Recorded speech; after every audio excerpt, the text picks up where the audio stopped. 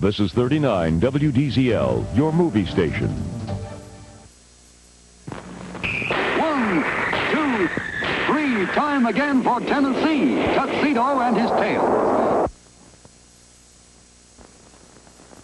Come on and see, Tennessee Tuxedo. Tennessee Tuxedo. He will be parachuting for your pleasure, sailing seas in search of treasure, anything so he can measure up to man. That's Tennessee Tuxedo. A small penguin who tries but can't succeed, though he may fail. As he tries for fame and glory, still he tries in each new story tale.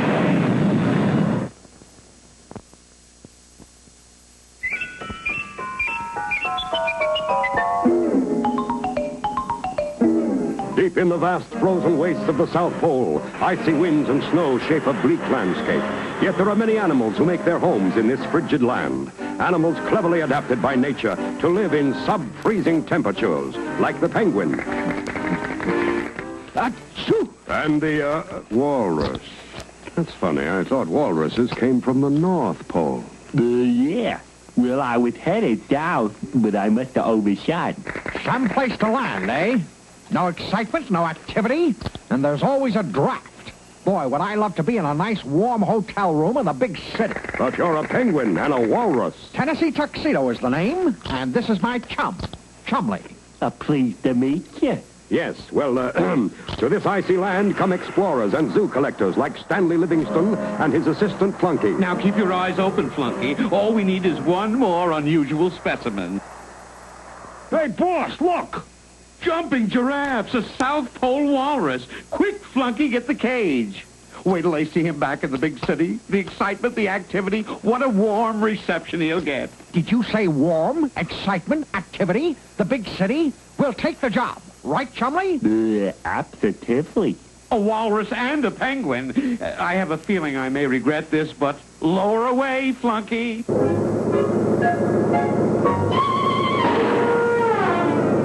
Oh, boy, excitement, activity, the big city. The big city. So we end up in a zoo. Chumley, we've got to get out of here and get jobs. If we get jobs like people, we'll be treated like people. Hey, look at this ad. Phineas J. Whoopi, the man with all the answers. Come to me with your problems. Just what we need. Now listen, Chumley, here's my escape plan. And so, not long afterwards... One morning, Stanley Livingston, keeper of the zoo, was stunned by what he saw. You Flunky! That pesky penguin and walrus have escaped again. I didn't see them, boss. But look at this paper here. There's an ad encircled, wanted, 2 auto mechanics, must hire today. But there's no address. Call the police. Here we go again. At that very moment, Tennessee Tuxedo and Chumley were applying for their latest job. A penguin and a walrus yet. Well, I guess I got no choice. I got to cover the gas pumps. You guys take over back here, okay? Nope. We don't know nothing about mechanics. But this would be a good place to learn. You want to get your teeth fixed, fella? I can't understand a word you're saying. All right, Chumley, let's get into some coveralls. There now. Chumley, will you please take off that ridiculous disguise? That is the silliest-looking mask I have ever seen. Listen, Boo-Boo, this is my face, see? And if you like yours, you better like mine. My name's Rocky Monanoff, and that's my car. I want it fixed perfect by 3 o'clock today. Sure. Sure, Mr. Malinoff. And unless it runs perfect, I'll play you 2 goofs a tune on my violin. Well, we've got a customer, Chumley. You know what we're going to do first? Leave. That's right, leave. No, Chumley. We're going to fix this car. Now, I look under the hood while you push the start. Okay, Chumley? Okay, sure. But I don't know how to start a car. Of course you can start the car. Just push that button.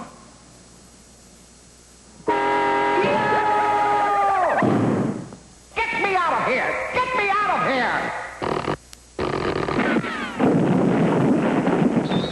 slick, Chumley. Now, let's get back to work. Several hours later, the master mechanics surveyed their work. Look at that. Broken, ruined, junked. The whole engine. Now we'll have to build a new one. Gee, Tennessee, maybe it's time we went to see the man what's got all the answers. I know. It's time to see Mr. Whoopi. Let's go. Do you have a riddle, Chumley? Yeah, why isn't my nose 12 inches long? Because that would make it a foot.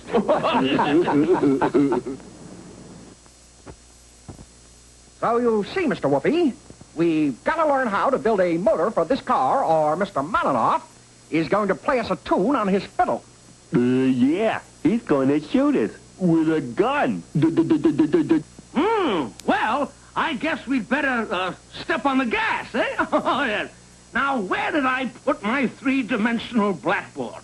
Perhaps in the closet.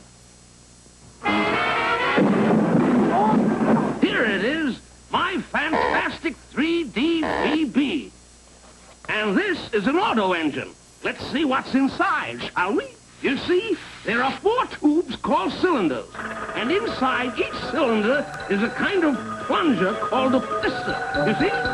Have you got that, Chumley? The engine has 4 cylinders, and inside each cylinder is a plunger called a piston. Okay, Mr. Whoopi, go ahead. Oh, well, a little gas and air come into the cylinder. Now, gas is very, very explosive. So when a spark plug at the top of the cylinder makes a spark, there is an explosion which pushes the piston down. Okay. Gas comes into the cylinder, a spark plug makes a spark, and the explosion makes the piston go down. Perfect, my boy. And then, of course, the piston comes back up and pushes out the burned-up gas. Then back down, pulling in more gas and air. Then back up for another spark. And whoopee! Our motor is running as the cycle is repeated over and over. And naturally, the same business takes place in all the other cylinders, too. Okay, Mr. Whoopi, thanks. We've got it now. Wait! But wait! But it was too late to stop our heroes. Soon at the garage... See? There are the cylinders. Now you hop in the car and push the starter. Hey, we've been robbed. Somebody walked off with the bikes. What? Someone has stolen the dashboard and steering wheel. Chumley, you're sitting in the back seat. Ooh. That's better. Now start the motor. Oh, boy, Tennessee, it works. It works. Of course it works. Tennessee Tuxedo will not fail. Now, let off the brake and back it out of here. Gee, Tennessee, she won't go. Why don't you give us the push, huh? What do you mean, push you? If the car won't go by itself, there must be something wrong. Come on. But I tried to tell you, boys. Of course your motor won't move the car. You haven't connected it to the wheels. Oh, yes. Well, that does sound important. Better make a note of that, Chumley. Now, how do we connect up the motor? Well, first, each of the pistons we were talking about has a rod on the bottoms called a piston rod. Each rod is fastened to the crankshaft. I get it. When the pistons go up and down, the crankshaft goes round and round. Right. And because the crankshaft is connected to the rear wheels, it makes them go round and round, and whoopee, away we go. Phineas J. Whoopi, believe me, you're the greatest. All right, Chumley, I've connected the piston rods to the crankshaft. Now start up the car and back it out. No, Chumley, I said back, you! Chumley, would you mind letting me in? Look out! That's Mr. Mallow! Good work, you two. You caught the big bank robber, Rookie Maninoff. So you're pretty good detectives, even if you are terrible mechanics. Hey, Chumley, there's an idea. Private detectives. Private detectives, eh? Fine. Here's your first case.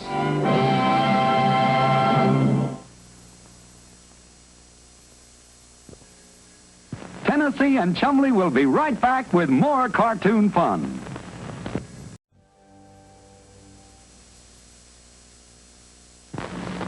One, two, three. Time again for Tennessee, Tuxedo and his tails. Come on and see. Tennessee Tuxedo. Tennessee Tuxedo.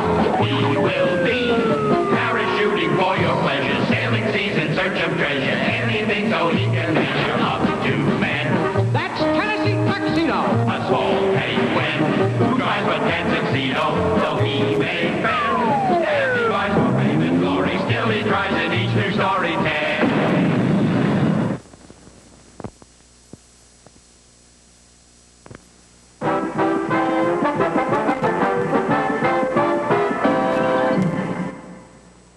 This is terrible. Tiger, these quarters are too small to live in. That's right, all right. Too bad we don't have a nice place to live in like Tennessee Tuxedo and his pal Chumley. Maybe you've got an idea, Tiger. Maybe we can get Tennessee and Chumley to give us their quarters. But how you gonna do that, Jerboa? Listen. Uh-oh. What kind of trouble are you selling today, Jerboa? Trouble? I just wanted to drop by and see if it was true what everybody was saying about your quarters. What is it they're saying? What's that noise? Well, if you must know, this place has got termites. The whole floor is starting to give way. Oh, run for it, you guys.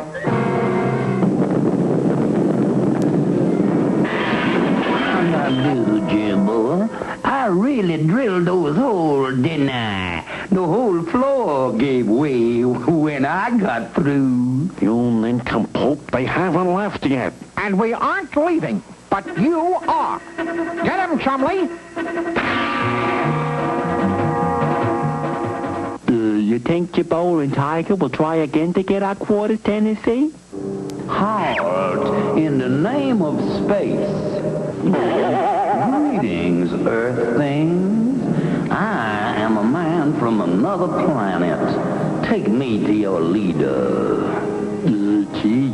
I said, take me to your leader. Uh-huh. I'm the leader here in the zoo. Are you really from another planet? Of course I am. Watch my mighty power. I'll just point my fist at you, speak my magic word, and you fall to the ground. I say, Socko. Gee, Tennessee, he did it. Now, you all do as I say, or I'll use my disintegrating gun and make you all disappear. No, we'll do what you say. You can count on us. I'm real tired out. It took me 2 hours to get here from my planet. Take me to some nice quarters. Sure, Mr. Spaceman, sure. Gee, Tennessee, you gonna let him use our quarters? Don't be ridiculous, Chumley. A spaceman should live in space, the great outdoors. Here you are, Mr. Spaceman. A nice, smooth piece of grass in the wide open spaces. I said I want some rest. I want nice big quarters with a nice big bed. Hi, Tennessee, what's going on? Jumping chimney, what's that? Watch out what you say, Jerboa. This is a man from another planet, and he could just point his fist at you and say, Socko, and boom, you get down like a sack of potatoes. I've told these two that I need large, comfortable quarters. Now, I'm telling you.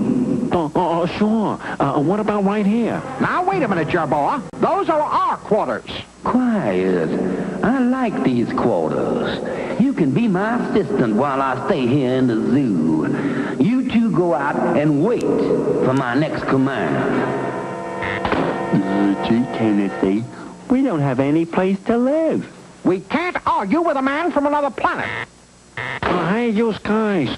The spaceman says to go out and get a couple of quarts of ice cream, a couple of bottles of soda pop, a couple of things. And so it began. During the days, they were forced to do one job after another for the spaceman and his assistant Jerboa Jump. And at night, the only place they had to sleep was a tall tree.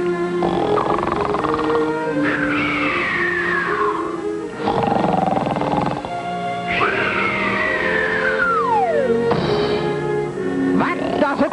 Chumley, wake up. Yes, Mr. Spaceman. Whatever you say, Gee, Tennessee, what happened? Never mind. We're sneaking out of here to see Mr. Whoopi. Maybe he can help us.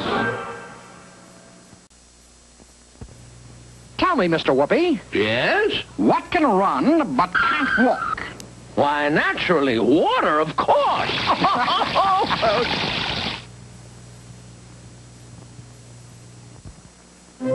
Well, boys, so you want to know something about the other planets around our sun, eh? Well, that's a very bright subject. Well, let's take a look at our three-dimensional blackboard.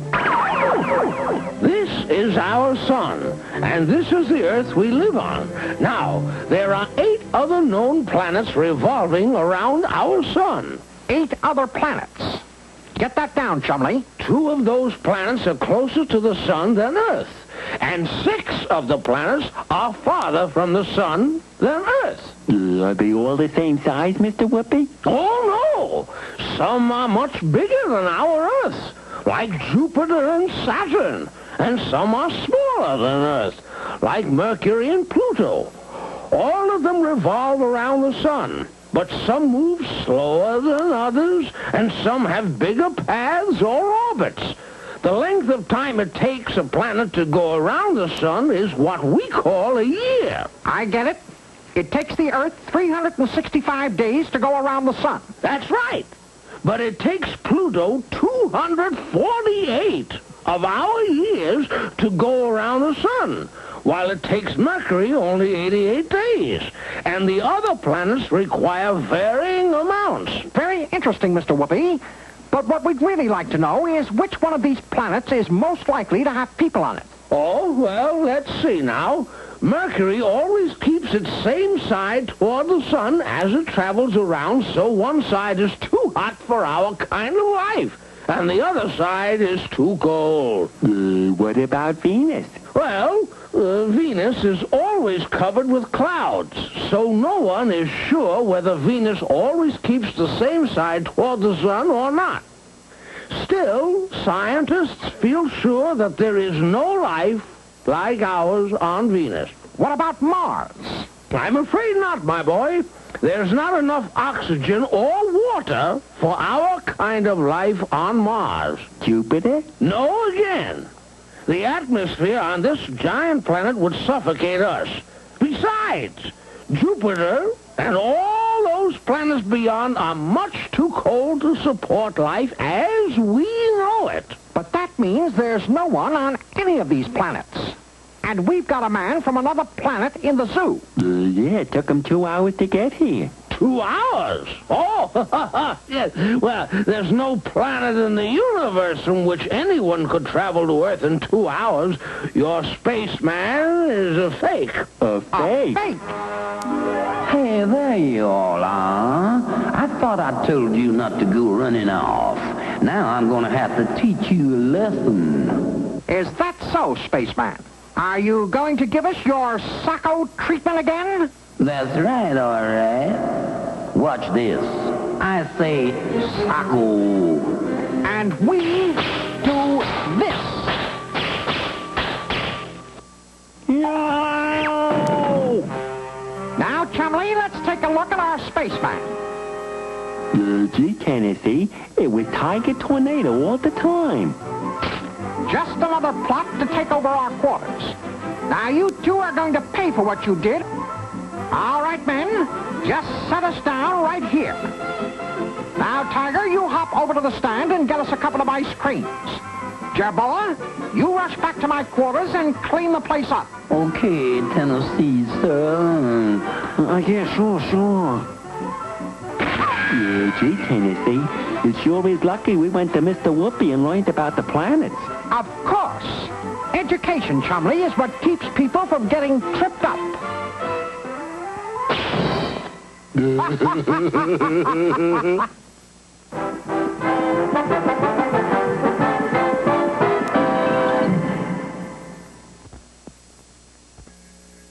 Tennessee and Chumley will be right back with more cartoon fun. Now stay tuned for the Private Eye with the totally cool gadget. He's Inspector Gadget, and he's next here on 39 WDZL.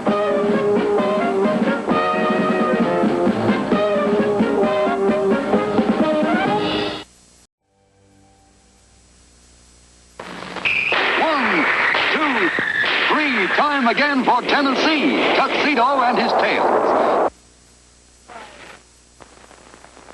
Come on and see, Tennessee Tuxedo. Tennessee Tuxedo. He will be parachuting for your pleasure, sailing seas in search of treasure, anything so he can measure up to men. That's Tennessee Tuxedo. A small penguin who drives a Tuxedo, though he may fail. As he rides for fame and glory, still he tries in each new story tale.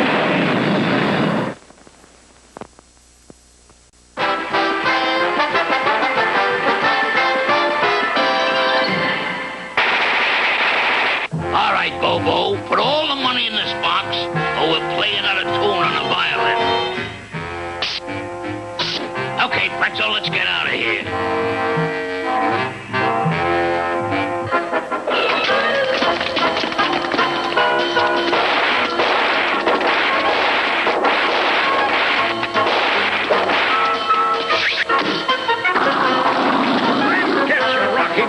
For me name's not Sergeant Bash. Perfect. We got away with $1 million. Yeah, Rocky, and nothing can go wrong now. But later, high over Lost Valley, something did go wrong. The plane made a sharp turn and... You jerk! You turned so sharp the money box fell out.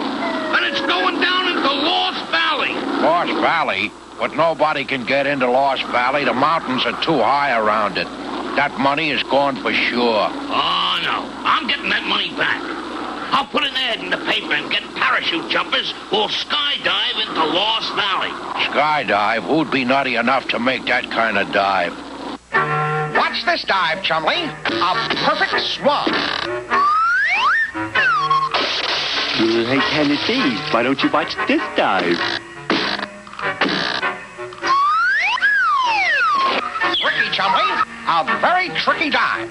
We're so good, it's too bad we can't find a job as divers. Hold it. Hold everything. What's the matter, Tennessee? Just listen to this ad.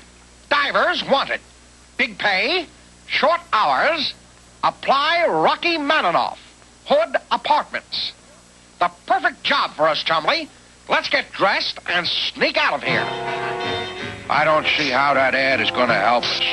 Nobody would be wacky enough to skydive into Lost Valley.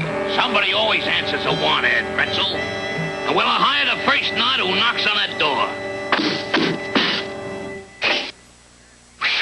We're here to answer your ad for divers. You're hired. Sign the contract. But don't you want to see us dive? Just sign, Bobo. We'll watch you dive later.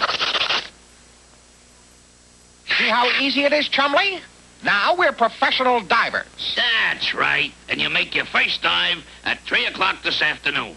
Meet me and Pretzel at the airport. Airport? I didn't know they had a swimming pool at the airport. What's with the swimming pool bit? You're going to be skydiving into Lost Valley. Skydiving? But skydivers dive out of planes with parachutes. You said it, Bobo. And if you don't get to the airport at 3 o'clock sharp, I'll play you a little tune on my violin. Sure. We'll be there, Mr. Maninoff. But gee, Tennessee, we don't know anything about skydiving. All right, we'll find out. We'll go see Mr. Whoopi. So, you want to know something about parachuting, eh? Well, we wouldn't want to fall down on the job, now would we? Get it? Fall? Yes.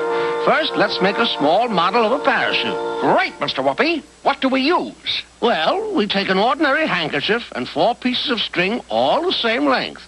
We tie one end of each piece of string to one of the 4 corners of the handkerchief, like this. Gee, Mr. Whoopi, that looks easy. It is, my boy. Next, we tie the 4 other ends of string to this toy soldier, or any kind of weight to act as the man. And now, we're ready. We fold the parachute carefully and toss it into the air, and whoopee! It floats gently to the ground. Look at that, Chumley. Nothing to it. Of course, a real parachute is much bigger than our model. Usually about 24 feet across. It spreads out so far that it can't push the air out of the way easily. And that resistance is what makes the parachute float down slowly. It sure is big, all right, Mr. Whoopi. Yes, indeed. That's why a jumper can have a parachute spread out over him in a plane. The parachute must be folded up, but arranged so that it can open easily. Then it's put into a pack attached to a harness the jumper wears. When the jumper makes his leap, he lets himself fall until he's clear of the plane. And then he pulls a little cord attached to the parachute, and whoopee! It opens up. Thanks a million, Mr. Whoopi. We're making our jump this afternoon. What? Oh, no, Tennessee. I thought you only wanted some information about parachuting. You can't jump. Except for real emergencies, parachuting should only be done by those who've had very thorough training. I'm afraid it's much, much too dangerous for you and Chumley. See, Tennessee, too dangerous for us. Zowie, I didn't realize it was so dangerous. I guess we'll have to change our plans. But thanks anyway, Mr. Whoopi. So long, boys.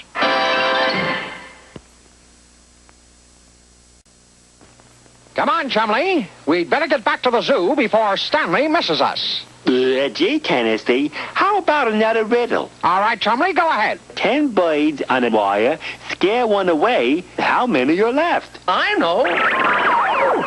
None. They all fly away.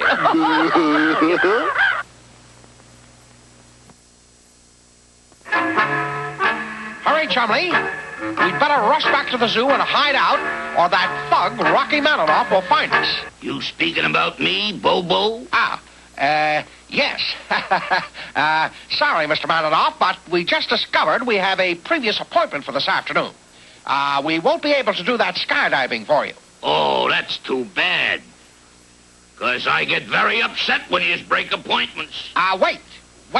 I think we can, cancel that other appointment. And so our heroes were soon at the airport, climbing aboard Rocky Maninoff's small plane.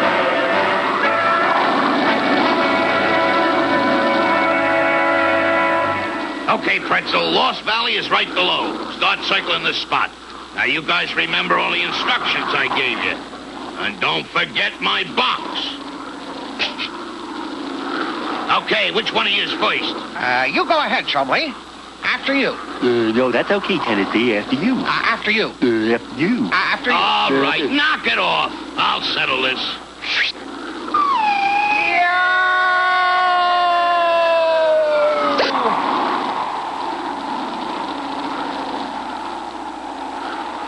It opened. Tennessee Tuxedo will not fail. And now you, Boo-Boo. Gee, Mr. Maninoff, if you'd like to go in my place, I don't mind.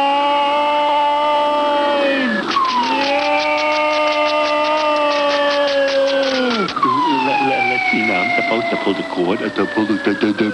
Where's my cord? Where's my cord? Gee, the ground wasn't so hard after all. Get off, Chumley. Get off my parachute. Okay, Tennessee. I'll come down with you. No. Get off. Get off. We're going down too fast. We'll crash. Yo! Dim-witted walrus. But look over there, Tennessee. It's the box Mr. Maninoff told us to get. Well, that's good. But where's the big basket we're supposed to be picked up in? Mr. Maninoff said we'd get it right away. There, Tennessee, you got it. And moments later, our heroes, with Rocky Maninoff's box, were inside the basket, waiting to be picked up. Okay,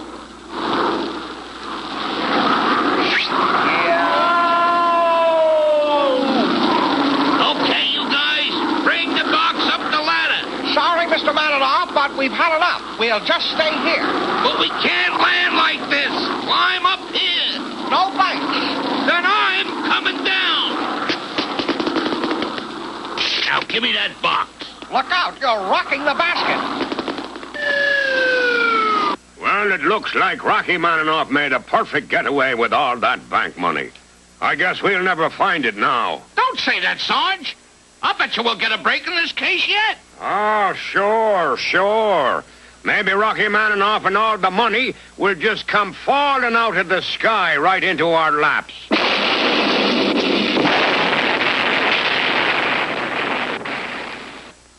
Well, Chumley, how does it feel to be heroes? Our skydiving certainly broke up that bank robbery. Yeah, Tennessee. Our skydiving just about broke up everything.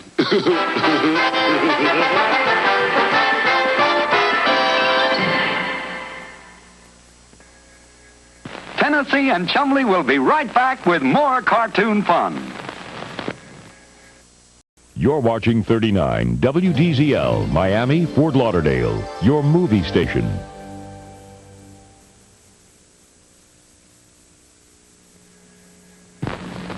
One, two, three. Time again for Tennessee, Tuxedo and his tails. Come on and see. Tennessee Tuxedo. Tennessee Tuxedo. We will be parachuting for your pleasure, sailing seas in search of treasure, anything so he can measure up to men. That's Tennessee Tuxedo. A small penguin who tries but can't succeed, though he may fail. As he rides for fame and glory, still he tries in each new story tale.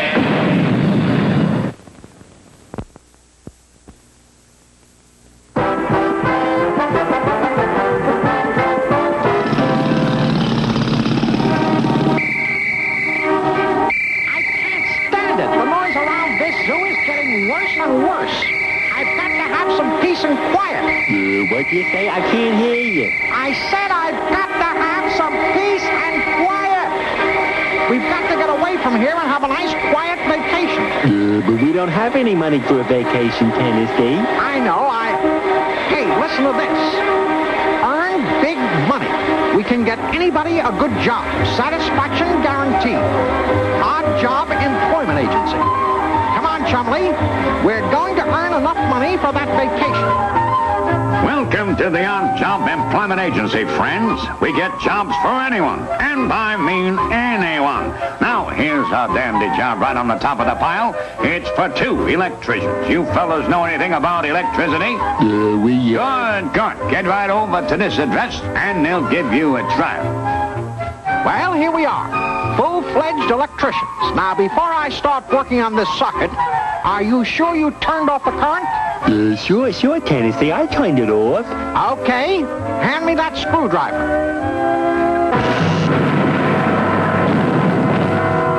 All right, so you didn't make out as electricians, but never mind. Lots of jobs. Here's one. Bakers. Go over and try that. Well, here we are, Chumley, with a good job at last. Soon we'll have enough money for that quiet vacation. I'll stay out in front and mind the store. You go back and turn on the gas and light the oven. Okay, Tennessee. Hey, Tennessee, I can't find any matches. Boy, if you want something done right, you just have to do it yourself. I'll light the stove.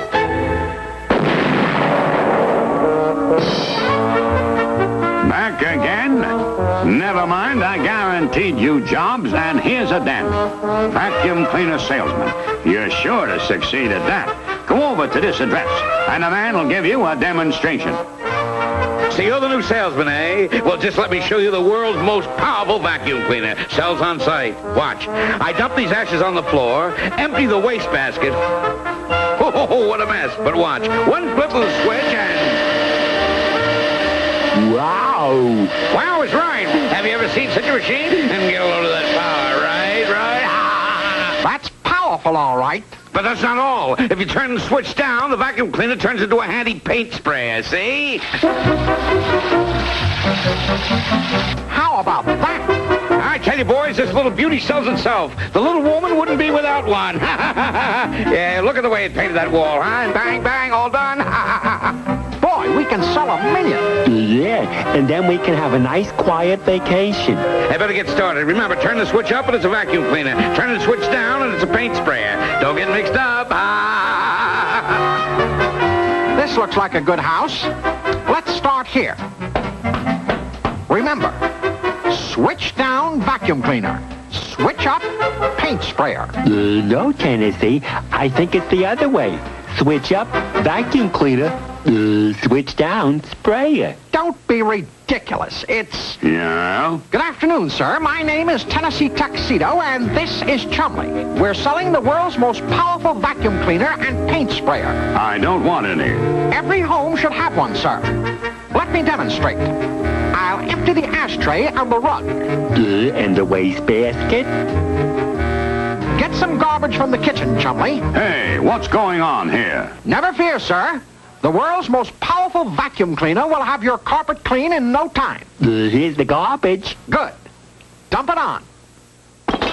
Now, just a minute. Don't worry. We'll have it as neat as a pin in a jiffy. You better, or else. Nothing to it. I'll just turn on the switch. Up. Down. Up. No, down. Wrong switch, wrong switch. Turn it off. Turn it off, you dumbbell. I can't.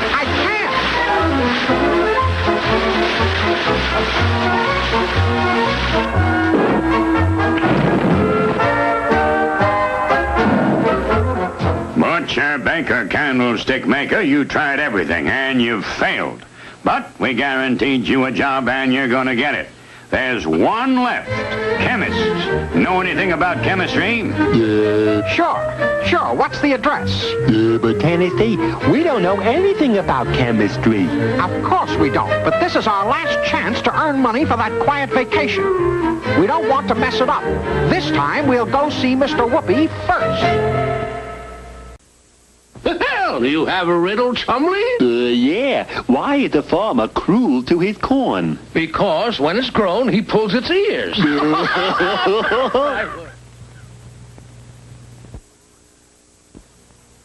Well, chemistry, is it? I think we might be able to brew something up on that subject. Yes.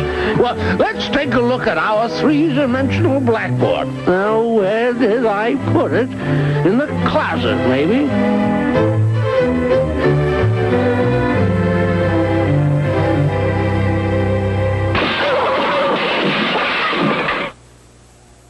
Well, let's start at the beginning. You see, chemistry is the science of learning what things are made of and how they change. I know what things are made of. Well, what's this book made of? Paper. And what's paper made of? I know.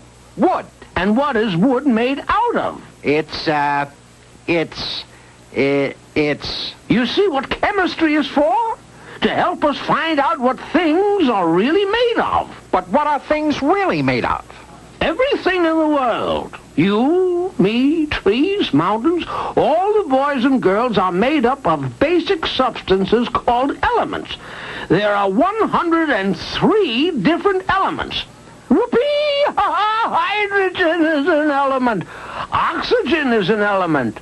Iron is an element. How about water? Water is a compound. It's made up of two elements, like this. 2 atoms of hydrogen, which is a gas, get together with 1 atom of oxygen, which is also a gas, and chemically they change into water, which is a liquid. It's called H2O. I get it. 2 atoms of hydrogen, H, and 1 atom of oxygen, O. Precisely, my boy. That's the way chemists indicate water. H2O. That's called a formula. That's pretty interesting, but what good is chemistry? What does it do? Oh, my, if we didn't have chemistry, the world would be a very different place. Chemistry provides us with medicines to fight sickness, vitamins to keep us healthy, fertilizer to help us grow food, gasoline to run our automobiles, and all sorts of materials. Nylon, plastics, metals, cement, and of course, explosives. In fact, almost everything we eat or wear or use has either been discovered or improved by chemistry. Well, Chumley, it looks as though we are going to have very important jobs. Jobs? Yes, Chumley and I have jobs as chemists. But thanks a million, Mr. Whoopi. You're a very great help. But wait, chemistry is a very complicated subject, and it won't be long now, Chumley, and we'll have all the money we need for a nice, quiet vacation. Now, here's all you have to do. You stand here, and when the bottles come through on this belt, you put a cork in them. And you put a label on the bottle. And you run around and catch the bottle as it comes off the belt and put it in the box. Don't drop it, though. What's in it? Nitroglycerin. Nitroglycerin? Let's get out of here. Ken, here comes the first bottle.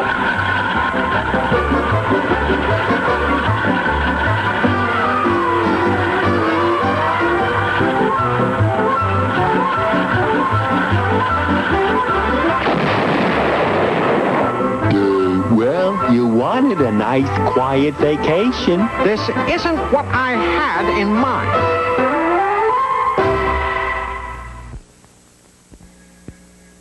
Tennessee and Chumley will be right back with more cartoon fun.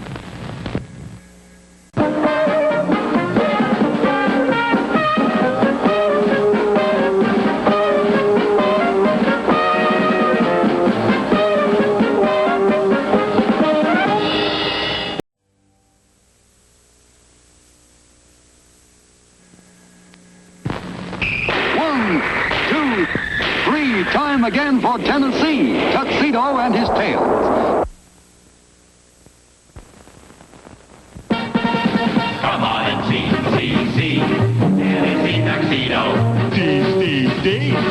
Tennessee Tuxedo.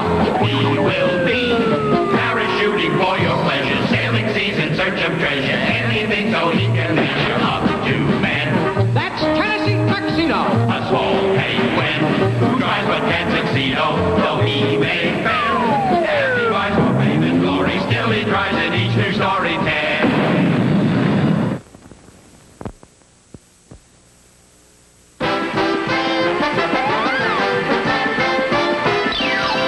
Isn't it wonderful, Flunky? At last we have our very own duck-billed platypus. Yeah, boss, but it's too bad we had to use Tennessee and Chumley's swimming pool for the platypus's home, you know. I hope that won't cause trouble. Trouble? That pesky penguin and walrus should be glad to give up their swimming pool to a rare attraction like a platypus. Come along, Flunky. We'll go tell Tennessee about it right now. Yes, sir, Chumley. There is nothing like a refreshing swim to pep you up. Yeah, Tennessee. And it's sure lucky we've got our own private swimming pool. No more than we deserve. And you can... What's that? Gee, Tennessee, it looks like a toy. A fish. A beaver. Gee, what is it? A platypus, my toothy friend. And I'd like to have a little privacy. Privacy? Why, you bird brain, you're in our swimming pool. Let's get him, Chumley.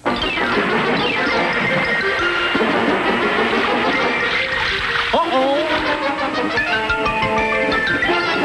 All right, I'm going back to my real home.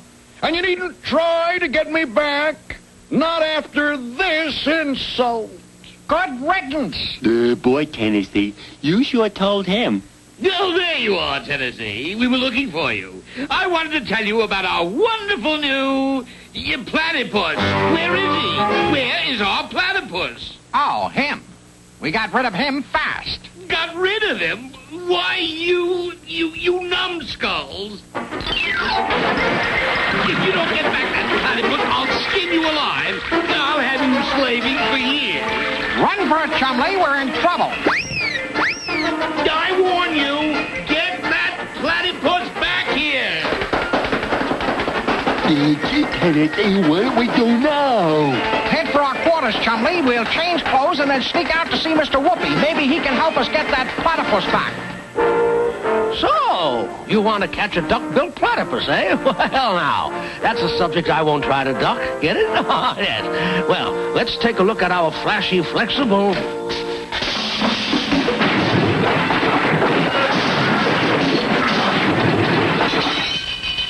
fantastic three-dimensional blackboard. The platypus is a very interesting animal. It's not a fish, not a duck, not a beaver, not a snake. And yet, in some ways, it is like all of them. That sounds like that funny-looking platypus, all right. Yes, indeed. You see, the platypus is much like a fish in the way that it swims. But is also like a duck, because it has webbed feet and a bill instead of a nose. It even lays eggs as the duck does. But it only lays 1, 2, or 3 eggs at one nesting. And when the eggs hatch... the platypus nurses its young like a mammal, such as the beaver. It also has a tail much like the beaver's. But how is the platypus like a snake? Well, unlike yours or mine, a snake's body temperature changes with the heat or cold of its surroundings. And so does the platypus. In fact, it is more a link between mammals and reptiles than it is like anything else. Very interesting, Mr. Whoopi. Now, the platypus we saw said he was going back home. Where would that be? In Australia, my boy. That's where the platypus comes from. They live in burrows in the back of quiet, deep pools. Yeah, like our swimming pool. The platypus stays in his burrow most of the day and comes out only at night to feed in the water. What the platypuses eat, Mr. Whoopi? Oh, water insects, worms, and especially shellfish. Well, that ought to do it. Chumley, we'd better head for Australia and bring back that platypus, or Stanley Livingston will have our heads. Good luck, Tennessee, and you'll need it. The platypus is very, very hard to catch. Maybe so, but Tennessee Tuxedo will not fail.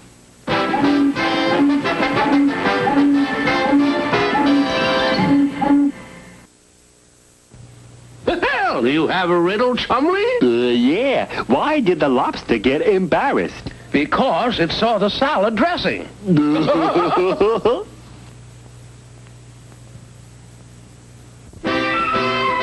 Well, Chumley, we made it. I beg your pardon, stranger, but could you direct us to the platypus home? I'll take you there myself. Just hop into me taxi cab.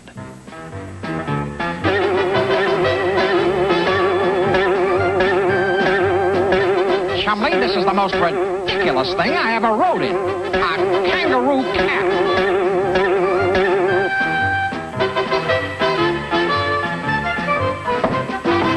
Well, now, fancy meeting you here. We're in trouble, platypus.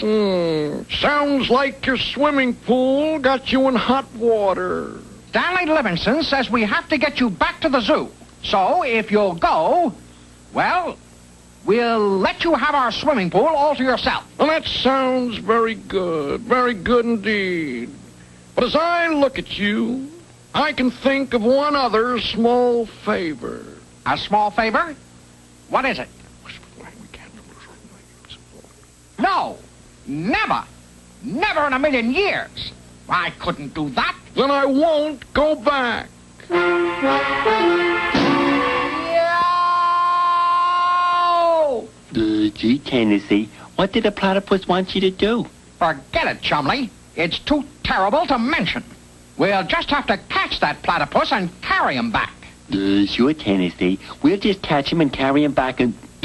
how are we going to do that? Simple. Mr. Whoopi said platypuses like shellfish.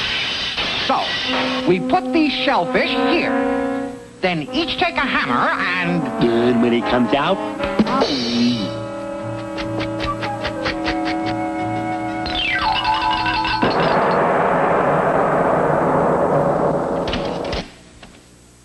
Remember what I said, my fancy friend?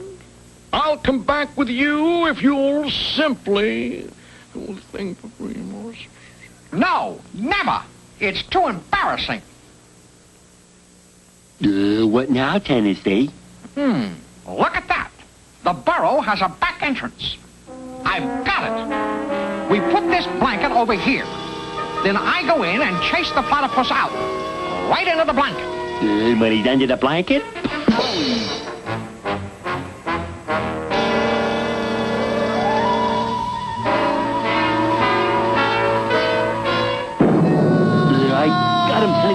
I got him! Tennessee. Oh, no. Please, platypus, come back to the zoo. Glad to, my whiskered friend. Just one small favor I ask of Tennessee. Oh, no. Tennessee couldn't do that. It's too embarrassing.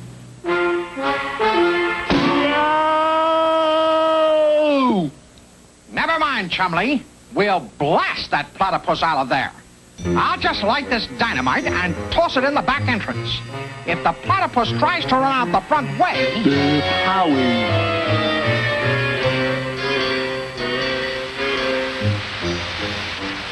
Lunchtime, here you are. One frankfurter on a roll. Gee, look, Tennessee.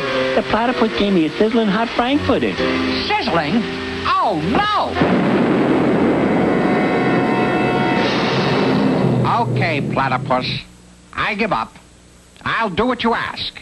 Anything to get you back to the zoo. And so it was that a few days later, back in the Megapolis Zoo... Well, Chumley, at least you and Tennessee managed to bring back the platypus. But where did he get those ridiculous clothes? That's how we got him to come back. Tennessee had to give the platypus his tuxedo. And it sure left Tennessee over a barrel.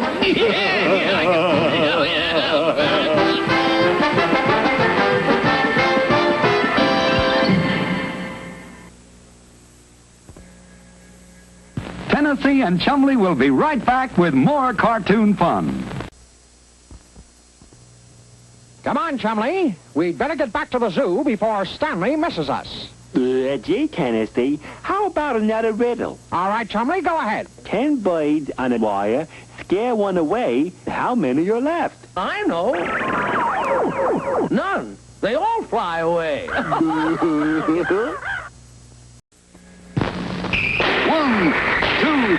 3, time again for Tennessee, Tuxedo and his tails.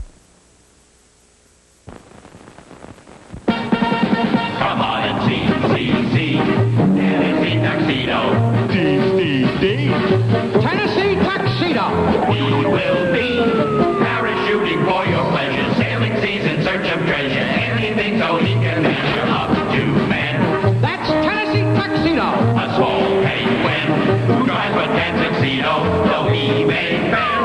As he rides for fame and glory, still he tries in each new story tale.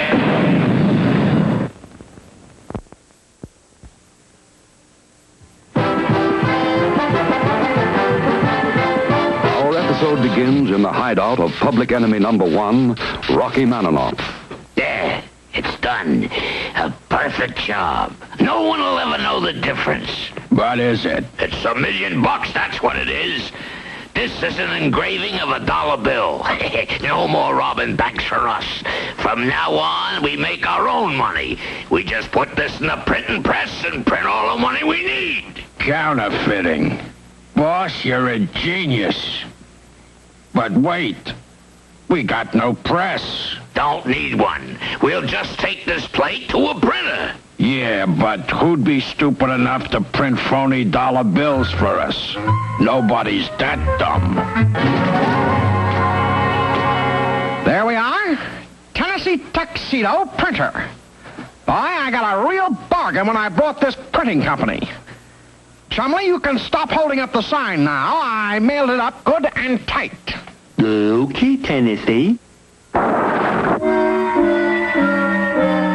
Say, look at all that machinery. What's it all for? According to the bill of sale, there are presses and folding machines and tying machines. Everything we need to run a printing business. Yeah, everything but customers. That's Chumley's job. He's the sales manager. Go get us some customers, Chumley. Okay, Tennessee.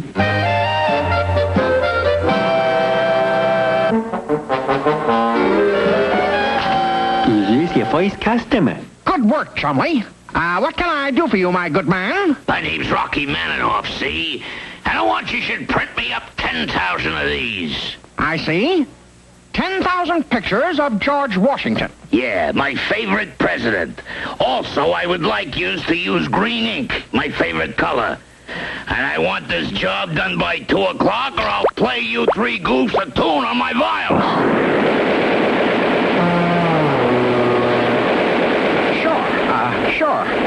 Sure, Mr. Maninoff. 2 o'clock. Okay. I'll be back.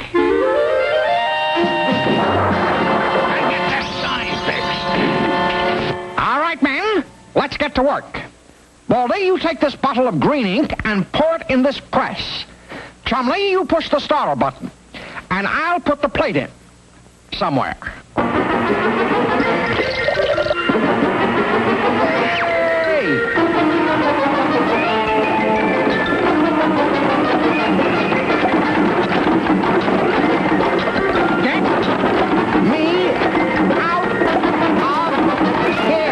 Push the button, Chumley. Which one? Push them all. Whoa, hey, ho, yee.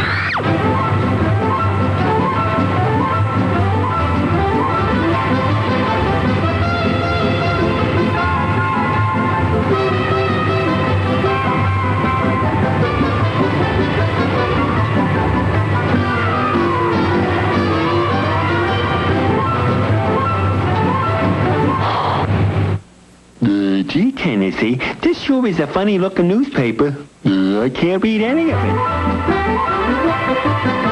You damn-wetted walrus.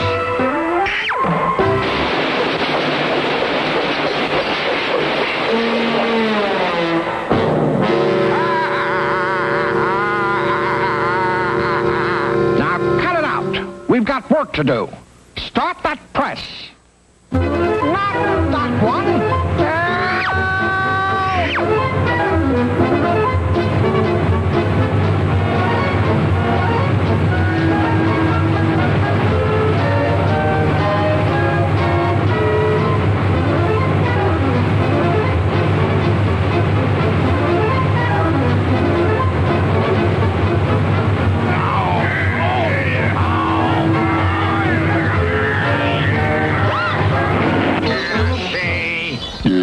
I think we'd better go see. Mr. Whoopi, come on. Don't forget to close the door.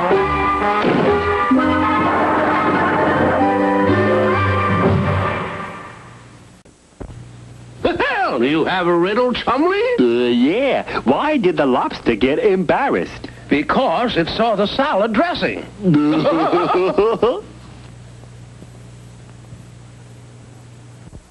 So you see, Mr. Whoopi, we'd like to know a little bit more about printing so that we can get this job done. Well, I think I can give you a few impressions. Yes, get it dressed. Well, there are 3 main kinds of printing. Relief printing, planographic printing, and intaglio. What's the difference? In relief printing, the letters are raised, and the ink is rolled on the raised surface. Then the paper is pressed on the surface, and whoopee! Printing! What about planographic? Here, instead of letters being raised, they're right flat on the surface. They're made with chemicals. When the ink is rolled on, it stays on the chemicals, but does not stick to the rest of the surface. Then, when the plate is rolled on the paper, the ink is transferred, and we have printing. And intaglio? In this kind of printing, the letters are cut below the surface of the plate. These cuts and grooves and dots act like little inkwells. They hold the ink until it is transferred to the paper under pressure. So, that's just the kind of thing Mr. Maninoff gave us. All cuts and grooves. Then what you have is called an engraving. What kind of press should we use? Well, there are 3 main kinds of presses. The platen press uses a flat surface to press the paper against the type, like this. A cylinder press uses a cylinder to roll the paper over the type.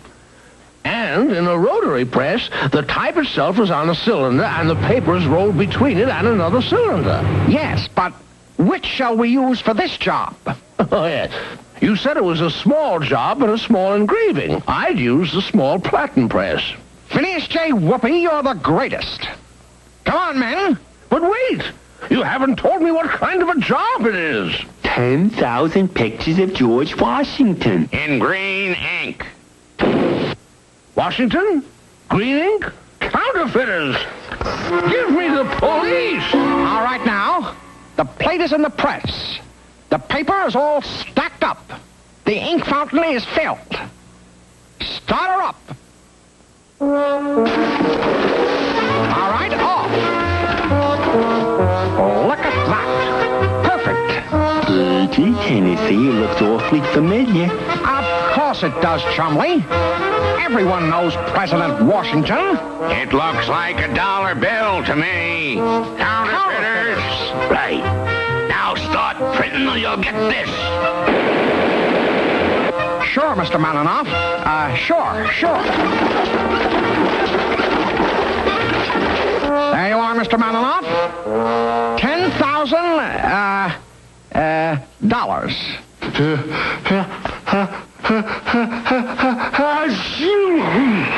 money. Grab it.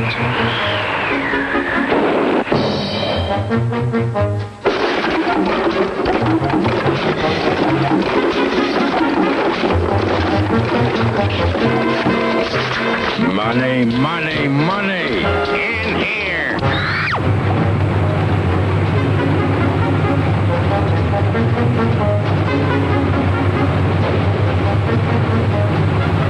Into the tying machine.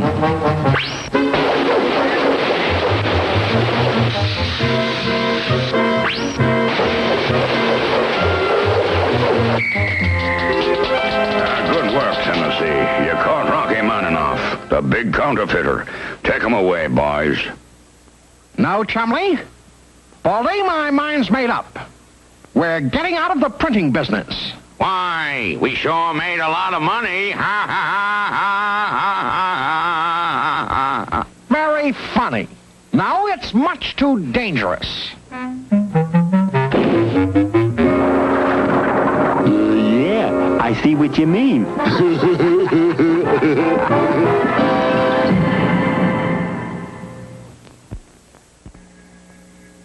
Tennessee and Chumley will be right back with more cartoon fun.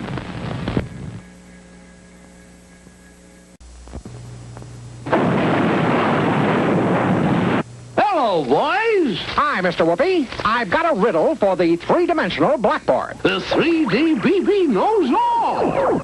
Okay. What has a head and a tail, but no body? That's easy. A penny, of course. 1, 2, 3. Time again for Tennessee, Tuxedo and his tails. Come on and see.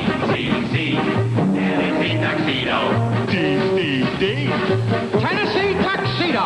We will be parachuting for your pleasure, sailing seas in search of treasure, anything so he can measure up to man. That's Tennessee Tuxedo. A small penguin who drives a tan tuxedo, though he may fail. As he tries for fame and glory, still he tries in each new story tale.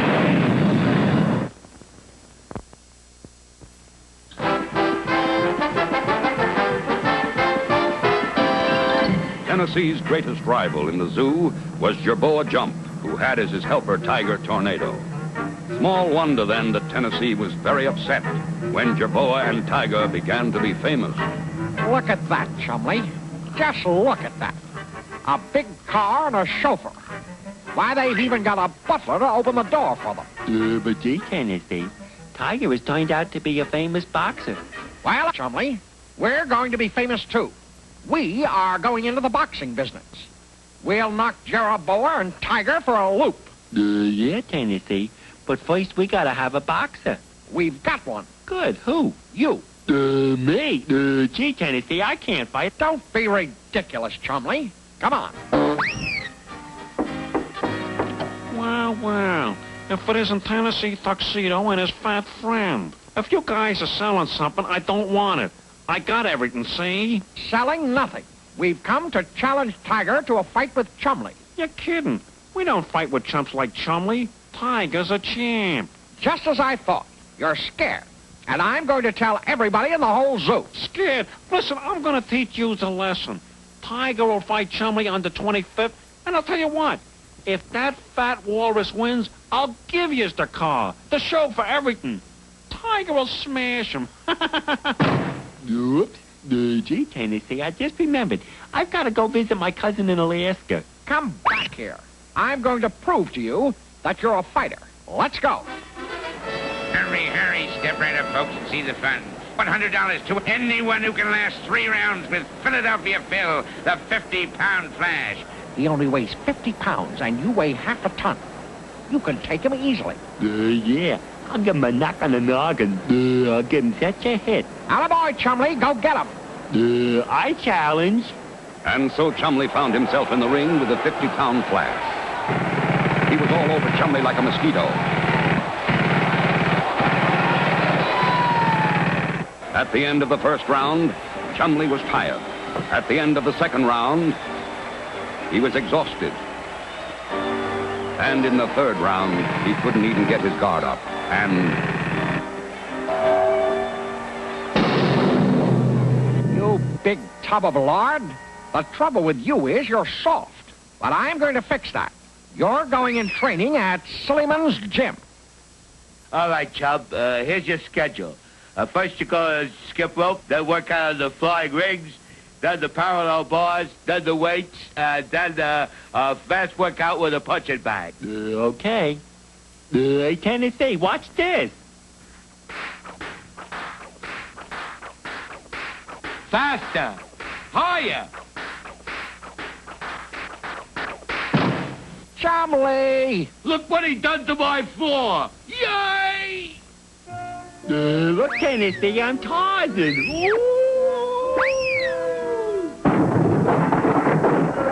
Right to the wall. He's wrecking the joint. Chumley, watch what you're doing. We'll give him one more chance. Here, lift that over your head a couple of times. Gee, this isn't so hard.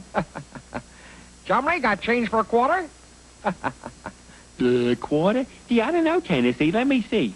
Not in that pocket. No, Chumley, I was only kidding. Not in this pocket. I don't have a... Whoops. Oops. Oops. Listen, you walrus, you're wrecking my gym. Now get over there and punch that dummy. Who? Tennessee? I couldn't punch him. No, that big canvas bag over there. Now hit it hard. Gee, Tennessee, that wasn't so hard. That does it. That does it. If he doesn't wreck this gym, he'll wreck himself. Out. Out, out.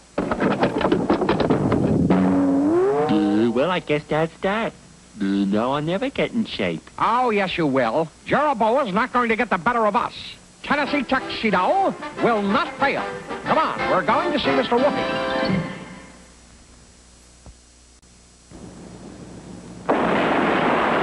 Hello, boys. Hi, Mr. Whoopi. I've got a riddle for the three-dimensional blackboard. The 3D BB knows all. What has 6 feet, 1 tail, and 4 ears?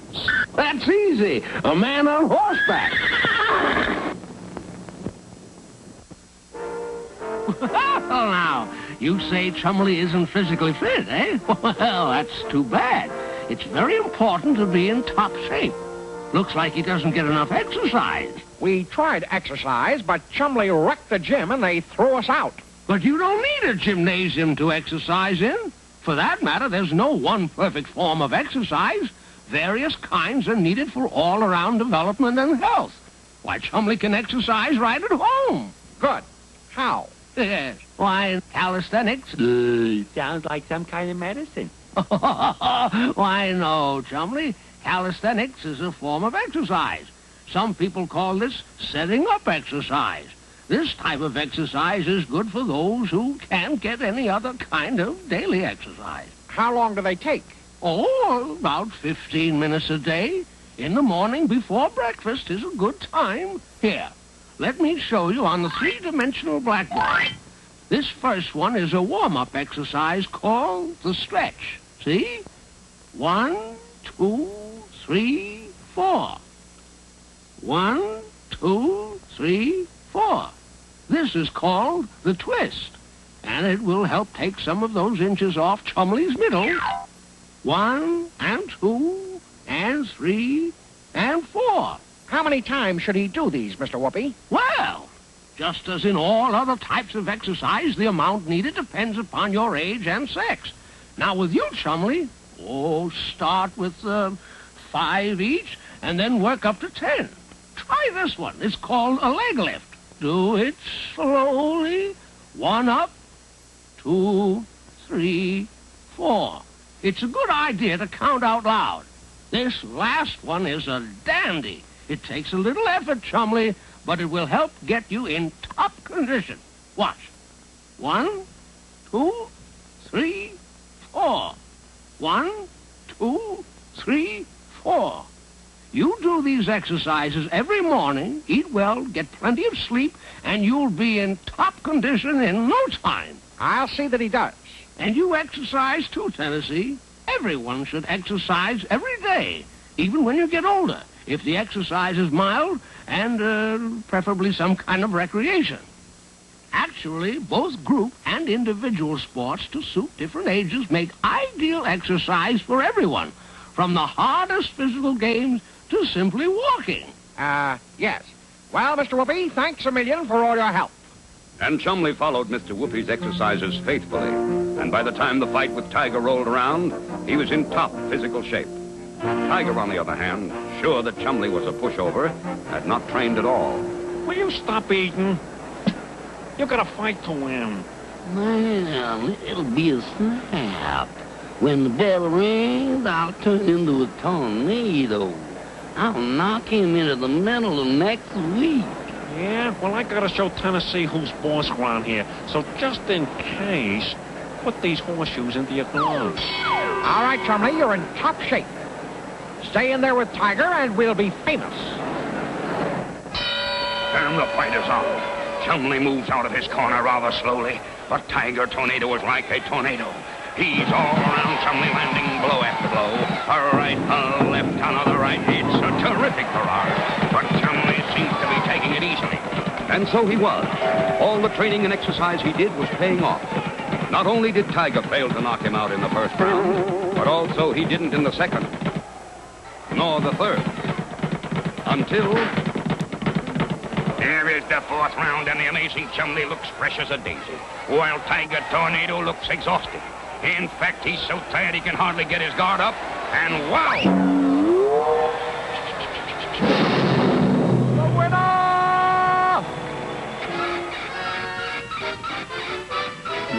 Gee, Tennessee, I always thought there was something funny about this car. Well, at least we'll get plenty of exercise. Tennessee and Chumley will be right back with more cartoon fun. Come on and see, Tennessee Tuxedo. Tennessee Tuxedo!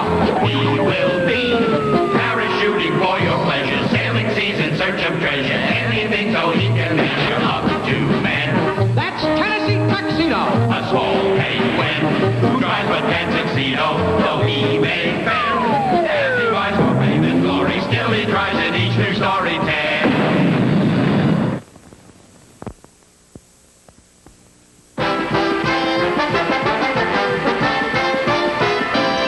Hands up, everybody. Hand over all the money or I'll play you goofs a tune on my violin. But we haven't opened up yet. All the money is still in the safe. So open the safe, jerk. Open it up. Well, I can't. Only the president can open it, and he isn't in yet. You open it, Pretzel. Sure, boss.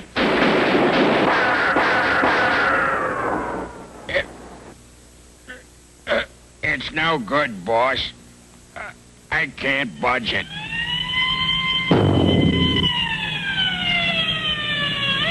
Cops! Somebody must have heard the shots. Quick, grab one end of the safe.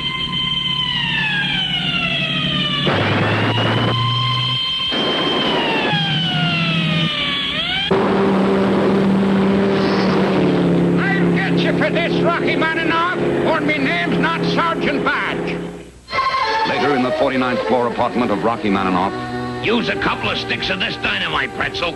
We gotta get this safe open.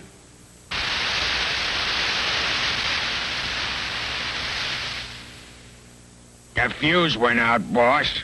On both sticks. Let me see.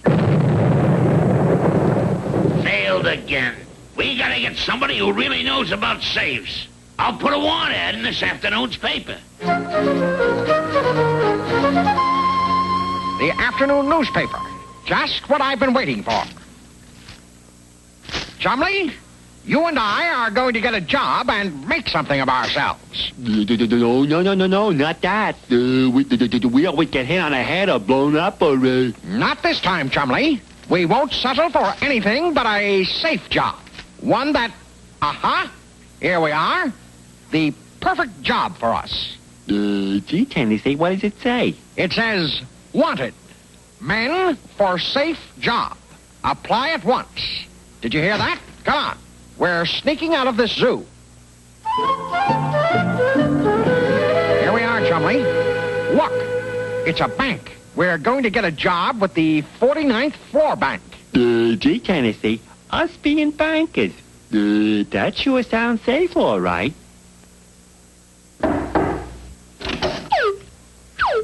Inside the apartment, Rocky Maninoff, posing as president of the 49th floor bank, quickly explained what he wanted. So I got to get my safe open so I can give out money to customers of my bank. I get it, Mr. President. You want us to open the lock on your safe. But gee, we can't. We'll do the job for you in no time, Mr. President. As soon as we go and, get our tools. Yes, that's it. Our tools. Okay, but make it snappy. But gee, Tennessee, we don't have any tools. Of course not, Chumley. But we do want that job. And the only way to get it is to learn about locks.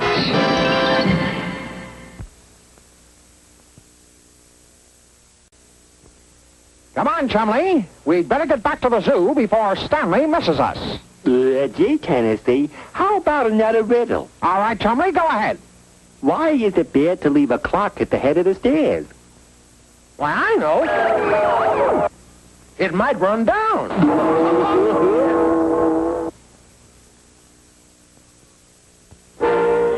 So, you want to learn about locks, eh? Well, we should be able to find the key to that knowledge. Get it? Key locked? Oh, yes. I always like to throw in a little humor there. Yes. Well, let's take a look at our three-dimensional blackboard. Locks have been important for many, many years. Why, there was a key-operated lock in Egypt almost 4,000 years ago. Zowie, that's a long time. Oh, yes, indeed. It was a huge wooden device operated by a large wooden key, somewhat like a toothbrush, with only a few bristles. The bristles would push up the locking pins and let the door open. Gee, Mr. Whoopi, that's an awful big key to carry around. Oh, it is indeed. But today we have locks with much smaller keys. The most popular of these was perfected about 1868 by Linus Yale, Jr. The Yale lock has pins which are attached to springs that keep the pins pressed down into holes in a cylinder below. How does the key manage to open the lock? It has notches on one side, and these notches fit the uneven way the pins are raised. So the key lifts the pins and lets the cylinder turn, and whoopee, the door is unlocked. I get it, Mr. Whoopi. For a lock like that, you have to have a key. Oh, yes. A key comes with every lock we buy. Unless, of course, it's a combination lock such as they have on many safes. Safes? That's what we're interested in, Mr. Whoopi. How does a combination lock work? Well, it's called a combination lock because a certain combination of numbers are needed to open it. A knob is turned according to the combination. For example, It might be right to 5. That releases one circular bolt. Left to 3. That releases a second bolt. And right to 4. That releases a third bolt. And whoopee! The safe opens. But how do you know the right combination of numbers? Oh, well, they tell you that when you buy the safe, Tennessee. That must be our bank president's problem, Chumley. He doesn't know that the right combination of numbers was given him when he bought his safe. I bet he'll be mighty happy when we tell him all he has to do is remember where he put it. Remember where I put the combination? Why, you boobs. If I had the combination, I wouldn't need you. Now get that safe open or I'll play you a tune on my violin. Toss him in with the safe, Pretzel.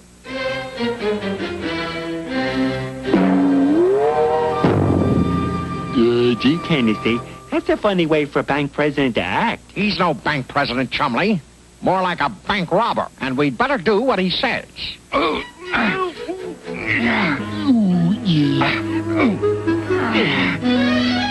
It won't budge. What we need is something to look. Dynamite. Here, put these 2 sticks on the door.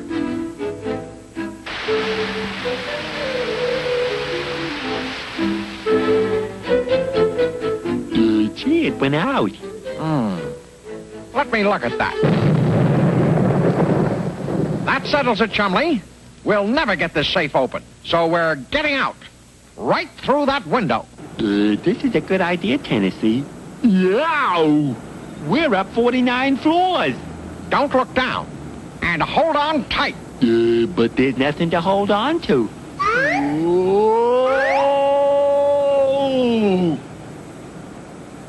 Let go! Let go my leg! You're pulling me off the ledge! They're gone, boss. Through the coop. Quick, out the window. We gotta catch him. Let go my leg! I can't...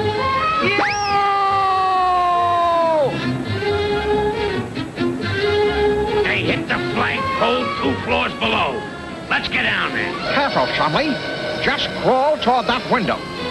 Once we're in there, we haven't got a thing to worry about.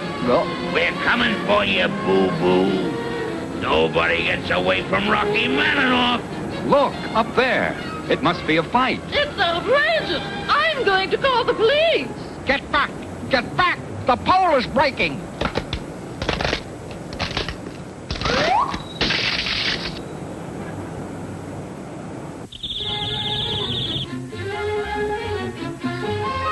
Run, Chumley! Up those stairs!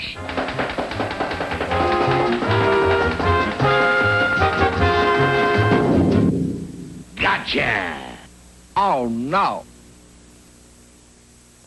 And now you 2 goofs are gonna pay for the trouble you caused. I'm gonna play you a tune on my violin. What's going on up here? Oh, up with your hands, Rocky. You too, Pretzel. And there's the safe, is it? All safe and sound. Boys, you should get a nice reward for this. Did you hear that, Chumley? A reward. Looks like this turned out to be a safe job after all.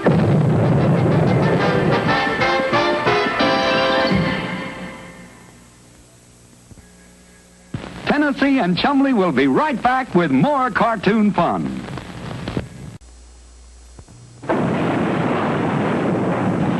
Hello, boys. Hi, Mr. Whoopi. I've got a riddle for the 3-dimensional blackboard. The 3D BB knows all. Okay. What has a head and a tail, but no body? That's easy. A penny, of course. It's the Fun Zone on 39 WDZL, Miami, Fort Lauderdale. 1, 2, 3. Time again for Tennessee, Tuxedo and his tails. Come on and see, Tennessee Tuxedo. Tennessee Tuxedo. He will be parachuting for your pleasure, sailing seas in search of treasure, anything so he can measure up to man. That's Tennessee Tuxedo. A small penguin who drives with tuxedo, though he may fail. And he rides for fame and glory, still he tries in each new story tale.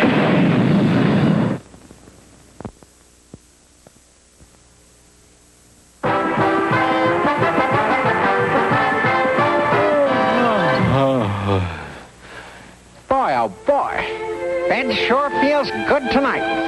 I'm really tired. Yeah, Tennessee. Stanley Livingston really worked us hard today. Phew. Sweeping the walkways, cutting the grass, picking up paper. Zowie! What in the world is that? Sounds like hammering. Come on. We'll never get to sleep with that noise.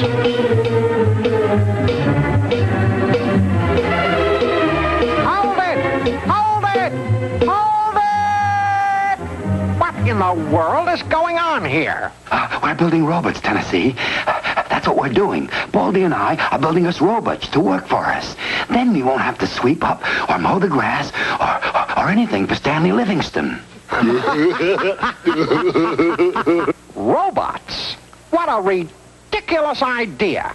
These pieces of tin can't do any work. Now you'd better get to bed before Stanley hears this noise and makes you work even harder. Come on, Chumley. Boy, that sure was funny, huh, Tennessee? Them thinking they could build robots? Ridiculous. The idea of real robots to work for them. Really ridiculous. Ridiculous.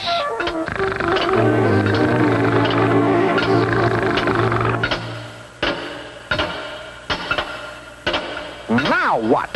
Can't we ever get any sleep around here? You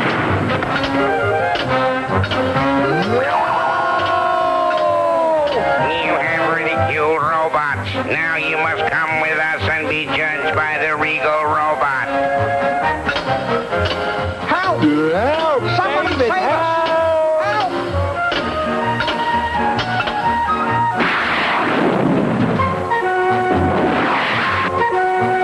Stop! Let us go! In the name of the Regal robot, stand up in the presence of the Regal robot. You have been found guilty of ridiculing robots.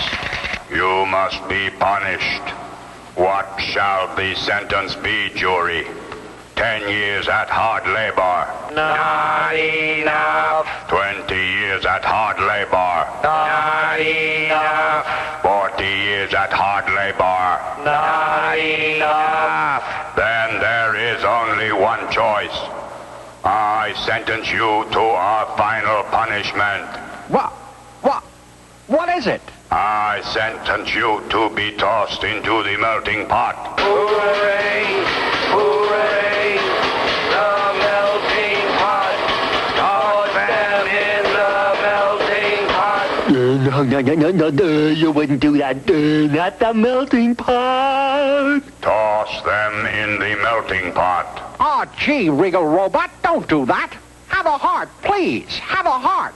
I have no heart. No robot has a heart. Away with them. The melting pot. Toss them in the melting pot. Gee, Tennessee, this looks like the end for us. We never should have made fun of robots. If only we could build that Regal Robot a mechanical heart, maybe then he'd forgive us. We've got to escape and find out how to build one.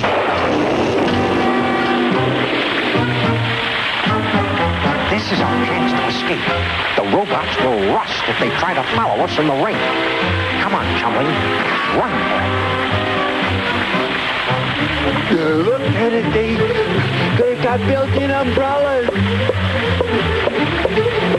After them, I shall turn loose the dogs.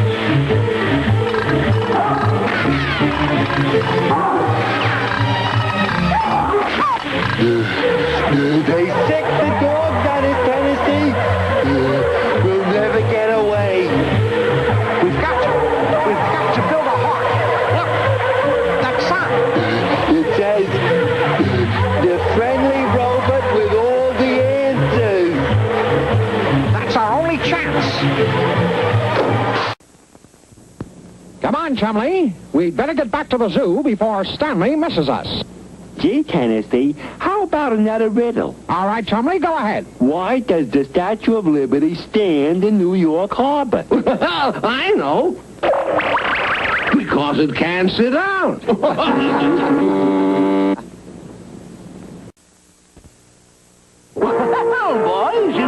be in a bit of a hurry. We sure are. A big hurry. But we really need to know how a heart works. Can you tell us? Well, I wouldn't want you to leave heartbroken. Now, let's see what we can find out with our mechanical three-dimensional blackboard. Well, let's see how a human heart works. It is a very important instrument. You see, blood must be kept moving in the body every minute of life.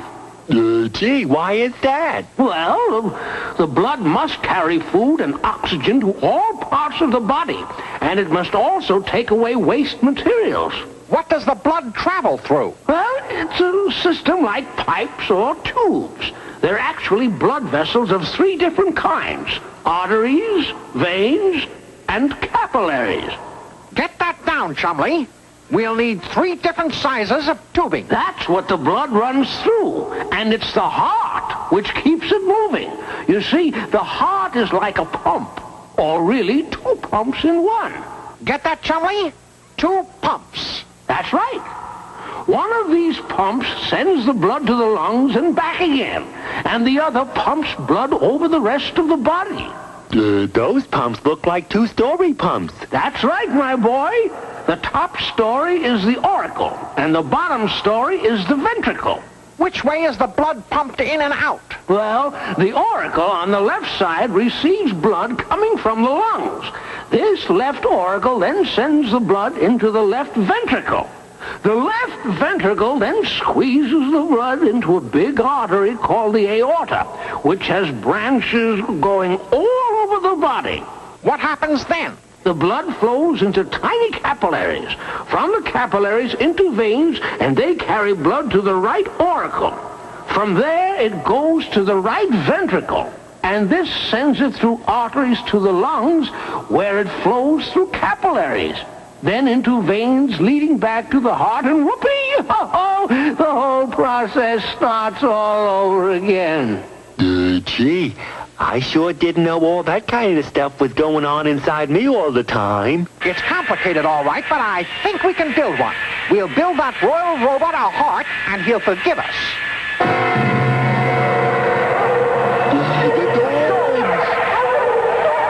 But wait, boys, wait! I wanted to tell them that people's hearts don't really give them feelings of love and kindness, but I guess they'll find that out the hard way. Lucky we found that plumbing store to get all this stuff. We're almost ready to test the heart. Yeah, but do you really think it'll work, Tennessee? Of course, Chumley. Tennessee Tuxedo will not fail.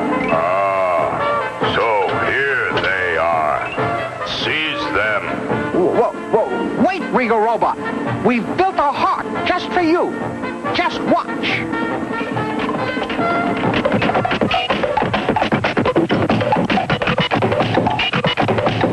Look out.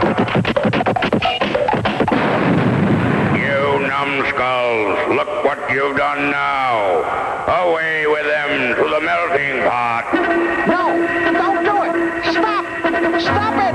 Wake up, Tennessee. It's time to get up. Oh, thank goodness. It was only a dream. Boy, Chumley, wait till I tell you.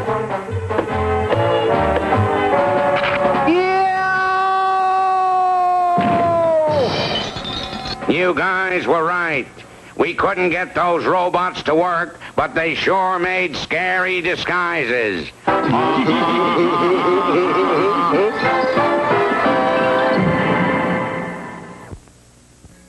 He's Inspector Gadget, and he's next here on 39 WDZL.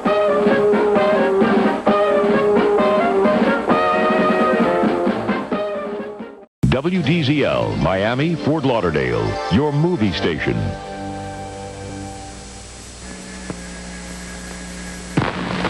One, two, three. Time again for Tennessee, Tuxedo and his tails. Come on and see. Tennessee Tuxedo. Tennessee Tuxedo. He will be parachuting for your pleasure, sailing seas in search of treasure, anything so he can measure up to man. That's Tennessee Tuxedo. though he may fail. As he rides for fame and glory, still he tries in each new story tale.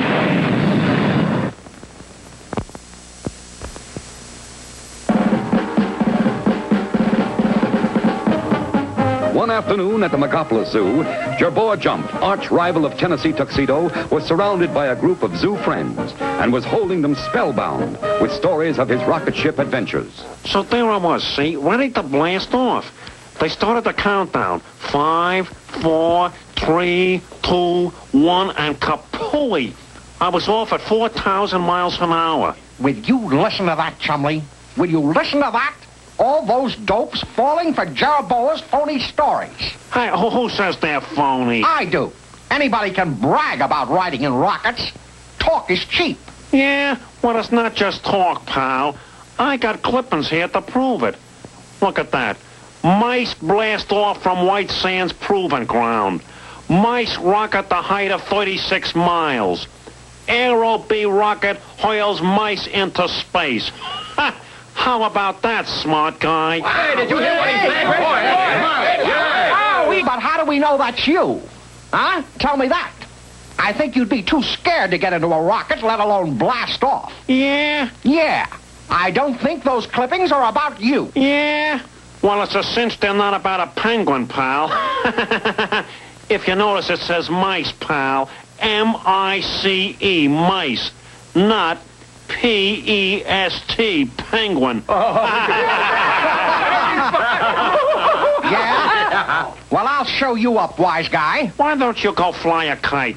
That is about as close as you will ever get to being a big astronaut like me. The nerve of that guy, Chumley. The nerve. I'll show him.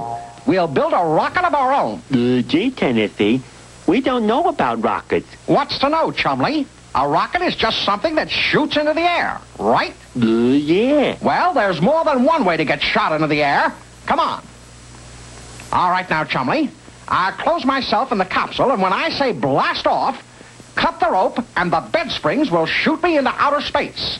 5, 4, 3, 2, 1, blast off!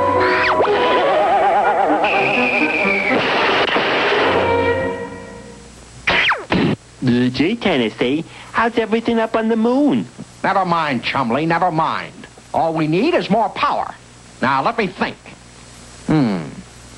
I've got it. Air pressure. I'll pop into orbit like a champagne cork. All right, Chumley. Pump.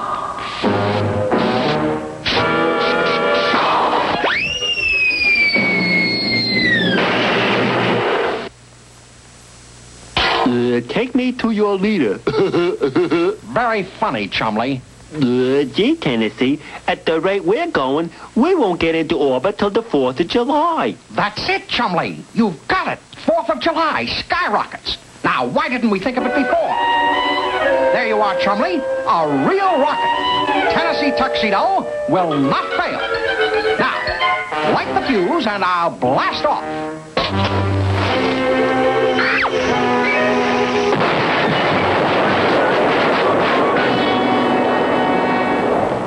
Some blast off. Yeah, all blast and no off.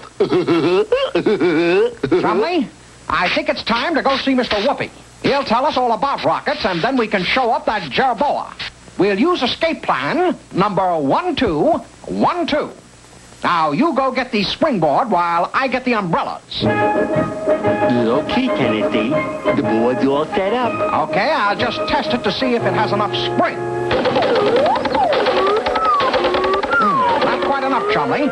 You'll have to move the sawhorse back a little bit. Okay, Tennessee. But first I gotta take off the springboard. Chumley!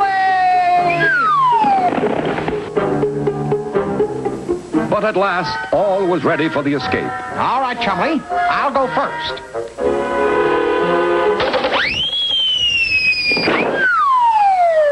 Great, Chumley. Come on. Okay, Tennessee.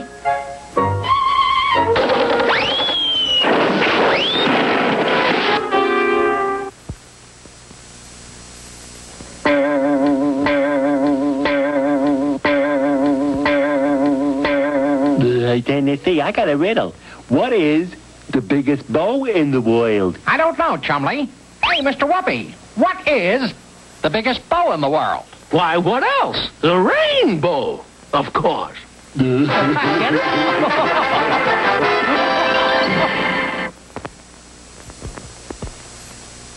And so a short time later, our two heroes were sitting in the office of Phineas J. Whoopi, the man with all the answers. Rockets, eh? Well, put all your money in rockets, my boy, because they're going up. You get it? Yes. But I think we can find out something about them. Now, where did I put that three-dimensional blackboard? Here it is. Rockets began about 700 years ago in China.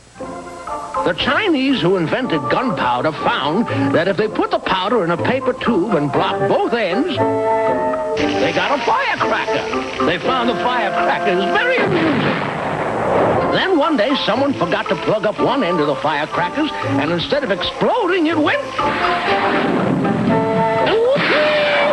The rocket was born. Soon they found out that if they fastened a long stick to the back of the rocket, it would go in a straight line. But one ambitious gentleman fastened a number of rockets to his sedan chair in an effort to become the first astronaut. What happened? I know what happened. Precisely, my boy. It was a very short flight to nowhere. But gee, Mr. Whoopi, what does make a rocket go? Everybody knows that, Chumley. That explosion coming out of the rear of the rocket pushes against the air and the rocket goes. Right, Mr. Whoopi? Wrong, Tennessee. The air has nothing to do with it. In fact, it works much better in space where there is no air to resist it. That's because it uses Isaac Newton's third law of motion. Law of motion? Yes. The law says that for every action, there is an equal and opposite reaction. Here, let me show you. Have you ever seen how a man stepping from a boat to the dock pushes the boat away at the same time? This is the action. Man toward dock.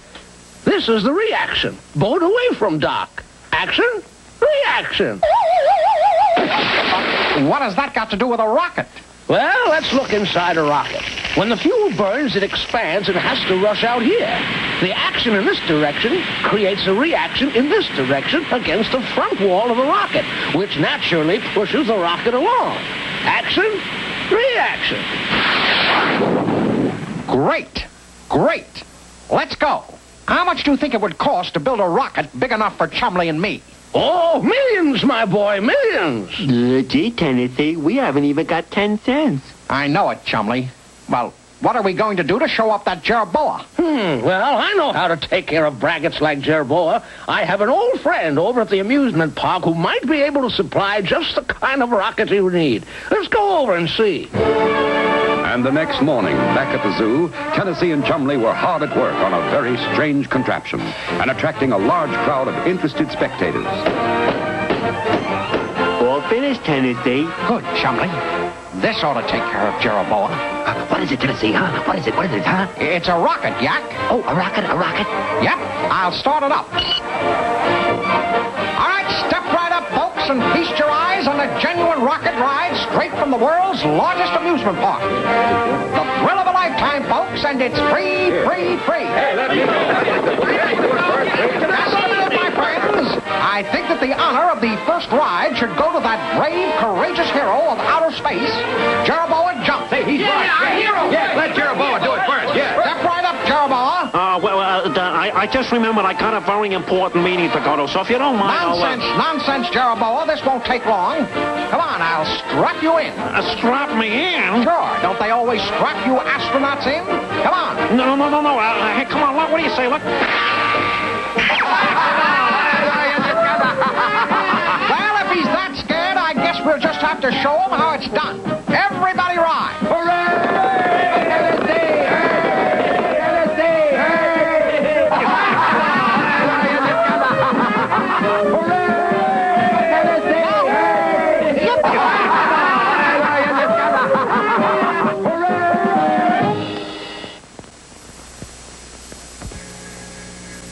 Tennessee and Chumley will be right back with more cartoon fun.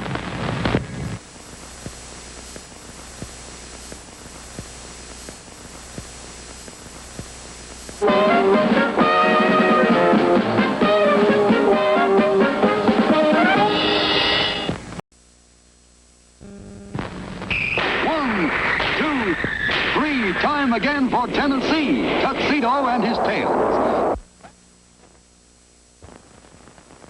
Come on and see Tennessee Tuxedo. Tennessee Tuxedo. We will be parachuting for your pleasure, sailing seas in search of treasure, anything so he can measure up to man. That's Tennessee Tuxedo. A small penguin who drives a tuxedo, though he may fail. As he rides for fame and glory, still he tries in each new story tale.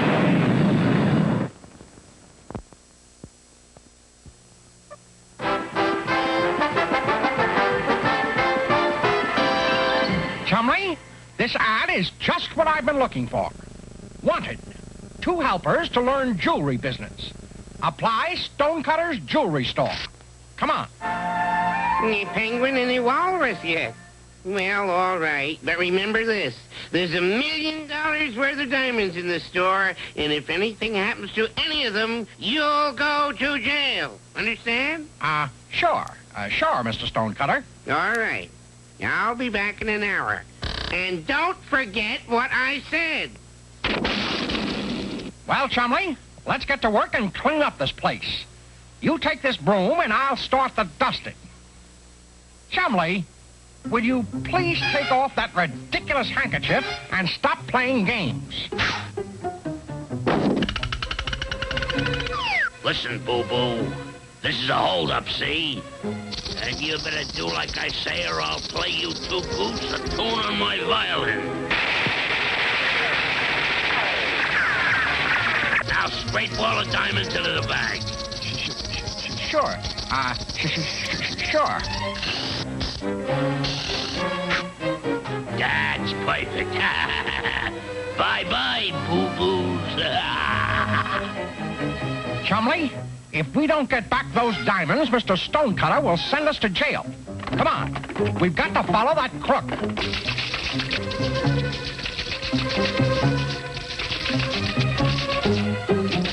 Hold on there, mateys. Let's have a look at your tickets. We haven't got any tickets. We're chasing a jewel robber, and he just ran by here. A jewel robber, is it? Aye. Why, you must be balmy. That was our most important passenger, Count Maninoff. Count? He's no count. Stand aside, sailor. We'll take this up with the captain. There, boss, give these swabs a hand ashore. You know, the old eval. Wait a minute. Now, watch out there. I'm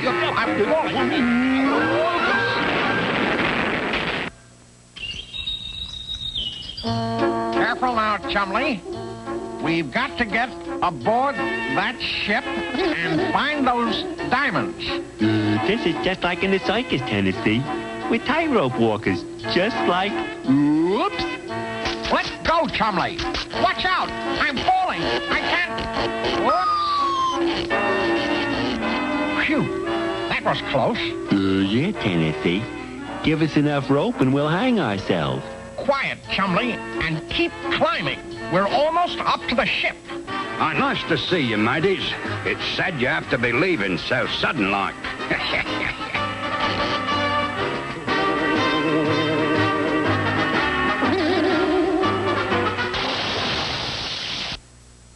Gee, Tennessee, that was wet. Let's give up, huh? Don't be ridiculous, Chumley. If we don't get those diamonds, we go to jail. Now, come on. I've got a new plan.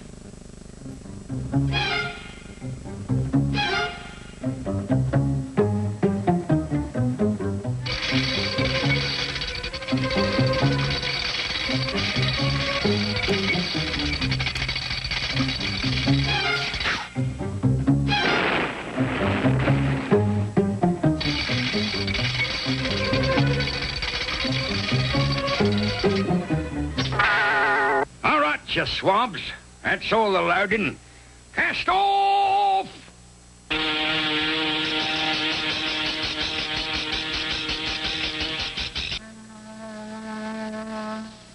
We made it, Chumley. Now all we have to do is get to the captain and explain our problem. Nothing can go wrong now. Radio message, Captain. Came in just as we cast off. Let me see. Be on lookout for Penguin and Walrus wanted for theft of $1 million in diamonds. Come in. How do you do, Captain? My name is... It's them, the diamond thieves.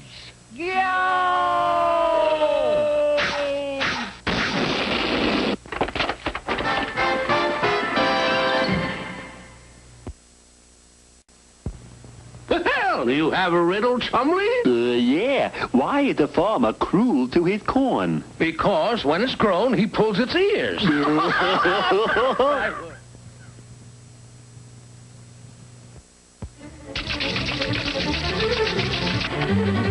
Out, mateys!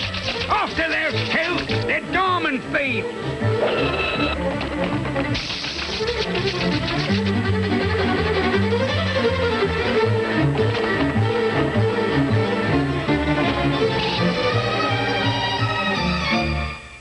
Well, it looks like we lost them for the moment. But what are we going to do, Tennessee? They think we're the thieves. You're right. That's why we'll never get back those diamonds. The only thing we can do now is hide out until the ship docks and then go find other diamonds to replace the stolen ones.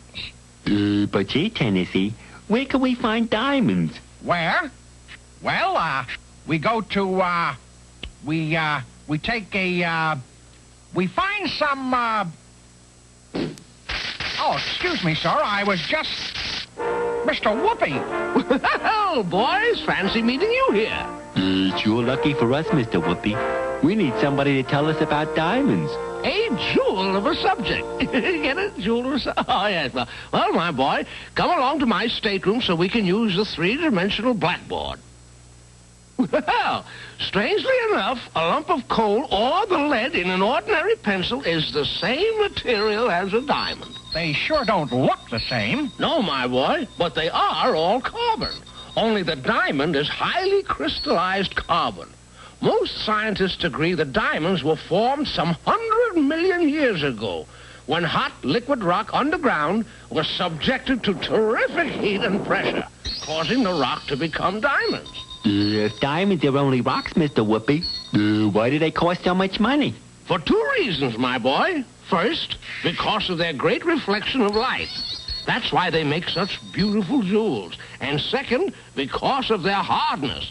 Diamonds are actually the hardest substance known to man. That's why they're used for tools such as drills that can bore through stone. Where do they dig up diamonds, Mr. Whoopi? They have found some in India and some in Brazil, and even a few in the United States. But the really important diamond mines are in Africa. Hear that, Chumley? What we have to do is get to Africa and dig up the diamonds. Now, hold on, Tennessee. Diamonds are big business. There are deep mines with large shafts, just as for coal mining.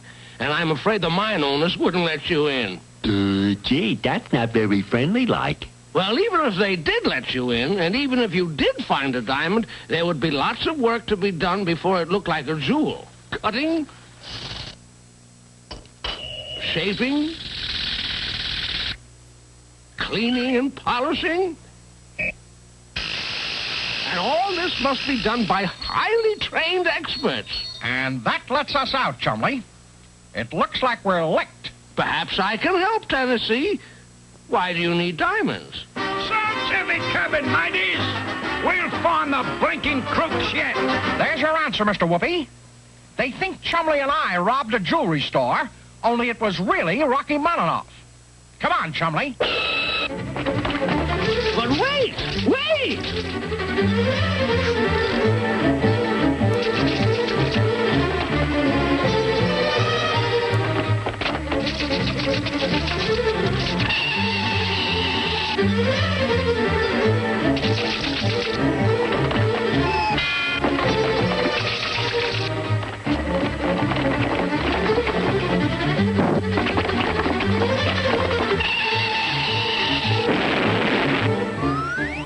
We've got 'em, and just look at the diamonds. Hold everything. It seems there's been a mistake. This is our crook, the notorious Rocky Mountainoff. But how did you find out? Your friend, Mr. Whoopi. He explained everything. Mr. Whoopi, you're a gem. You're a diamond in the rough. A jewel. A sparkler. Or to make it very clear, Phineas J. Whoopi, you're the greatest.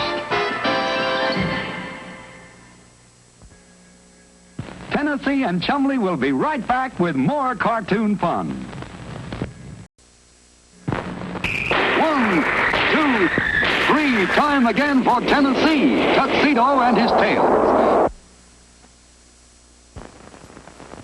Come on and see, Tennessee Tuxedo. Tennessee Tuxedo. He will be parachuting for your pleasure, sailing seas in search of treasure, anything so he can measure up to men. That's Tennessee Tuxedo. A small penguin who drives a tuxedo, though he may fail. As he rides for fame and glory, still he tries in each new story tale.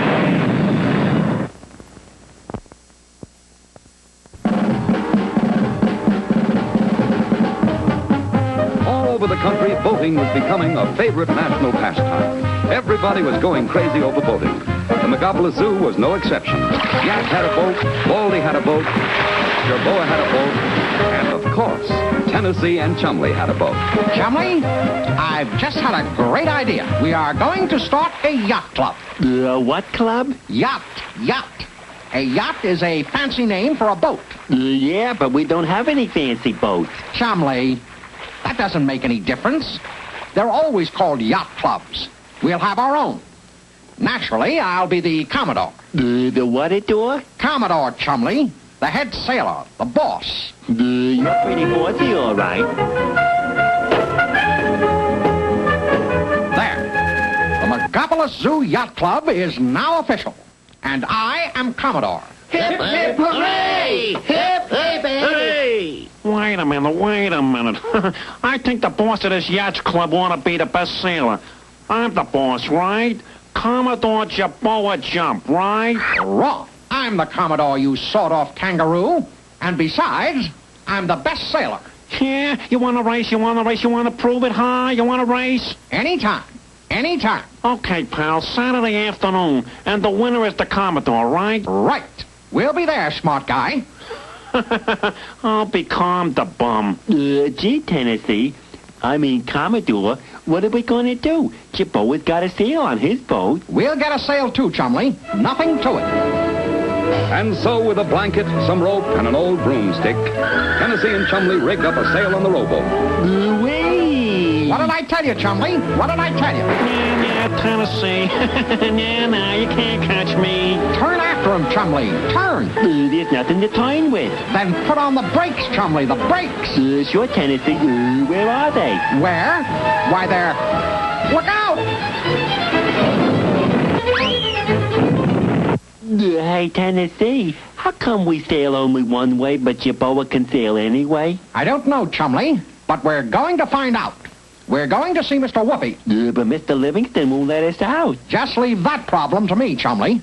Grab that blanket and come on. And a short while later, a strangely dressed figure was walking toward the main gate of the zoo. Straight ahead, Chumley. We're almost out. Uh-oh, here comes Stanley. Good morning, Effendi. Well, good morning. Charming. Must be from the United Nations.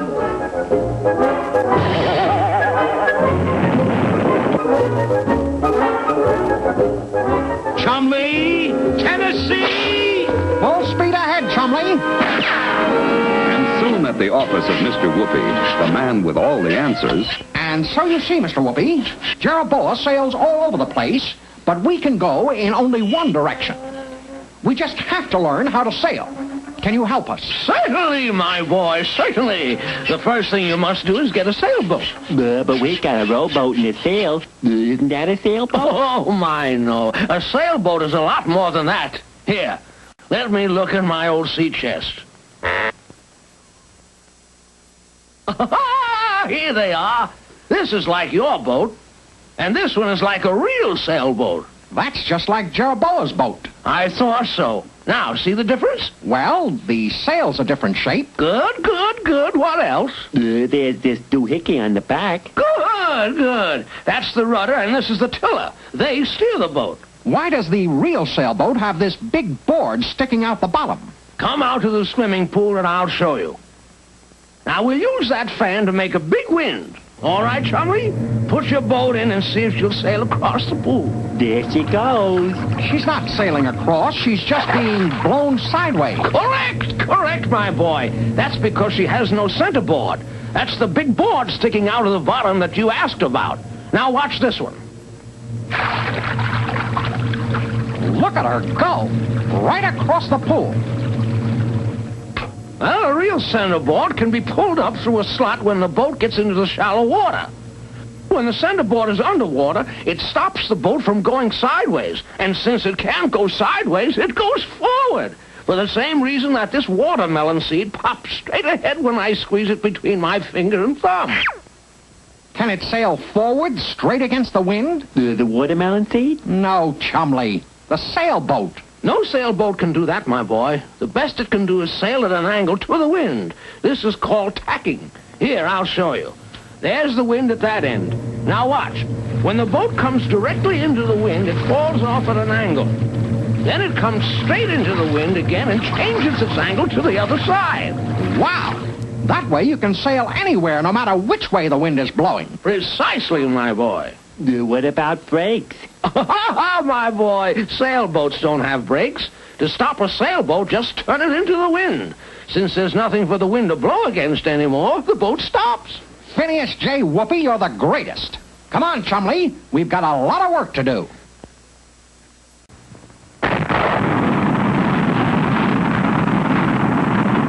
Here's the riddle. What is it that asks no questions but gets many answers? What is it that asks no questions but gets many answers? I know. A doorbell.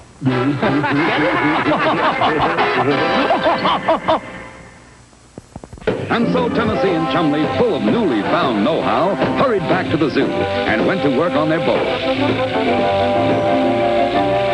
They put in a centerboard, they put on a rudder and a tiller, and a new mast with a proper sail. Yo-ho-hee-ho! Yo-ho-hee-ho! And soon they were out on the water, tacking to port, tacking to starboard, sailing all over the lake. Yahoo! Jeroboa hasn't got a chance. Look at us go! And somebody was looking. Jerboa Jump was keeping a sharp eye on everything they did. That new boat of theirs is too fast for me. But I'll fix that. There's more than one way to win the race on Saturday. Saturday dawned bright and clear, with a good, steady wind, a perfect day for sailing. As the race began, Tennessee and Chumley quickly took the lead, and it looked as if they were going to be easy winners when... What happened? We stopped, Tennessee. But why, Chumley? Hey! So long, Commodore. I knew it. I knew it. Jeroboa did this. And Tennessee was right. Jerboa had tied their boat to the dock with a long line. Good work, Chumley. Now let's go. And soon Tennessee and Chumley, with superior seamanship, overtook Jerboa. Wise guy. But they had not heard the last of Jerboa. As Tennessee and Chumley sailed breezily along, little did they realize that directly below them, in diving gear, Jerboa Jump was boring from within. See, look, Tennessee, a fountain. That's nice, Chumley. A fountain. A fountain? Chumley, we've sprung a leak. Me and the lifeboat, women and walrus at first. Chumley, bail, bail, bail. It's no use. We're filling up. We've come to a dead stop. I'll take that hat. Thanks, pal. Jeroboa, step on it, Chumley. Okay, Tennessee. Chumley, you stopped the leak. Let's go. Quickly, they had the boat bailed out and once again passed Jerboa. And so it went throughout the race. Whenever Tennessee and Chumley tried to get ahead, Jerboa would pull a fast one and grab the hat. But as they approached the finish line, Jerboa was ahead. He had the hat, and it looked very much as though he would keep it and get to be the Commodore, except that he was so busy figuring out ways to cheat that he didn't watch where he was going. And he ran aground on a rock as Tennessee and Chumley sailed past to victory. That makes you the Commodore. Chumley, let's start all over. The word is Commodore. C-O-M-M.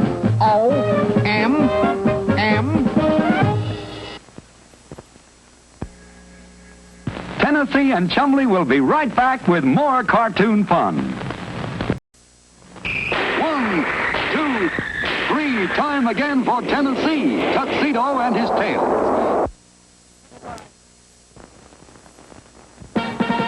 Come on and see, Tennessee Tuxedo. Tennessee Tuxedo.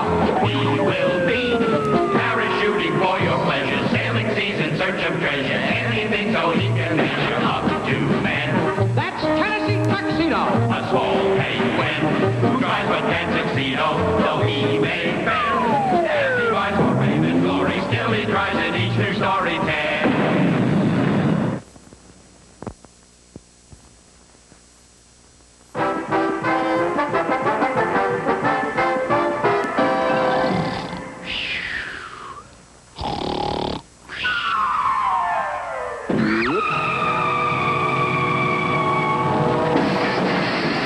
Come quick, Tennessee. You gotta see her. See who? Samantha. Isn't she beautiful, Tennessee? She just moved in.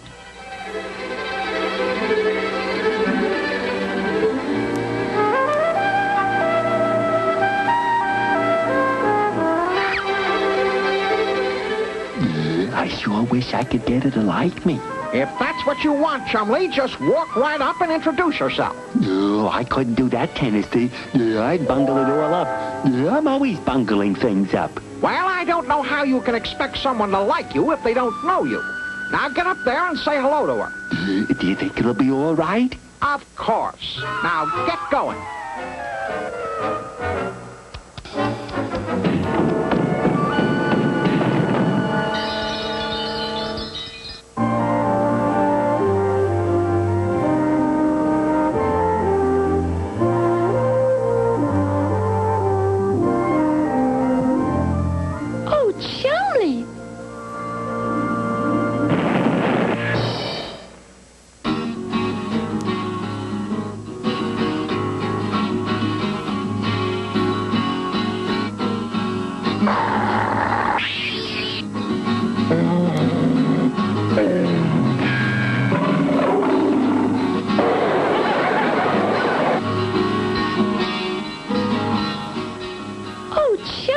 She likes me, Tennessee. She likes me.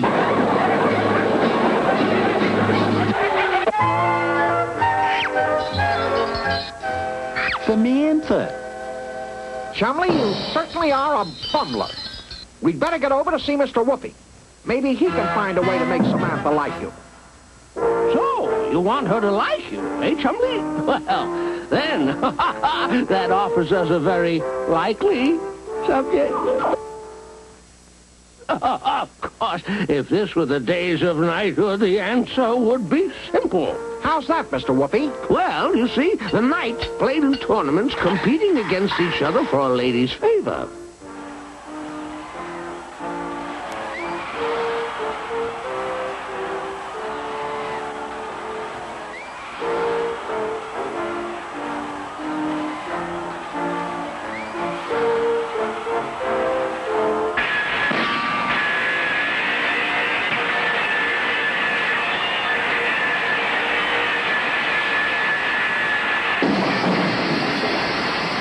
The knight who won the tournament was honored by the most beautiful lady at court. That's it. A contest. We'll have a race. And Chumley will win. Tennessee Tuxedo will not fail. Come on. And thanks, Mr. Whoopi. Wait a minute. That isn't all. Wait, there's more. Remember, Yock, Chumley has to win this race. Oh, sure, Tennessee. Oh, Chumley wins. Right. Chumley wins the race. Oh, you can count on me. Oh, sure. Ready. Get set. Go. You better start the big push, Chumley. We're almost there. Chumley! Chumley! Chumley! Oh, no! Faster! Faster, Chumley, faster! Yo! Yuck, slow down! Wait for Chumley! Stop! You'll ruin everything! Stop, Yuck! Stop! What's the matter? What'd I do? Why'd you knock me down, huh? You mad at me or something? What'd I do? Oops. Yak won! 3 cheers for Yak! That stupid Chumley knocked him across! Maybe we better see Mr. Whoopi again. Well, you have a riddle, Chumley? Yeah. How can 5 men stand under one umbrella and still nobody gets wet? Because it isn't raining.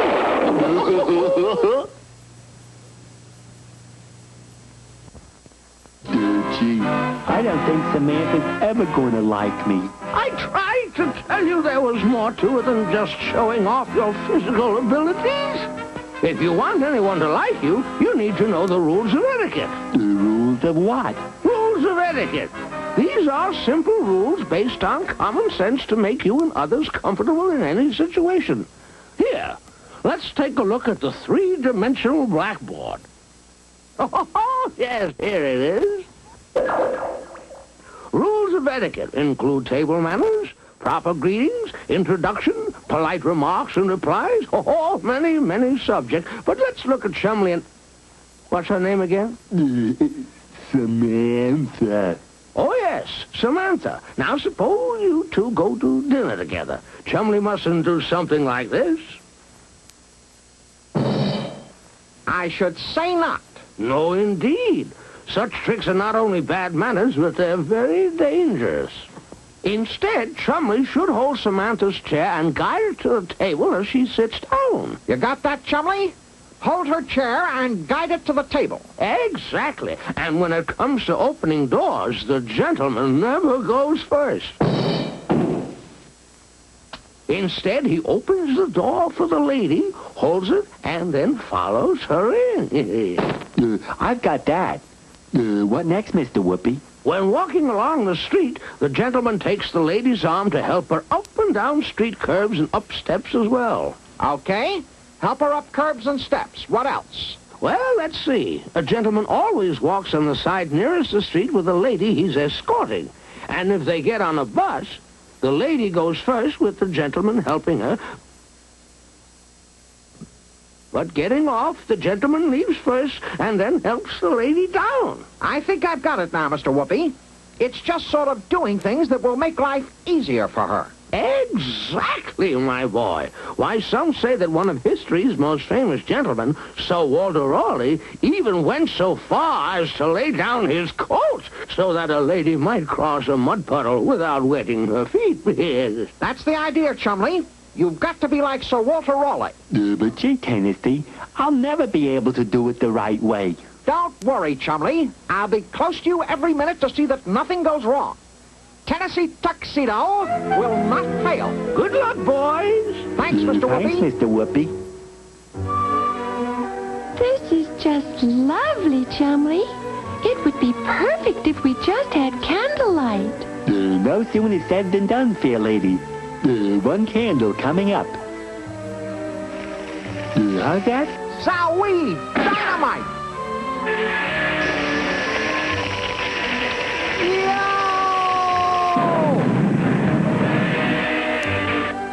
Oh, Chumley, you are just like Sir Walter Raleigh.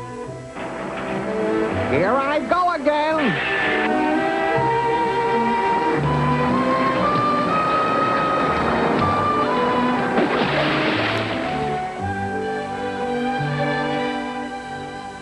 Chumley, I've had so much fun today. Gee, Samantha, I had fun too. Oh, no, not again.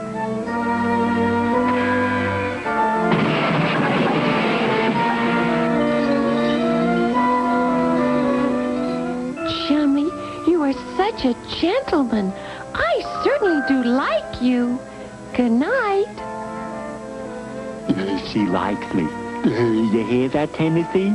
She likes me.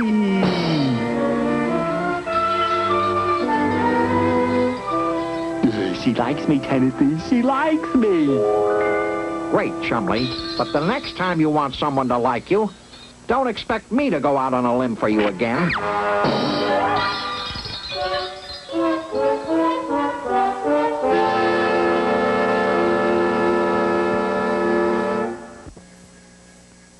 Tennessee and Chumley will be right back with more cartoon fun.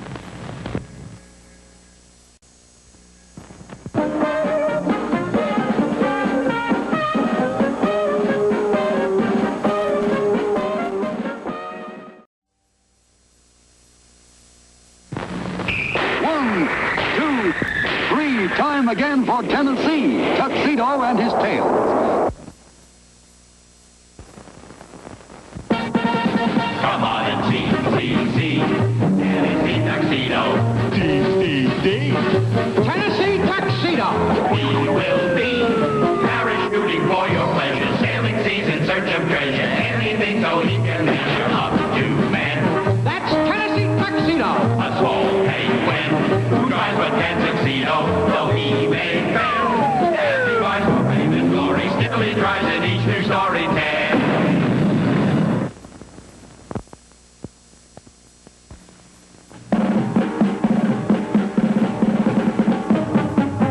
Something was new in the Megapolis Zoo. Brand new. And it was a joy for Stanley Livingston to behold. Look here, Flunky. The unveiling isn't until this afternoon, but I'm going to give you a sneak preview. There. Isn't it beautiful? A statue of myself, contributed by a group of citizens who really appreciate what I've done for the zoo. Oh, gee, looks just like you, Mr. Livingston. I sure hope nothing happens to it. It happens to it? What do you mean? I mean, well, you know how things are always happening around here. Oh, yes. Happening because of you-know-who. You sent for me, Stanley? I suppose you'd like me to make a little speech dedicating your statue. Heaven forbid, I don't want you to even get near that statue.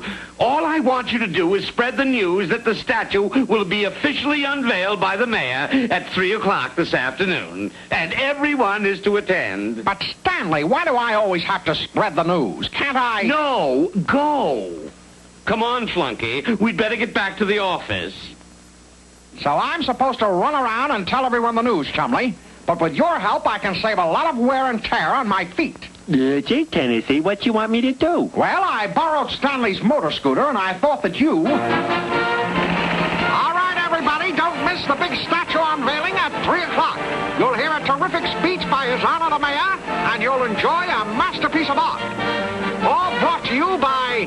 Chumley, slow down. Chumley, I said slow down. Gee, Tennessee, something stuck. Keeps going faster and faster. Yo!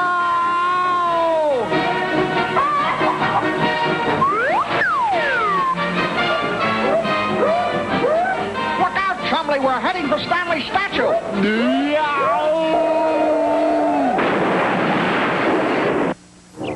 Well, this time you've really done it, Chumley. That statue is in a million pieces. Gee, Tennessee, what are we gonna do? Don't break up, Chumley. Let me think. There's only one thing we can do. We've got to make another statue of Stanley before 3 o'clock. Gee, I knew you'd think of something, Tennessee. We've got to get out of here and go see Mr. Whoopi. This calls for escape plan number 801. All right, Chumley, hold your hands together like this. Now, I'll run, step into your hands, and you toss me up so I can catch the top of the fence. Got that part? I think so. Now, when I get over, I'll toss back the end of this rope and pull you over. Okay? Okay, Tennessee. Here we go!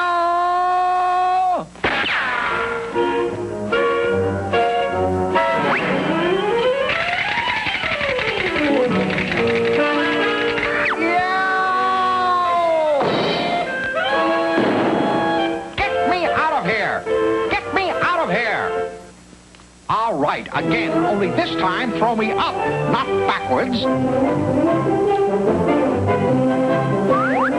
I've got it. And now I'm over. Now I'll toss horseshoe the end of the rope, Chumley.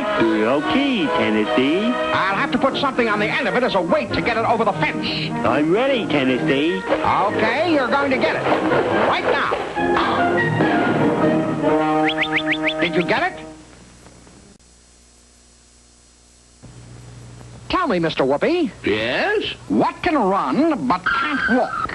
Why, naturally, water, of course.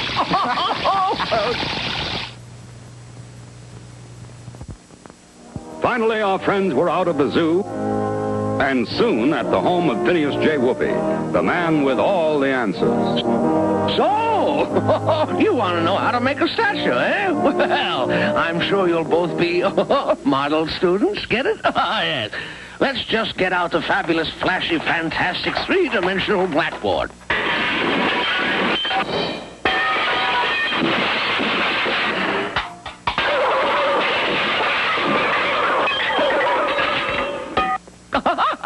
Yes, here we are, the 3D-BB. Now, as you both probably know, the art of making statues is called sculpture. It's a very old art. Thousands of years ago, the Egyptians made huge statues, like the Sphinx. It has the body of a lion to stand for strength and the head of a man to stand for intelligence. After the Egyptians, there were the famous Greek statues and Roman statues.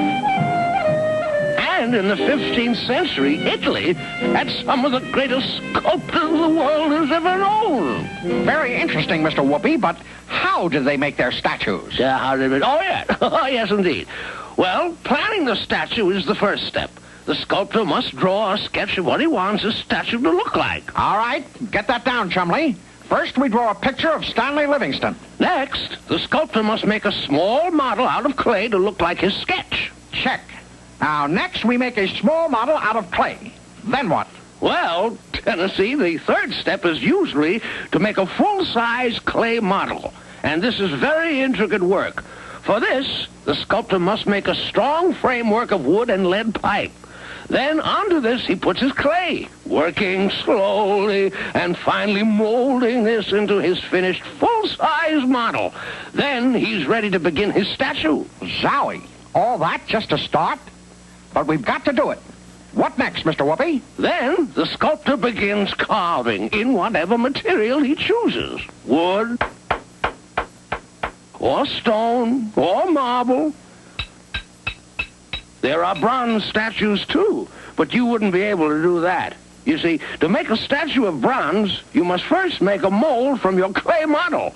Then molten bronze is poured into the mold. The statue we broke was stone, Mr. Whoopi, so that's what we'll have to use. Thanks a million for teaching us how. You're the greatest. Back in the zoo, Tennessee and Chumley started work immediately. All right, Chumley, here's a pencil and paper. You start drawing a picture of Stanley. I've got to go order a piece of stone. Okay, Tennessee. Chumley, what is that supposed to be? Like you said, Tennessee, it's a picture of Stanley Livingston. Oh, I see. I was holding it upside down. Not bad. With the sketch finished, the next step was the small clay model. And then it was time to begin the large clay model. Faster with the clay, Chumley. It's getting late. And Tennessee Tuxedo will not fail. Hold it! Hold it! Hold it! You stonehead! Put the clay on the statue. All right, Chumley, stand back. Here comes the stone I ordered. Okay, man, drop it right here. Yes, right here. Just let it. Oh! Phew! They got the drop on me, Chumley. Lend a hand. We've got to start chipping that statue. And we are gathered here for the dedication of an important new statue for the Megapolis Zoo. And I'm sure that we all, It's a good thing we got that statue finished in time, Chumley. If Stanley Livingston ever knew we'd broken it, he'd have skinned us alive. And so we reach the moment for the unveiling of this magnificent statue of our famous zookeeper. What is it? What is it? Boo! No. My statue. How could this have happened? How could...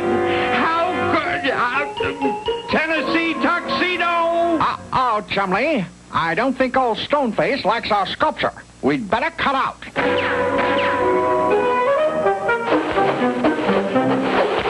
Wait, hold on, Stanley. That statue we carved is great. Great! You don't know talent in stone when you see it. No. So you think you have talent, eh? Well, I'm going to give you a real chance to work in stone. Oh, gee, Stanley, that's swell.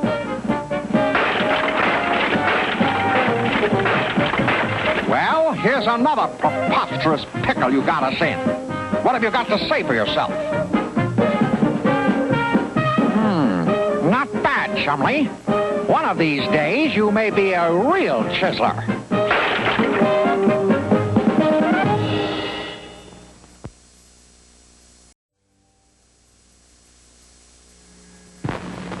One, two, three. Time again for Tennessee, Tuxedo and his tails. Come on and see.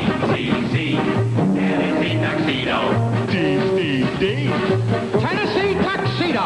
We will be parachuting for your pleasure, sailing seas in search of treasure, anything so he can measure up to men. That's Tennessee Tuxedo. A small penguin who drives a tuxedo, though he may fail.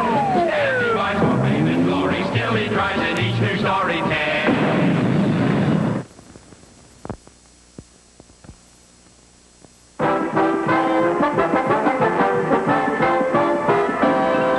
Oh, no.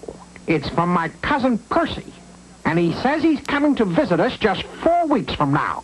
Gee, Tennessee, we got an extra bed. Don't you like your cousin? It isn't that. I'd be ashamed to have my cousin in a place like this. And we haven't got any money to fix it up. Don't worry, Tennessee. Maybe we'll find some money. Oh, sure. Maybe some money will just come up and knock at our door. Howdy, partners. Big Bill Bailey's the name. I hear tell you boys have a spare bed. Yes, that's right. Well, I'm moving to this side of the zoo for a little vacation. How's about renting me that bed for 4 weeks?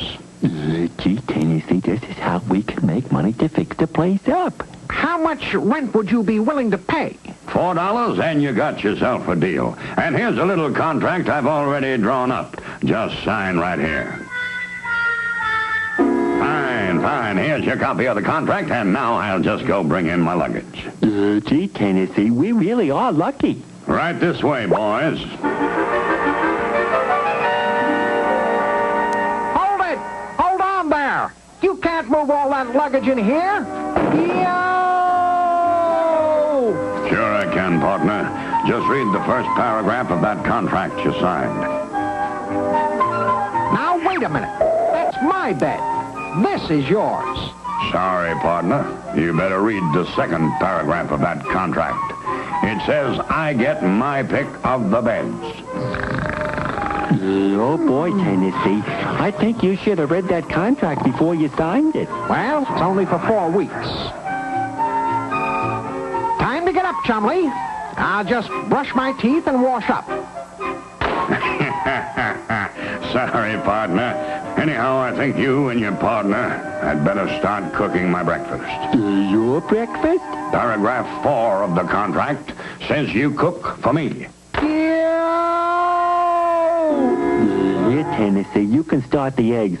You're a good egg cook, and That's it, partners. Nice and neat. The contract says you have to keep the place that way.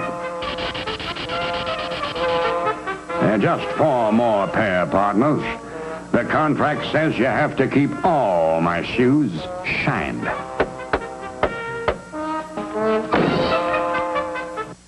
Come on, set up the table and break out the cards. We'll have a real party. Oh, no. There's not enough room in here for all of us. That's right, partners. According to the contract, whenever I have a party, you have to get out.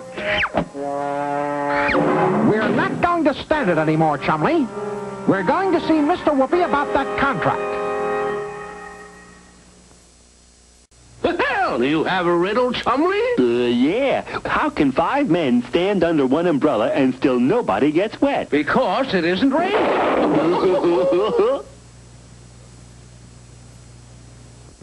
And Big Bill Bailey says he'll get the law on us if we don't do what the contract says. Can he really do that, Mr. Whoopi? If the contract is good, my boy, he certainly can. That's really what the word contract means. A promise which can be enforced by law. Gee, who needs laws anyway? Oh, we all need laws, my boy.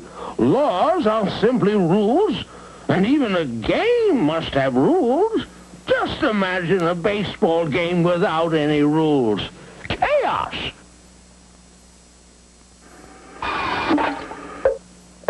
Without rules, there would be so many arguments the game would never end. And it's the same with life. There would be no end of trouble without laws. Sure, Mr. Whoopi. But who decides what the laws should be? Well, in ancient times, the rulers made the laws. And often these laws are very unfair to the people. Zowie. But today, in the United States, we have a voice in what our laws will become because we vote to elect the men who make our laws. Well, I don't remember voting for anybody who wanted to make laws about contracts. Of course not, Tennessee. The laws about contracts are very, very old. You see, there are 2 basic kinds of contracts. The first is an oral contract. Now, when you're offered to rent your spare bed at a certain price, and when Big Bill Bailey accepted your offer, that was already a contract.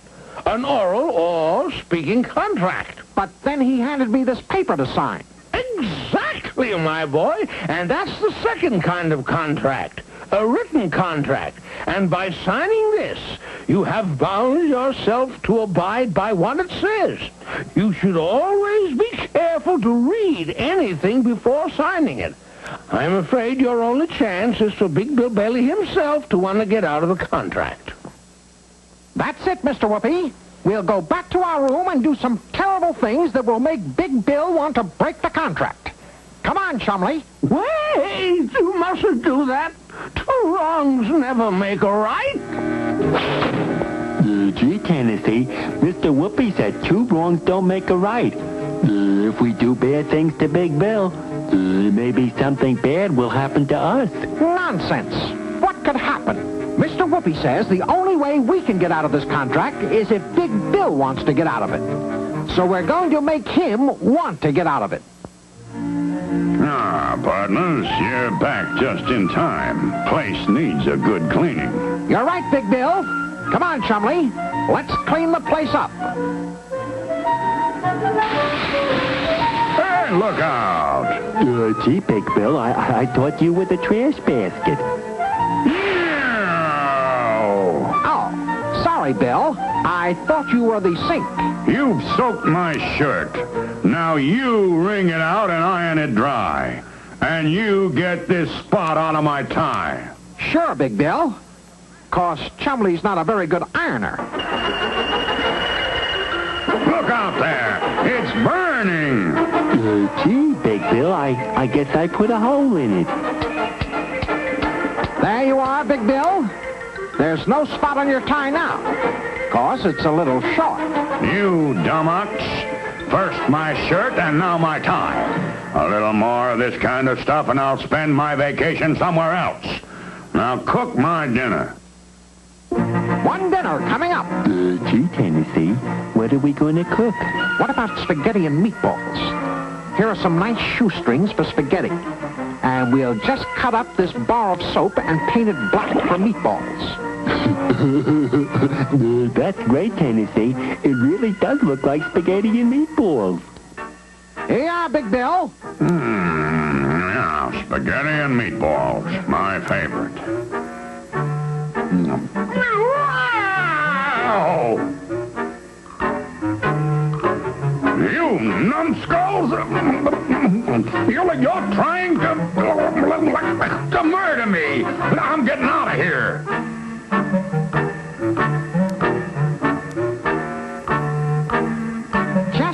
minute, Big Bill. That'll be $4 for 1 week's rent. Don't forget the contract. There. I never want to see this place again.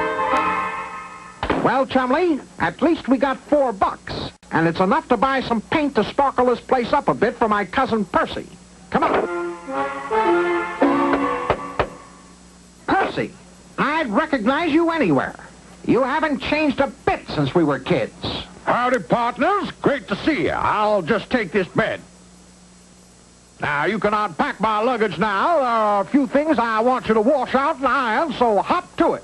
I'm a little hungry, too, so you can start dinner while I take a little nap. Gee, I guess Mr. Whoopi was right. I know. Too wrong don't make a right. A right.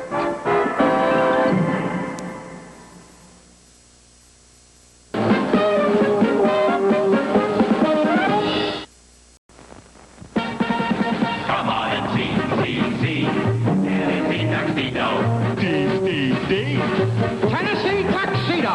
We will be parachuting for your pleasure, sailing seas in search of treasure, anything so he can measure up to man. That's Tennessee Tuxedo. A small penguin who drives a Tuxedo, though he may fail. As he rides for fame and glory, still he tries in each new story tale.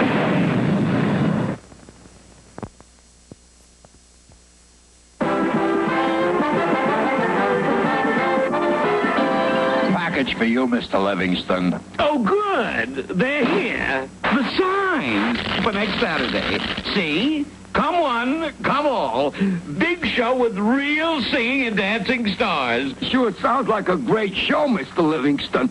There have been exciting rumors about it spreading around the zoo already. And some of those rumors were having a strange effect at the quarters of Tennessee Tuxedo. I won't do it, Tennessee. I won't be a girl, I tell you. Don't you understand, Baldy? The three of us can be in Stanley's big show next Saturday. We'll be folk singers. All right, I'll do it. What makes you so sure Stanley will want to use us on the show? Because every show needs great talents, and we've got it. Now, come on. Let's practice my new song. Abracadabra, change-o-range-o-ree. If I recite these words just right, their magic will change me. Abracadabra, change-o-range-o-ree. But if I do, then I ask you, which animal should I be? Oh, which one should I be? An elephant, that's what I could be. And when I go traveling, I would have my trunk with me. Oh, which one should I be? A turtle, yes, that's what I could be. And then wherever I might go, I'd take my house with me. Oh, which one should I be? Abracadabra, change-o-range-o-ree. If I recite these words just right, their magic will change me. Mr. Livingston wants to see you in a hurry. Did you hear that, man? Probably wants our act to lead off his show. Come on. Stanley, your worries are over. We are here. Okay, hit it, group. Abracadabra, change-o-range-o-ree. If I recite just right... Stop it! Stop that! Now, hold on, Stanley. If you expect us to be on your show... On my show? You? I want you to nail up these signs all around the zoo. Nail up signs? But we're singers, Stanley. You've just got to put us on your show. Absolutely not. Now you take these signs and go to work. Oh, no. We're not going anywhere unless you promise to... Stop! The only singers on my show will be stars. Singers with hit recordings. Gee, Tennessee, where is our hit recording? We haven't got any recording, hit or unhit. But we're going to have. Baldy, you go put up those signs. Chumley and I are sneaking out of the zoo to see Mr. Whoopi about a recording. So, you want to know how how to make a recording, eh? Well, now, that's a very sound subject. Oh, yes, and I just happen to have a copy of the original phonograph invented by Thomas Edison. How does it work? Well, the principle that makes recording possible is vibration. You talk into this, and that makes a needle vibrate here. And that needle marks the vibrations on this piece of tinfoil. You mean the needle sort of writes the sounds on that tinfoil? Exactly, Tennessee. That's what phonograph means, sound writing. All you have to do is wrap the piece of foil around this little tube, then turn this crank as you speak into this megaphone. A megaphone is a simple instrument for making sounds louder or for aiming them. Now talk into the little end. Hello out there! You see, now when you're recording, you talk into the big end of the megaphone, and it aims your voice at the needle and makes it vibrate. And as you turn this crank, the needle writes the sound on the tinfoil. Here, Shumley, say something into the megaphone. Gee, Mr. Whoopi, I can't think of a thing. Fine. Listen. Gee, Mr. Whoopi, I can't think of a thing. Great, Mr. Whoopi. Now we can make a hit record of our song. A hit record? The only way you could have a hit record is to be hired by a big recording company. They would put out a modern record like this and sell it all across the country. A recording company, eh? All right. If that's what it takes, we'll go out and get hired. Thanks, Mr. Whoopi. But wait.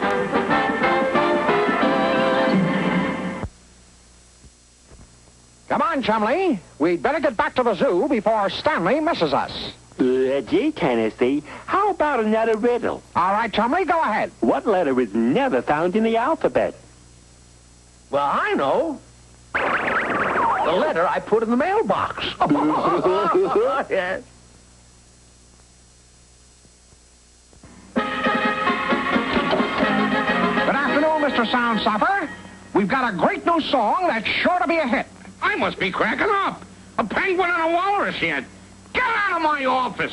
Hold on, Mr. Soundstopper. Out! Get out! We're not budging until you listen. We've got... Wait! You'll regret this, Soundstopper. We're taking our song to another recording company. But unfortunately, at the next recording company, and at the next... Finally back in Mr. Whoopi's office. I tried to warn you, Tennessee. But how can we get to be popular singers without a hit record? Well, you might do what performers used to do before there were any recordings. Go from one group to another, sing your song. Phineas J. Whoopi, you're the greatest. And back in the zoo. Abracadabra, change your rangery. But if I do, then I ask you, which animal should I be? Oh, which one should I be? A tall giraffe, that's what I could be. And then I'd see over every fence and watch the ball game free. Oh, which one should I be? A zebra, yes, that's what I would be. But I'd paint extra stripes and then play checkers right on me. Oh, which one should I be? A monkey, yes, that's what I could be. Then I'd go swinging by my tail and still have my hands free. Oh, which one should I be? Abracadabra. And so it went, until the day of Stanley's big show. Well, Stanley, can we be on your show tonight? Never. But we're popular now, Stanley. You've just got to let us be on your show. Tennessee, if you're ever on any of my shows, I will eat my hat. But that night, as the big show began... Now, folks, it's my great pleasure to present our first star, Rock Rolladro.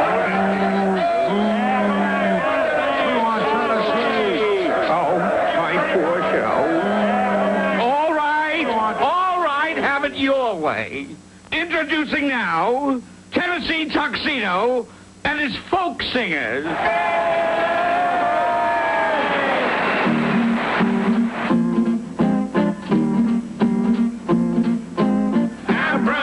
Abracadabra, change, oh, range, oh, ring. If I race recite these words just right, their magic will change me.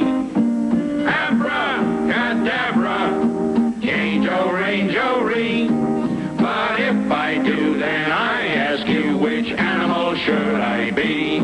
Oh, which one should I be?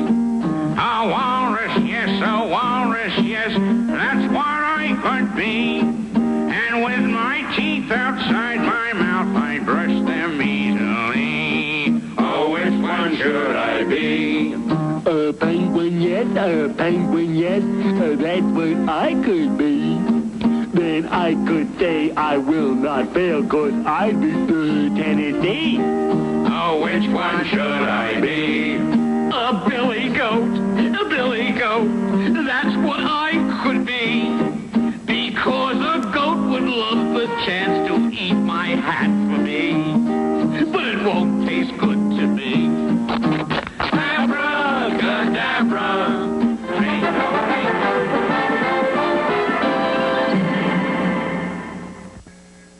Tennessee and Chumley will be right back with more cartoon fun.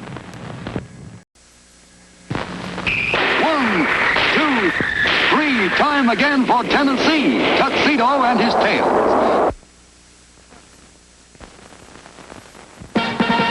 Come on and see, Tennessee Tuxedo. Tennessee Tuxedo. We will be parachuting for your pleasure, sailing seas in search of treasure, anything so he can measure up to man. That's Tennessee Tuxedo. A small penguin who tries but can't succeed, though he may fail. As he rides for fame and glory, still he tries in each new story tale.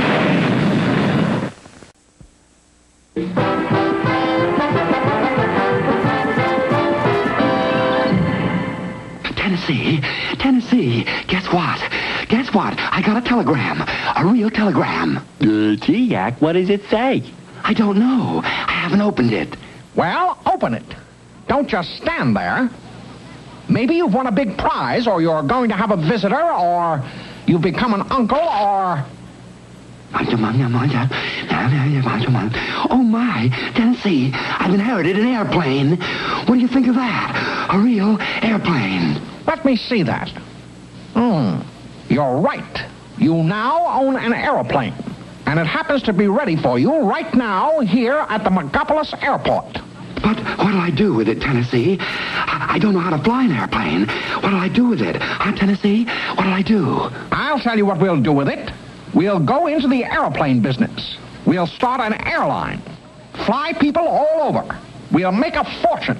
But Tennessee... No buts, Yak. Leave it to me. Tennessee Tuxedo will not fail. Come on, men.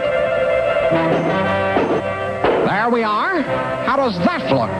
Smiling Yak Sky Service. We fly anybody, anywhere. Tennessee Tuxedo, manager. And for pilot, let's see. What about you, Yak? Well, how about you, Chumley? Well, there's nothing to it. Of course. That's it. I'll be pilot. But gee, Tennessee, you don't know how to fly a plane. Don't be ridiculous. We're all set and ready to go. Leave it to me. Tennessee Tuxedo will not fail. You sure, Tennessee? You sure you can fly? Can you really get it off the ground? Can you, huh? Can you? Up in the air? Really can? Just stop talking and get in. Let's see now. The aileron lever, the manifold widget, the gas accelerator, the chronometer speedometer. Aha! Here it is. The starter. See? It says start. Now I'll just push it and... off we go into the wild blue yonder.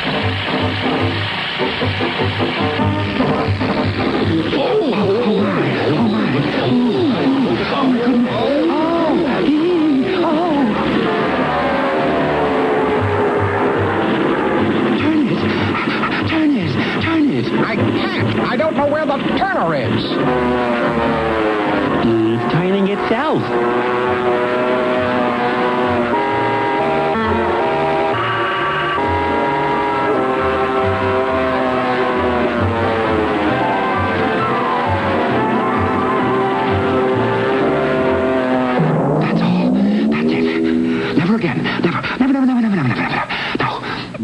simply ridiculous. There's not a scratch. In fact, any pilot looking at this plane right now would tell you we've made a perfect landing. I think I pulled the flaps when I should have turned the rudder.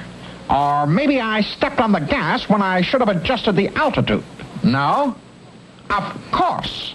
We've just had a little trouble with the thingamabob on the what's-it. Where's Chumley? Where am I? We stopped? Am I finished? Yes, we've stopped. And no, you're not finished. Now get down here and... Hey, you. Who's in charge here? I am. Just like the sign says. Smiling Yacht Sky Service. We fly anybody, anywhere. Tennessee Tuxedo, manager, and pilot. Now, what can I do for you, sir? My name's Rocky Maninoff, see? And it says on the sign you'll fly anybody anywhere. Well, I want you to fly me somewhere. Well, we can't right now. You see, we're adjusting the thingamabob. Our plane's wacket needs lubricating, and the widget has to be tightened. Oh, no. No. We can't fly now. It's out of the question. We can't fly now. Oh, my, no. The sign says you can, see? And I says you can. I got a little bank business to attend to. And when I come back, I'll be in kind of a hurry. I want this plane ready to take off. But, Mr. Maninoff... No buts. I'll be back at 3 o'clock, and if that plane ain't ready, I'll play all you goofs a little tune on my violin. Sure. Sure, Mr. Maninoff. Sure. Gee, Tennessee, what do we do now? Don't worry, Chumley. Tennessee Tuxedo does not fail. We'll go see Mr. Whoopi.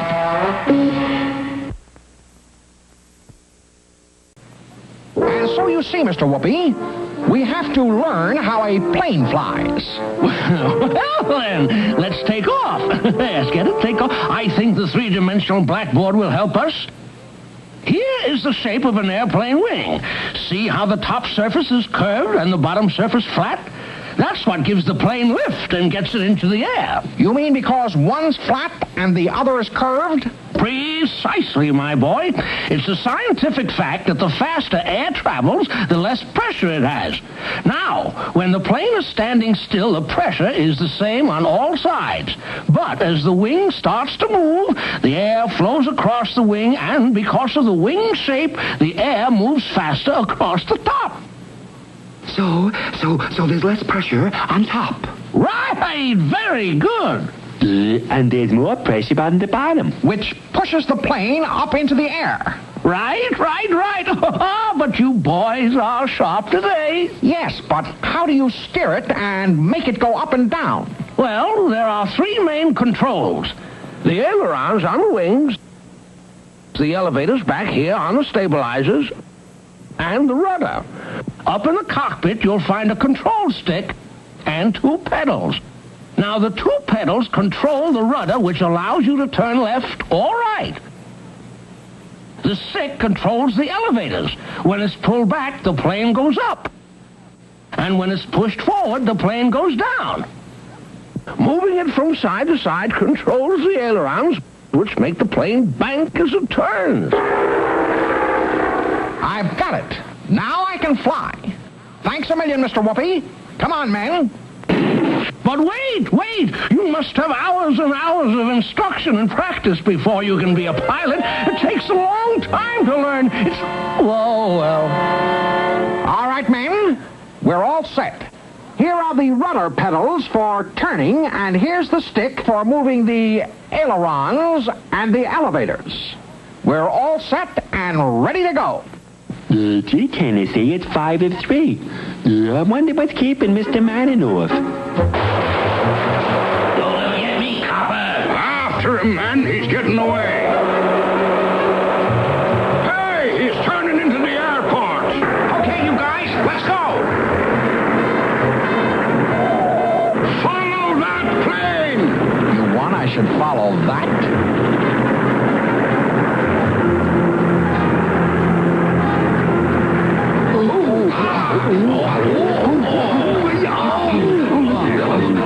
Listen, you, straighten out and fly right, or you're gonna get it. Sure, Mr. Maninoff, sure. Look out.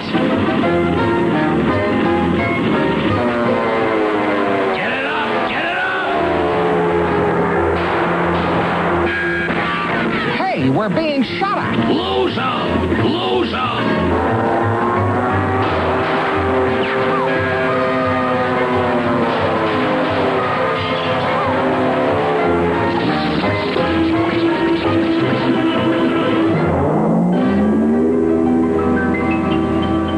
Nice work, boys.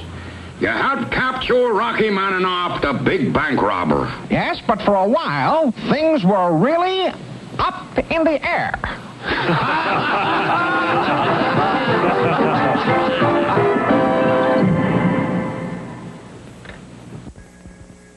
Tennessee and Chumley will be right back with more cartoon fun.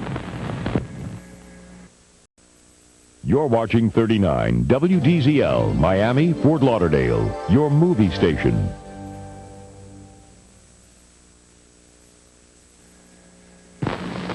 One, two, three. Time again for Tennessee, Tuxedo and his tails. Come on and see Tennessee Tuxedo. Tennessee Tuxedo. He will be parachuting for your pleasure, sailing seas in search of treasure, anything so he can measure up to men. That's Tennessee Tuxedo. A small penguin who tries but can't succeed, though he may fail. As he fights for fame and glory, still he tries in each new story tale.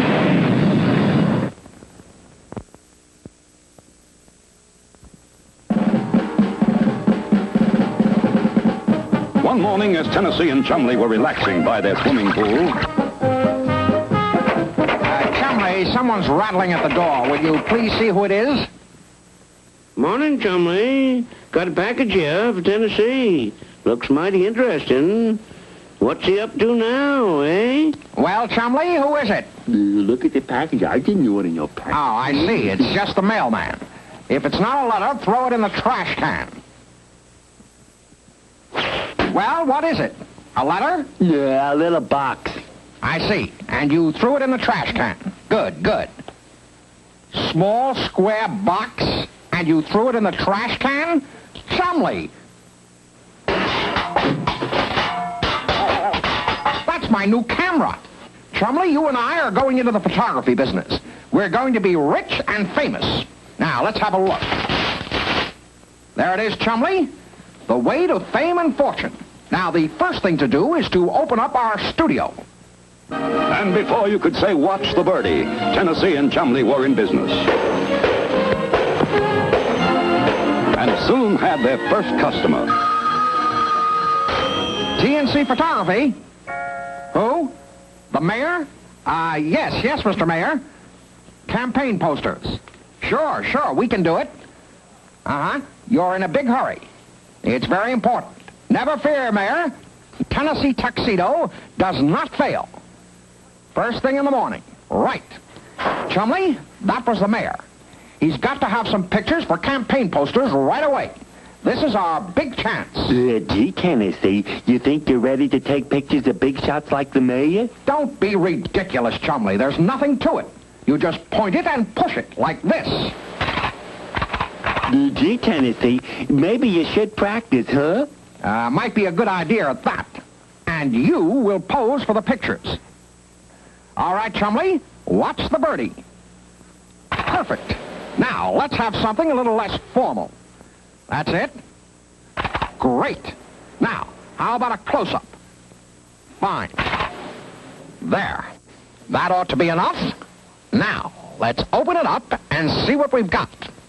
I'll just take the back off the camera and take out the pictures. They're gone. We've been robbed. We've been gypped. I'll have the law on the people that sold me this camera. It doesn't work. And the mayor is coming in the morning. We'll be ruined before we start. Maybe we should go to see Mr. Whoopi, huh, Tennessee?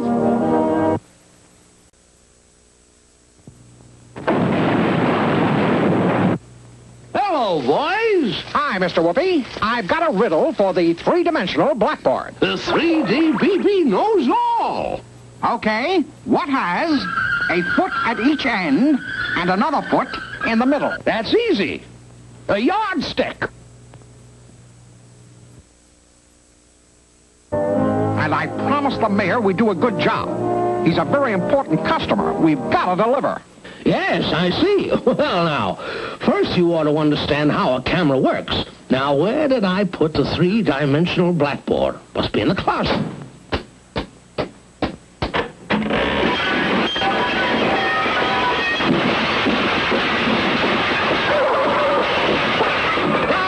Yes, here it is. The fundamentally fabulous, fantastic 3D BB. The first thing you've got to know is that a camera is simply a box. A box that is completely light-proof.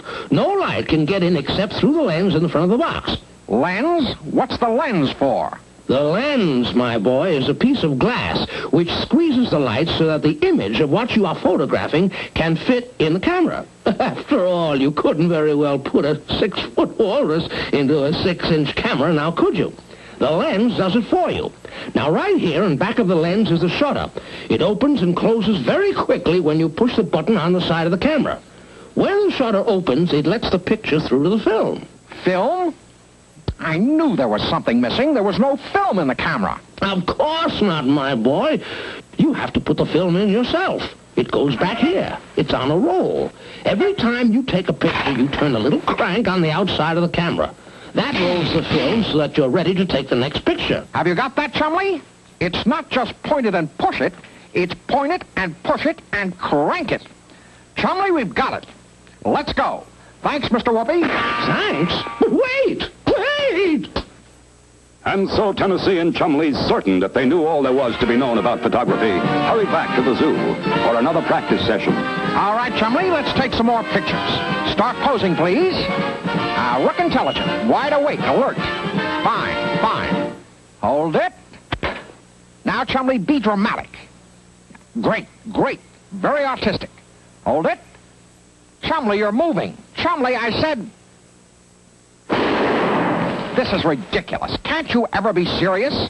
Now stand up there and look solemn, like a big executive, a leader of men. That's the ticket.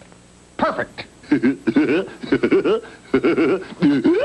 Chumley. That's better. Chumley, will you cut it out? Now just one more and we're through. A nice, quiet, homey pose.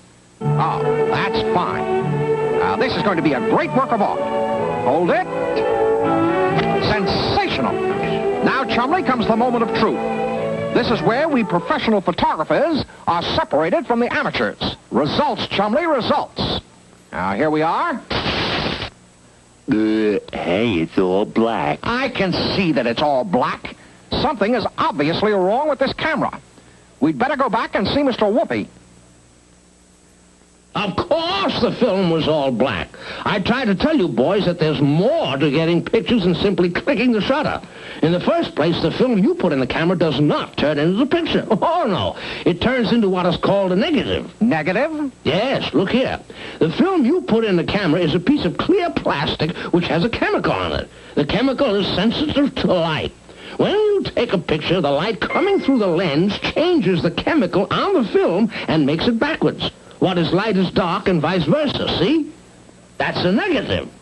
Sure, but how does that make a picture? Well, the negative is put on a piece of paper that is also sensitive to light. And when the light is turned on, the paper changes to just the opposite of the negative. This is called printing. Gee, that's neat, Mr. Whoopi.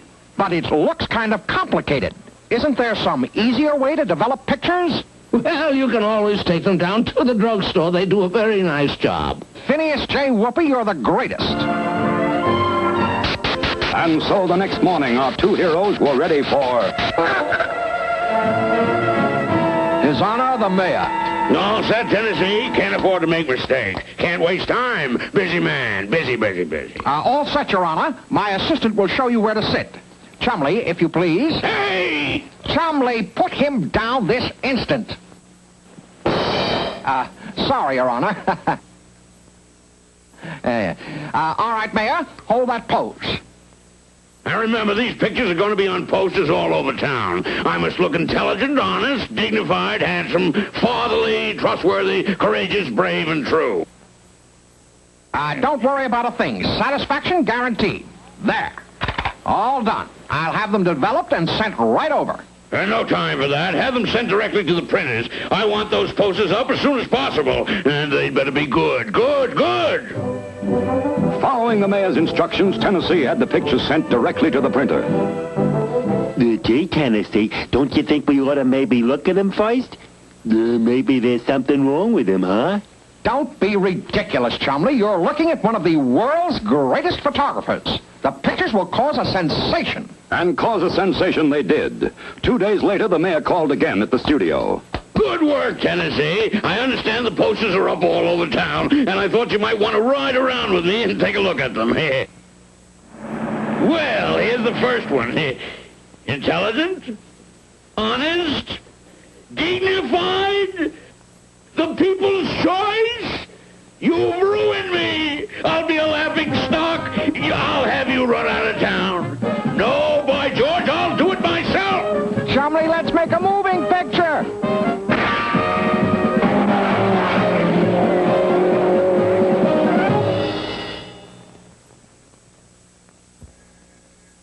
Tennessee and Chumley will be right back with more cartoon fun. Wait, Mr. Whoopi, I've got a riddle. What do they call a cat who drinks lemonade? What's that?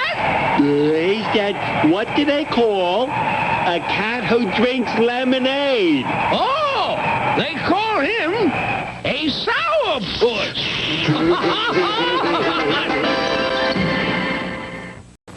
1, 2, 3, time again for Tennessee, Tuxedo and his tails. Come on and see. Tennessee Tuxedo. Tennessee Tuxedo. He will be parachuting for your pleasure, sailing seas in search of treasure, anything so he can measure up to men.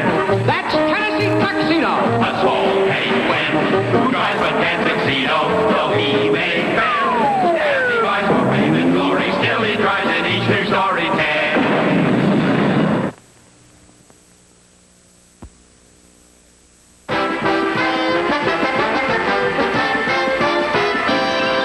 And skiing is becoming one of America's most popular sports. It seems like everyone is skiing. Short and tall, young and old, thin and fat. And the owners of ski areas are making lots and lots of money. That's it. That's just what we need around here. A ski area. That big hill in the middle of the park will be perfect. Come on, we'll go tell Stanley. Think of it, Stanley. Our own ski area right here in the Megapolis Zoo. We'll be famous. The whole world will be talking. The whole world will be laughing. This is a zoo, not a ski resort. Besides, it never snows around here. It's a crazy idea. No. But there must be something you can ski on besides snow. Let me... No. Now, don't you start fooling around. The mayor is due to drop in on one of his inspection trips, and I want everything perfect. Now, out. But... No snow. But after all, what is snow? Just something cold and slippery. Like ice cubes. Ice cubes. That's it, Chumley. And where do ice cubes come from? Refrigerators? Right. Come on. We've got work to do. Yeah? Flunky? What's all this food doing on the kitchen floor? And where is the refrigerator? Well, gee, boss, that's what I was just coming to tell you. Refrigerators is missing all over the zoo. Well, now, who'd want to steal all the refrigerators? Tennessee Tuxedo! There we are, Chumley. A whole hill covered with ice cubes. What a ski slide. Gee, Tennessee, it looks a little lumpy to me. Nonsense, Chumley. It's just fine. Let's go. Ice cubes. Thousands of them. All over the hill. Come on. I still say it's too lumpy. But it's fast. It can't be much longer, Flunky. And I'll bet we find that pesky penguin at the bottom of it all. Whee!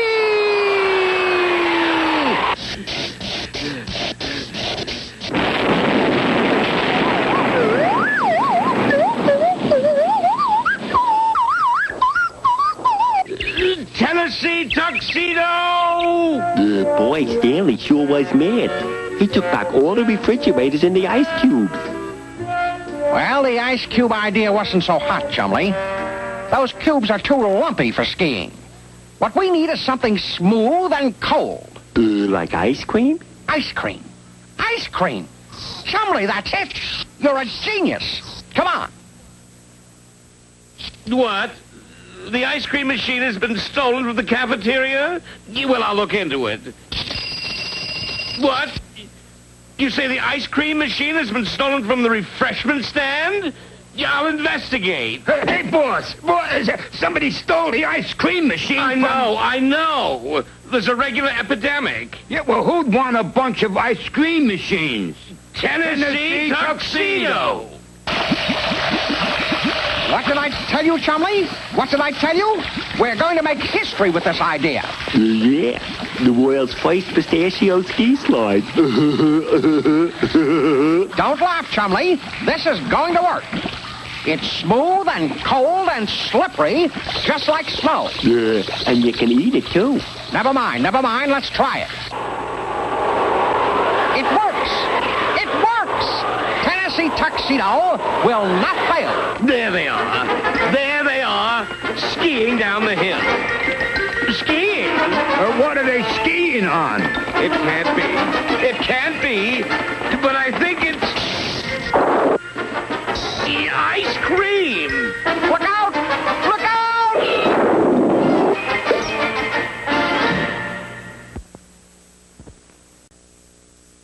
Come on, Chumley. We'd better get back to the zoo before Stanley misses us. Gee, Tennessee, how about another riddle? All right, Chumley, go ahead. Why does the Statue of Liberty stand in New York Harbor? Well, I know. Because it can't sit down.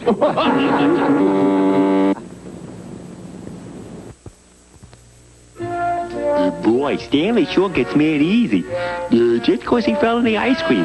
Personally, I liked it. Well, the ice cream was a little cold and sticky. I'm sure there must be something to ski on besides snow. What's the slipperiest thing you can think of, Chumley? Grease? That's it. And where do you get grease? In a garage, right? Let's go. But sometime later, when Stanley Livingston drove into the zoo garage... Yeah, I want a complete grease job, Flunky. I don't want any squeaks when I drive the mare around the zoo. There isn't any grease. I just had 10 50-gallon cans delivered last week. Well, it's all gone now. Well, someone must have taken it. But who? Tennessee Tuxedo. How about that? 500 gallons of grease all over the hill. Let's try it. There they are. There are all the oil drums. Well, I'll just climb up to the top and see if I can see where that pesky penguin is. Chumley, you left all the oil drums right in the middle of the trail. I can't stop. Look out!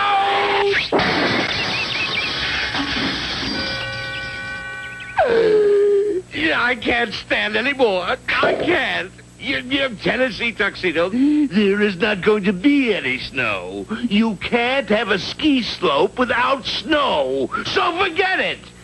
Now clean up this mess. The mayor is due any day now. And if you do anything to spoil his visit, I'll ship you back to the South Pole. And you can ski yourself silly. Chumley, I've been thinking. Uh-oh. Stanley's right. What we need is real snow. Let's go see Mr. Whoopi. Snow, is it? Well, now, let's see whether we can get the drift of that. First, we have to know what snow is. Frozen rain? No, but snow comes from clouds just as rain does. Snow is frozen water vapor. When the water vapor freezes, it forms tiny crystals of ice, which we call snowflakes. A snowflake may be just one crystal, or it may be many sticking together.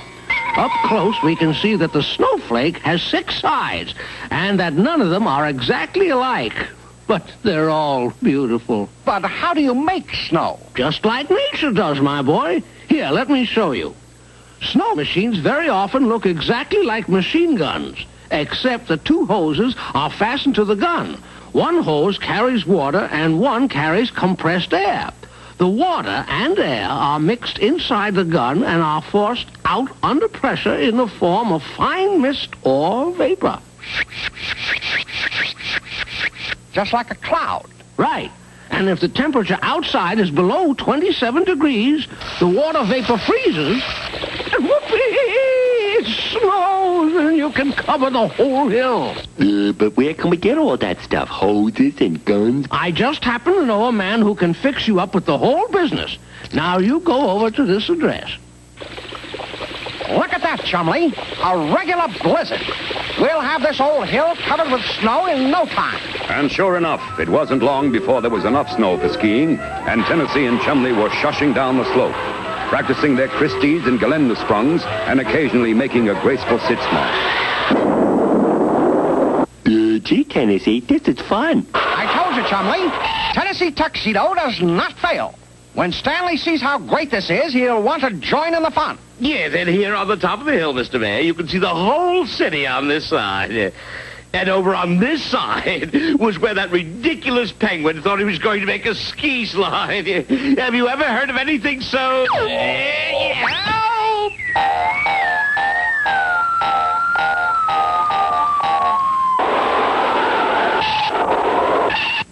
Boy, that's some fun. Stanley will be dropping in any minute now, and won't he be surprised? Stanley! The mayor. Tennessee Tuxedo, you wait till I get my hands on you. Now, Stanley. Just a minute, Stanley. You! I'll give you snow. I think we better leave until Stanley cools off.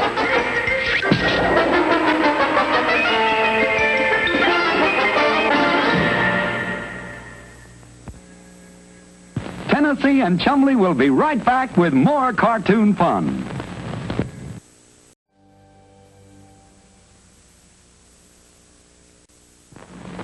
One, two, three. Time again for Tennessee, Tuxedo and his tails. Come on and see. Tennessee Tuxedo. Tennessee Tuxedo. We will be parachuting for your pleasure, sailing seas in search of treasure, anything so he can measure up to men. That's Tennessee Tuxedo. A small penguin who tries but can't succeed, though he may fail. As he rides for fame and glory, still he tries in each new story tale.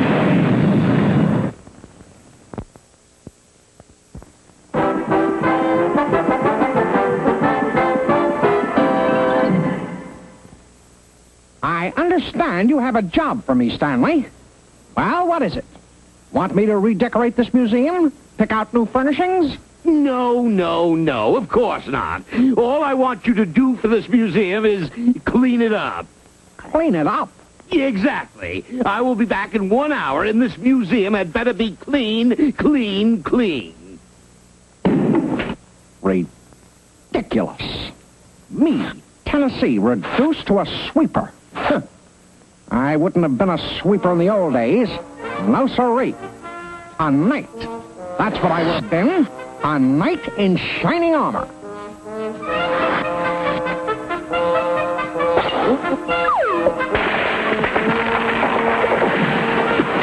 A knight. A knight in shining armor. A knight. And so, to you, my knight, I give a most important job. The fire-eating dragon is terrifying the countryside. Go and slay the dragon, and you will be famous. Your faithful knight, Tennessee Tuxedo, will not fail. This job should be simple for me, Chumley. All I have to do is go in that cave and slay the dragon.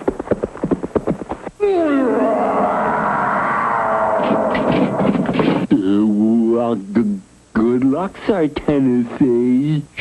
Sure. Thanks a lot. Better give me my number 3 sword. Here you are, number 3. And here I go. Giddy up, horse. Here I come, dragon.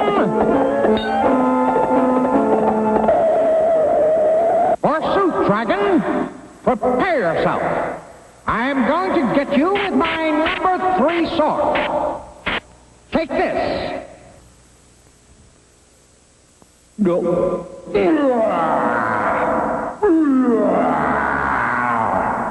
Gee, Sir Tennessee must really be scaring that dragon.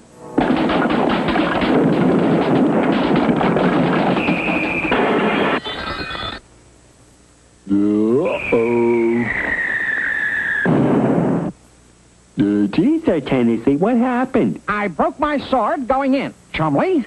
But it won't happen again. Give me my number 2 sword. Sure thing. I hope your number 2 brings good luck to you. Tennessee Tuxedo will not fail. Giddy up, horse. Here I come, dragon. Forsooth, dragon. This time, my sword is not broken.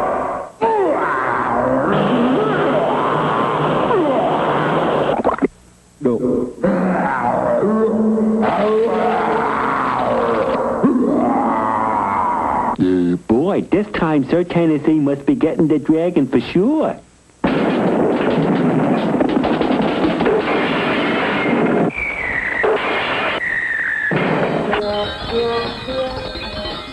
You missed again, Sir Tennessee. It's those swords, Chumley. They just don't seem strong enough. Well, here's your best. Here's your number 1 sword. All right, Chumley. This had better be it. Giddy up, horse. Get ready, dragon. Sir Tennessee Tuxedo will not fail. Forsooth, dragon. You won't melt this sword. This is my number 1 sword, and nothing can melt it.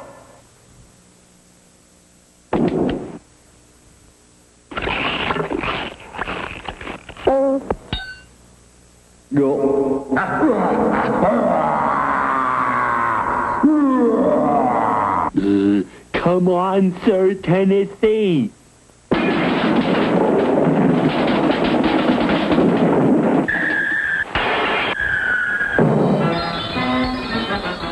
We're all out of swords, Sir Tennessee. What can we do now? We're going to get a new sword, Chumley. One that won't break or melt. We're going to see Phineas J. Whoopi, the man with all the answers.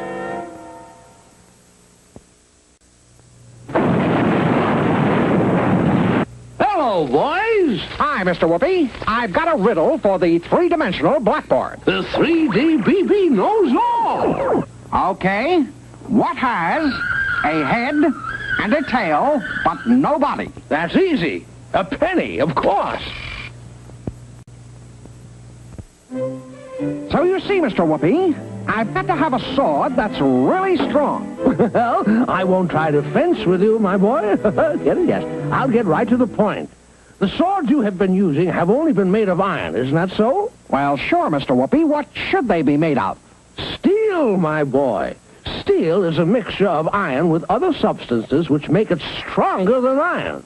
Here, let's take a look at our 3-dimensional blackboard.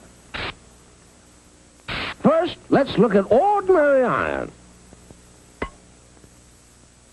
Iron comes from iron ore, that is, from rock which has a great deal of iron in it and can be made to give up the iron easily. After the ore is dug out of the ground, it is taken to a furnace to separate the iron from the other elements in the ore. How can the furnace do that? Oh, yes. Well, here's an example. Coke is also put into the blast furnace with the iron ore. Now, coke is almost pure carbon. So, as the furnace grows hotter, the carbon of the coke draws out the oxygen of the iron ore. The oxygen joins the carbon to form carbon dioxide, a gas. Gee, look how that gas goes right up to the top. That's just the point. That goes to the top and escapes through a pipe while the heavy melted iron drips down to the bottom, separating the iron from the oxygen in the ore. And later, the iron pours into molds where it hardens into iron bars. That's neat, Mr. Whoopi. But how do you turn the iron into steel? Well, there are a number of ways, Tennessee, but originally it was done by packing the iron bars along with powdered charcoal in airtight containers. The container was then placed in a brick oven and heated. The intense heat would burn out the impurities still left in the iron and would also cause the carbon in the charcoal to be absorbed by the iron, changing it into steel. Zowie! And this steel is really strong, huh, Mr. Whoopi? Ah, yes, my boy. Why, the city of Damascus is famous for its steel swords, which have helped win many, many battles. And I just happen to have a sword of Damascus right here. Phineas J. Whoopi, you're the greatest.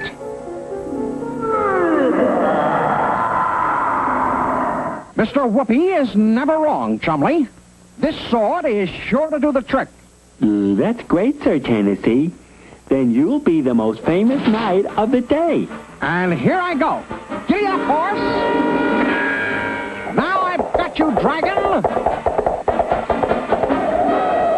Forsooth, dragon, this time you've really had it. This sword is made of Damascus steel, and you'll never be able to harm it. Is that so? Well, I never. A sword of Damascus steel. I've never seen one of those. Do you mind? Oh, of course. Be my guest. Thank you. What's so funny? That sword is going to finish you.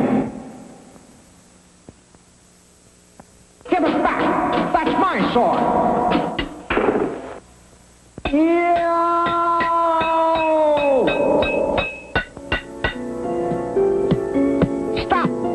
Stop it. Now get up. Get up, I say. What happened? Nothing. That's just the trouble. Nothing happened. You haven't cleaned this museum at all. Now, hold on, Stanley. You're on guard. I'm going to sweep up the museum with you. You take this. And this. And this. And this.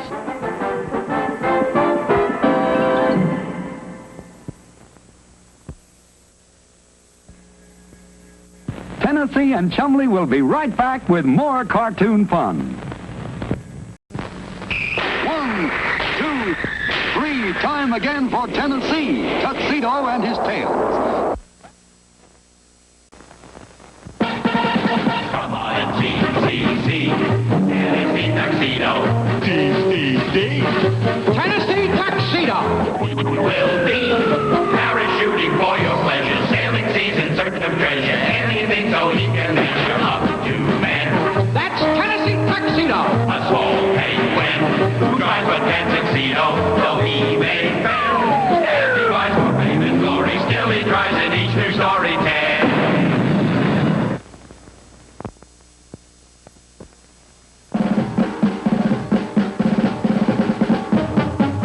On the 22nd floor of a large apartment building, events were taking shape that would have a great effect on Tennessee Tuxedo and his pal Chumley. So you won't talk, eh? We'll take that, and this. You ever quit on me again, and I'm gonna let you have it. You no good TV set. And at that very moment, Tennessee and Chumley, having escaped from the zoo, were applying for jobs as TV repairmen. Now, why don't you fellas go back to the zoo? I just couldn't hire a penguin and a walrus. But you said in the paper you needed help. Well, that I do, but a penguin and a walrus? No, I just don't know. No, I don't. Hello? Yes, Mr. Maninoff. Yes, sir. Yes, sir. Yes, I know we fixed it last week, but... Oh, no, I couldn't send anyone over right now, Mr. Maninoff. Well, we just don't have enough men. No, I'm sorry, I just couldn't. Listen, boo-boo, I want to watch the ball game at 2 o'clock, and I want this set fixed, like immediate. Either you come over here and fix the set, or I come over there and fix you. Understand? Yes, Mr. Maninoff. Yes, indeed. I'll send someone over right away. Well, I've got no choice, I guess. Here are the toolkits, and here is the address. You won't regret this, you'll see. Tennessee Tuxedo will not fail. I hope not, for your sake. Let's go, Chumley. Well, here we are. Now we're going to break into the TV business. Yeah? Television repairmen. In here. Now, what seems to be the matter with your set here? Listen, if I knew what was the matter, I wouldn't have called yous. Now pay careful attention. I'm going out on a little job, see? But I'm coming back at 2 o'clock, and I want that set fixed. Sure, but sometimes it takes Look, I want to watch the ball game at 2 o'clock. And if that set is not working when I get back, I'm going to play you two goofs a tune on my violin. Gee, Tennessee, what are we going to do now, huh? Do? Why, we're going to fix that TV set. But we don't know how to, do we? Nothing to it, Chumley. Just turn a few dials, press a few buttons, check the antenna. Come on. Where are we going? We're going to the roof and check the antenna. I always like to start at the top. All right, Chumley, there it is. Now, up you go. Who, me? Yes, you. Now go up and see if anything's wrong.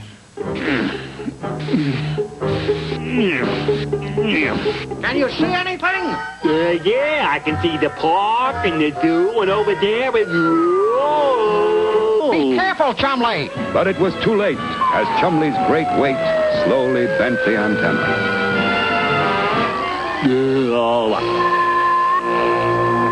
I can't look. Whoops. Goodbye, Tennessee.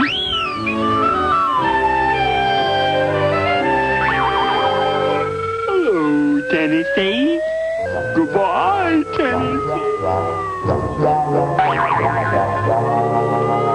Hello, Tennessee. Goodbye, Tennessee.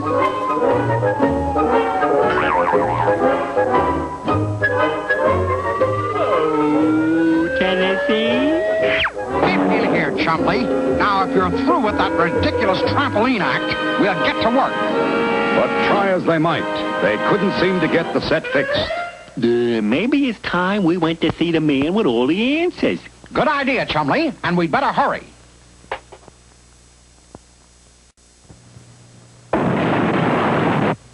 Hello, boys. Hi, Mr. Whoopi. I've got a riddle for the three-dimensional blackboard. The 3D BB knows all. Okay. What has 4 legs and 1 foot? Oh, that's easy. Why, a bed, of course. Meanwhile, down at police headquarters... What? That pesky penguin and walrus have escaped again? Well, I'll get right on the case. Don't worry, Mr. Livingston. I'll find them. Meanwhile, at the office of Phineas J. Whoopi, Tennessee explained the predicament. So you see, Mr. Whoopi, we've got to get that set fixed, or Mr. Maninoff's going to play us a tune on his fiddle. Yeah. Well, we can't let that happen, can we? So let's see if we can't get a clear picture. Yes. Are you going to use the 3D BB? But of course, my boy. And I've got something else, too. I've got the real thing. A TV set? Yes, and a TV camera, too. So you can see how it all works from start to finish. Phineas J. Whoopi, you're the greatest. Of course. Yeah. Now let's see what we have here on the fabulous three-dimensional blackboard. This is a television camera. On the front, it has a lens just like a regular camera, but inside, it's very different. Inside, instead of film, there's a long electron tube called an orthicon. The orthicon takes what the lens sees and turns it into electric current, which is called a picture signal.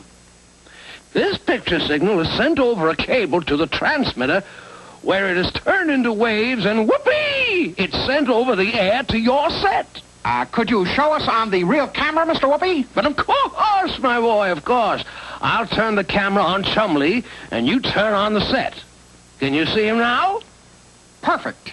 Well, don't just stand there, Chumley. Do something. You're on TV. I will now perform a military tap.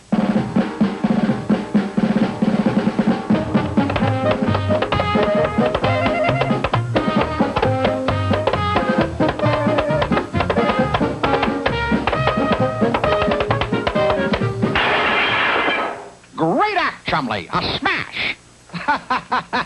But there's still something I don't understand, Mr. Whoopi. Well, what's that, my boy? I looked real close, and I didn't see any picture going across the room between the camera and the TV set. But of course you didn't. There wasn't any picture, just electromagnetic waves which are invisible. But then how... How does it get to be a picture again? Well, let's go back to the 3D BB. Inside every TV set, there's a big tube. You call it a picture tube, but the correct name is cathode ray tube. It takes the waves from the transmitter and turns them back into electrons. In the back of this tube, there's an electron gun which shoots the electrons at the front of the tube. The front of the tube is coated with a special chemical which lights up when the electrons hit it. And this is what makes the picture. I get it. The orthicon tube turns the picture into electrons, and the cathode ray tube turns the electrons back into the picture. Precisely, my boy. Then, just how are we going to fix Mr. Maninoff's TV set? You aren't. I want you to promise me never, never, never monkey around with the back of a TV set. That's a job for experts only. It's very dangerous, and you could get badly hurt. All right, we promise. But we're really in a spot. If we don't get Maninoff's set fixed, he'll fix us. Well, my boy, I'll fix it for you. You go over and get the set and bring it over here, and I'll have it working in no time. Phineas J. Whoopi, you're the greatest. Soon, Tennessee and Chumley were back with Maninoff's TV set, and Mr. Whoopi went to work. We've got to hurry, Mr. Whoopi. It's almost 2 o'clock, and Mr. Maninoff is probably finishing up his job right now. Yes, Maninoff was finishing up his job at the First National Bank. Okay, you guys. Just put all the dough in the sack and don't try nothing funny. Meanwhile, on the police radio... Calling all cars. Go to the First National Bank. Big robbery taking place. And at that very moment, Tennessee and Chumley, unaware of the sudden turn of events, left Mr. Whoopi's with the repaired TV set and hurried along the street. Faster, Chumley, faster!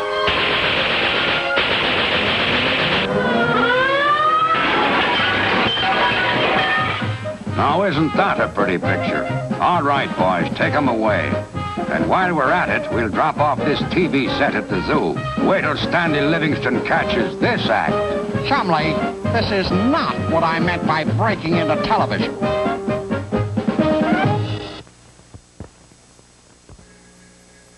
Tennessee and Chumley will be right back with more cartoon fun.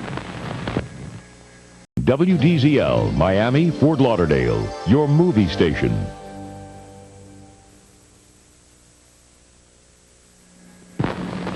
One, two, three. Time again for Tennessee, Tuxedo and his tails. Come on and see. Tennessee Tuxedo. Tennessee Tuxedo. We will be parachuting for your pleasure, sailing seas in search of treasure, anything so he can measure up to men. That's Tennessee Tuxedo. A swole penguin who drives a tan tuxedo, though he may fail. As he rides for fame and glory, still he tries in each new story tale.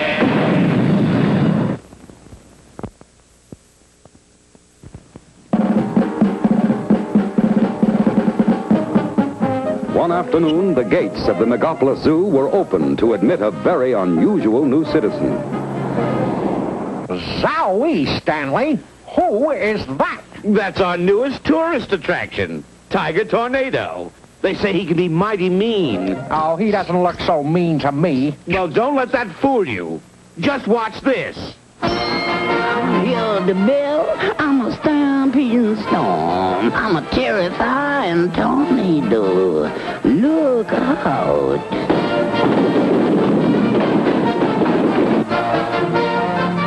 You see, whenever he hears the bell, he starts fighting. Now, I'm warning you, Tennessee, stay away from Tiger Tornado. Huh. Telling me, Tennessee, to stay away. Ridiculous. I'd better go talk with this Tiger Tornado and tell him who's boss around here.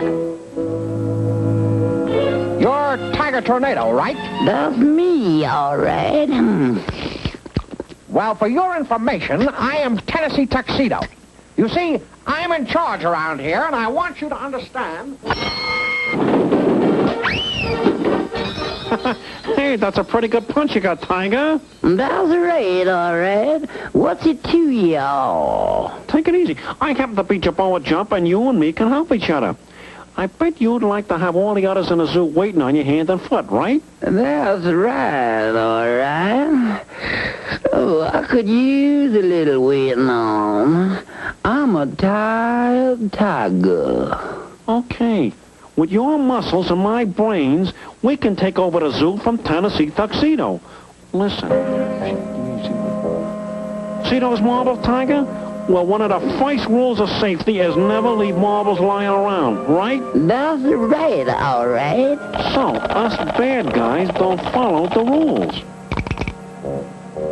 Now, all we do is wait at the bottom of the stairs. Come on. How do the bongo congo? Hey, I'm gonna call it. That's just to show you guys you should only walk where I tell you to walk. From now on, I am running the zoo. Why should we take orders from you? Because if you don't, you might just bump into a fist. Like this. You see what I mean? Yeah. What do you want us to do? Just report to my quarters in the morning. Here comes the Gopher Brothers, Tiger. And here is where we break safety rule number 2. What rule is that? Never leave roller skates lying around where they don't belong. Like this.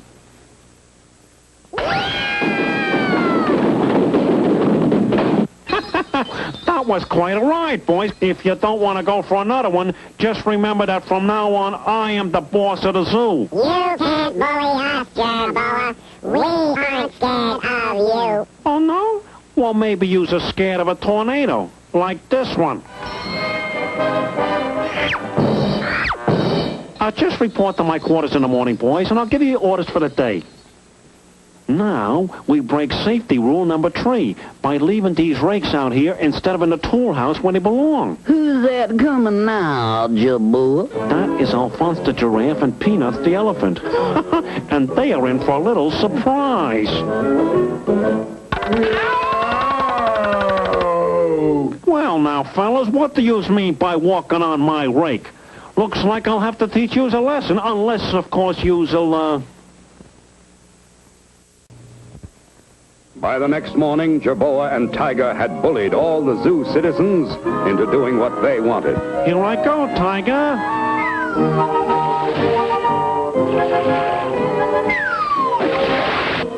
Oh, this is the life, huh, Tiger? Hey, Yak, you and Baldy cook up some more of those pancakes.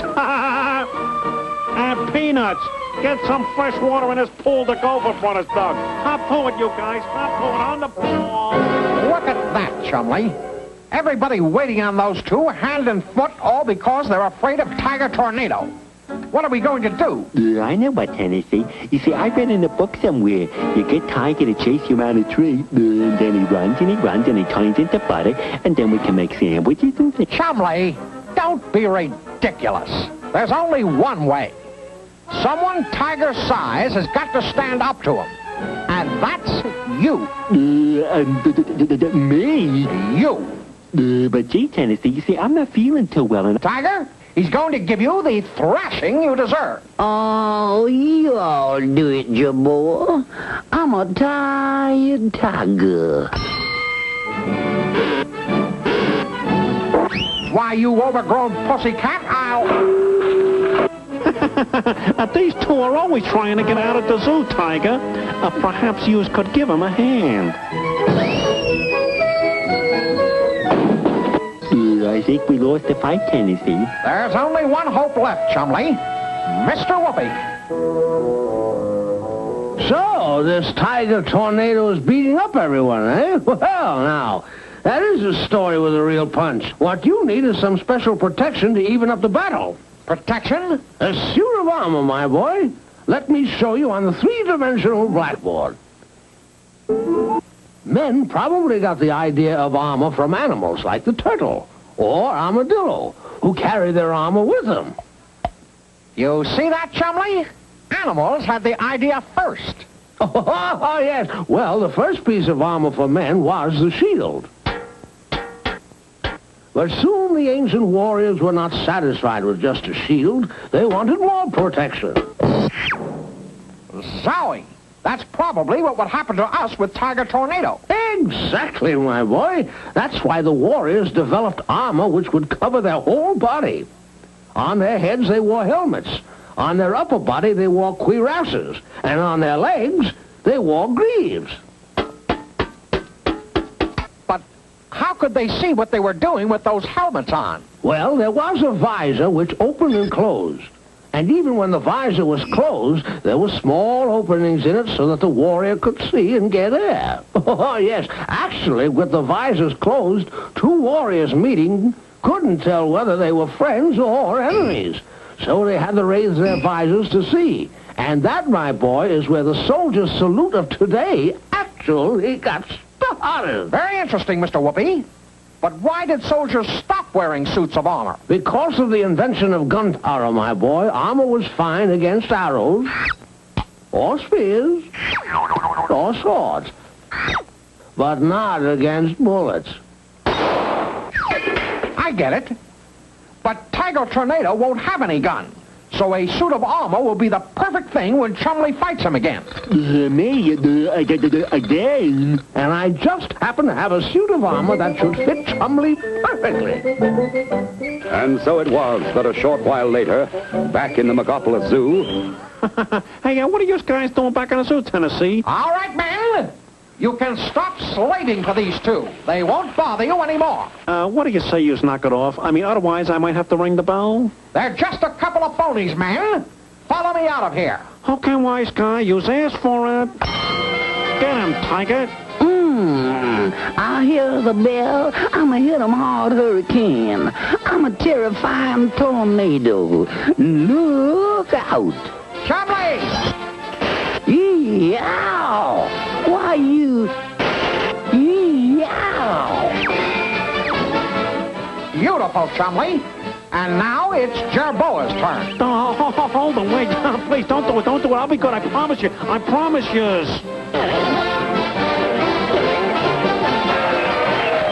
Well, Chumley, that should take care of those bullies. Jerboa jumped, ran like a rabbit. Yeah, look at Tiger Tornado. Yes, it looks like Tiger's going to get a real chance to cool off.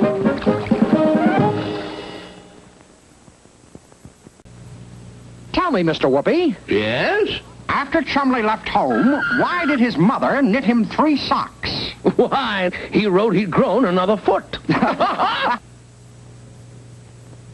Now stay tuned for the Private Eye with the totally cool gadgets. He's Inspector Gadget, and he's next here on 39 WDZL.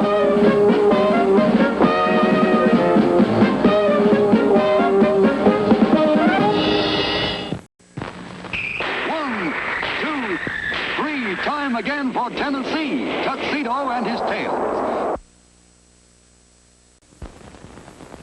Come on and see, Tennessee Tuxedo. Tennessee Tuxedo.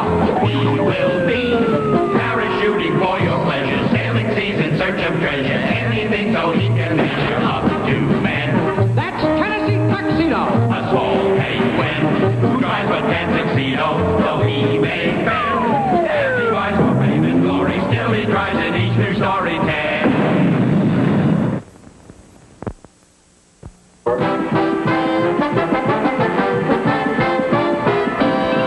Stanley Livingston's newest addition to the Megapolis Zoo was a koala bear from Australia. Isn't he cute, Flunky? His name is Teddy Bear. Yeah, he looks like a teddy bear, Mr. Livingston. I bet you he'll bring in lots of new visitors to the zoo. Exactly. That's why we must keep him in this cage. We can't take the chance of losing him. There now. He's gone. He was right here, and now he's gone. Hurry, Flunky. We've got to find him. Pass me another sandwich, Chumley. They're delicious. Hello, Daddy. Gee, Tennessee, he's talking to you. He thinks you're his daddy. That's ridiculous. Why should he think I'm his daddy? Hello, Daddy. Nice Daddy. Now, cut that out. I'm not your daddy, kid. You understand that? I'm not your daddy. Yes, Daddy. Will you cut that out and get off of me? Yeah, I might have known. Whenever there's something missing, you're always involved. Now, hold on, Stanley. I had nothing to do with this. Yeah, likely story. Now, I'm warning you, Tennessee. If I find Teddy Bear missing from his cage again, you're going to be missing from the zoo. I'm shipping you back to the North Pole. Come along, Teddy. I'll put you back in your cage. Oh, the North Pole. That's all I need. Believe me, Chumley, we're staying far away from that teddy bear's cage. But things were not to be that simple. That very night, as Tennessee slept, a strange figure approached the cage that held Teddy Bear.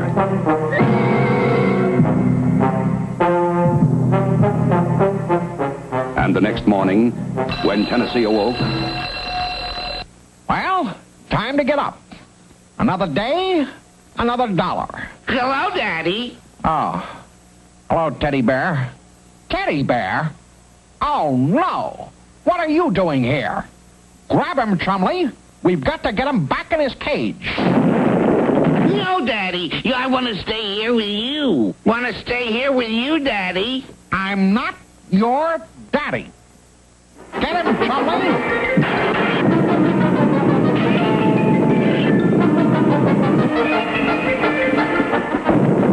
I've got him. I've got him. Hello, Daddy. Don't bother me now, Teddy Bear. I'm trying to... Teddy Bear!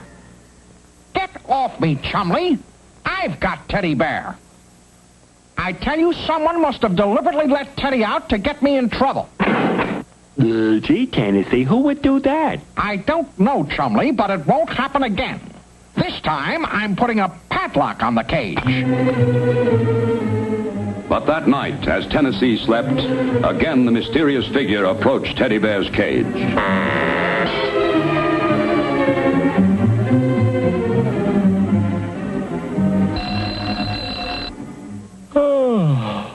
Well, time to rise and shine. Hello, Daddy. Oh.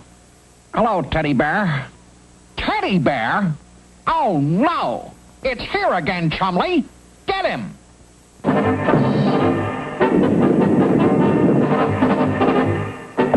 I've got him. Hello, Daddy. That settles it, Chumley. We've got to find out who keeps breaking Teddy out and bringing him to our quarters. We'll put Teddy back in his cage, and then... I think it's time to go see Mr. Whoopi, the man with all the answers.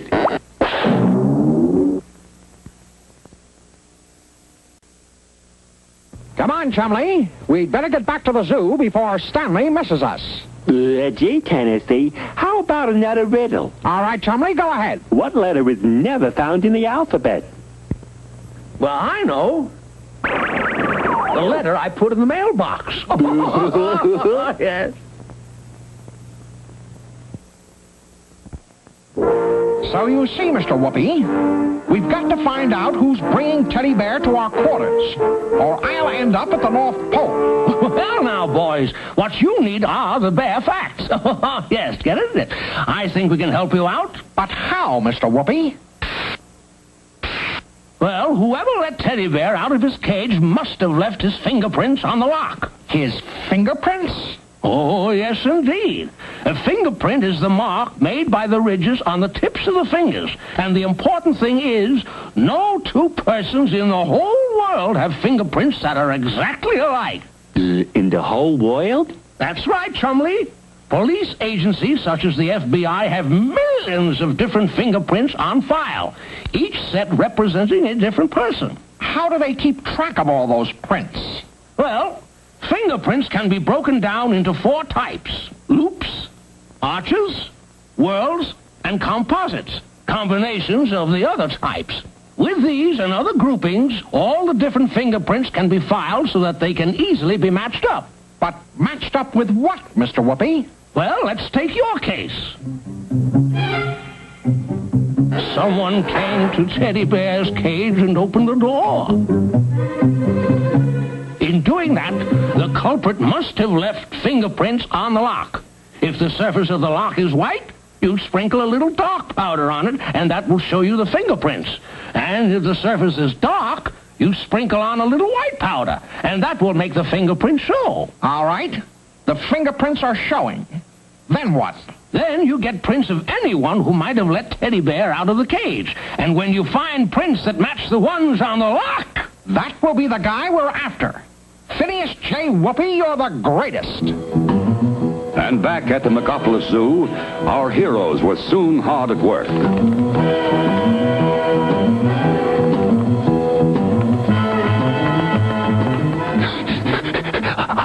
I got all the prints you asked me for, Tennessee. And I got all the others. Let's take a look. Peanuts, Jerboa Jump, Tiger Tornado. Well, they don't look like the prints Mr. Whoopi showed us, but they're all we've got. Now, let's take a look at the lock. Hello, Daddy. Cut that out. We've got work to do. Here's the white powder, Tennessee. Good.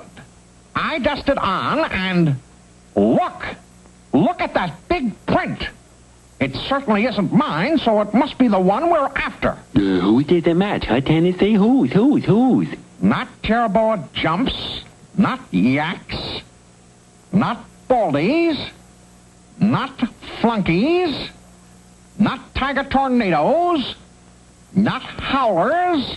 And so it went, until Tennessee had tried every print he and Chumley had taken. None of them. The print on the lock doesn't match any of these. But nobody else could have done it, Tennessee. Absolutely nobody else. Well, there's one sure way to solve this. I'm not letting Teddy Bear end up in my quarters again. I'm standing guard all night tonight. And it was a wise move on Tennessee's part. For late that night, just as before, the mysterious figure came again. He's here. But this time, he won't get Teddy Bear. Chumley! Oh, no! What happened, Tennessee? I must have fallen out of bed. You were sleepwalking, Chumley. You've been the one who's been bringing Teddy Bear to our quarters. But why, Tennessee? Why would I do a thing like that? Come on back to our quarters. I think I know why you've been stealing Teddy Bear every night. That's not it. That's not it. I might have known it was you, Chumley. Especially since you were the only one we didn't fingerprint. Ah, here it is. My old Teddy Bear. Gee, Tennessee. And now that I've given you back your old Teddy Bear to sleep with, maybe we can get some rest, Chumley. Chumley.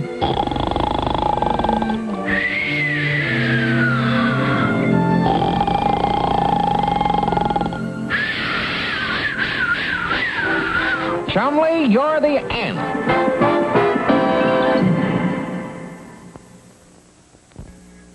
Tennessee and Chumley will be right back with more cartoon fun. One, two, three. Time again for Tennessee, Tuxedo and his tails. Come on and see. Tennessee Tuxedo. See. Tennessee Tuxedo. We will be parachuting for your pleasure, sailing seas in search of treasure, anything so he can measure up to man. That's Tennessee Tuxedo. A small penguin who tries but can't succeed, though he may fail. As he rides for fame and glory, still he tries in each new story tale.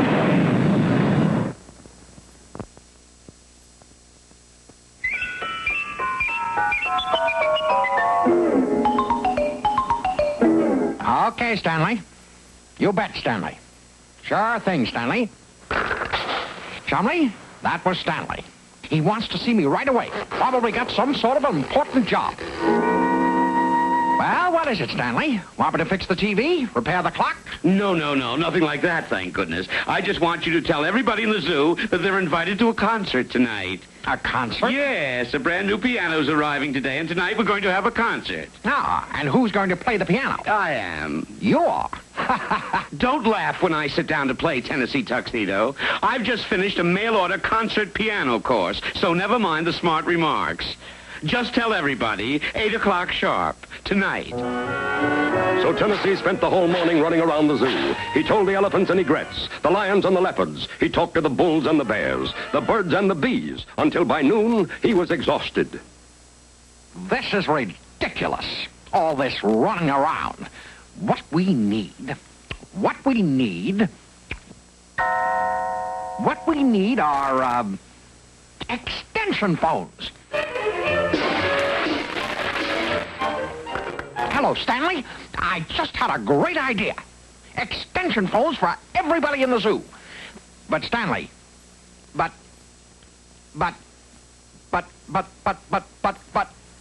I see. If we want phones, we'll have to build them ourselves. Thanks a lot.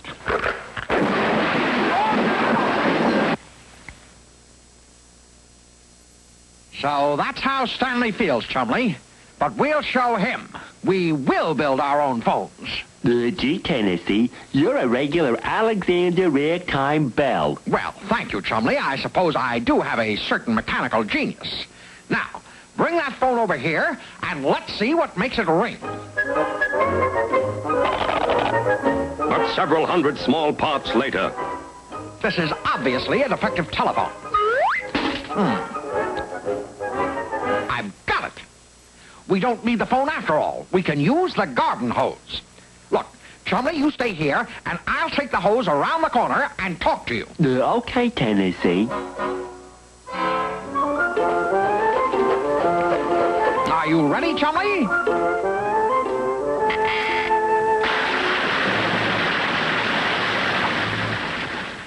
Then here's the message. Tennessee Tuxedo will not...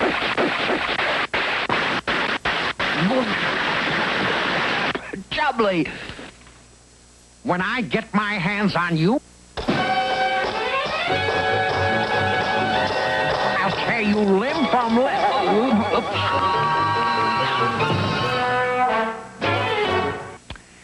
Maybe it's time we got a little assistance. You mean go to see the man with all the answers? Yes, Chumley, Mr. Whoopi. Well, do you have a riddle, Chumley? Yeah. Why did the lobster get embarrassed? Because it saw the salad dressing.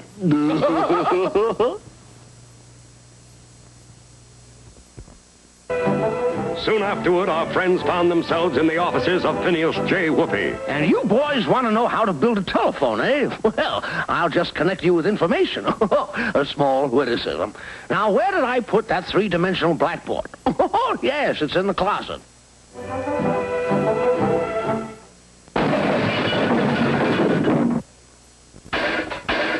Ah, here it is. Now, let's see. Oh, yes, the telephone. Every phone has two parts. The speaking part, called the transmitter, and the listening part, called the receiver. These are connected by wires to another phone, and an electrical current from a battery runs through them. Now, let's take a closer look at the speaking part. Right here is a thin piece of metal called a diaphragm, and behind this diaphragm is a little box containing tiny grains of carbon. The electricity goes through the carbon. Now, when you speak, your voice makes the diaphragm vibrate. When that happens, it presses the carbon particles closer together and regulates the flow of electricity. You see? Oh, yes. Well, over at the receiver, there's a little magnet and another diaphragm. As the current goes through the magnet, it makes this diaphragm vibrate in the same way, so that the same sound comes out of the receiver as went into the transmitter. Try it, Chumley.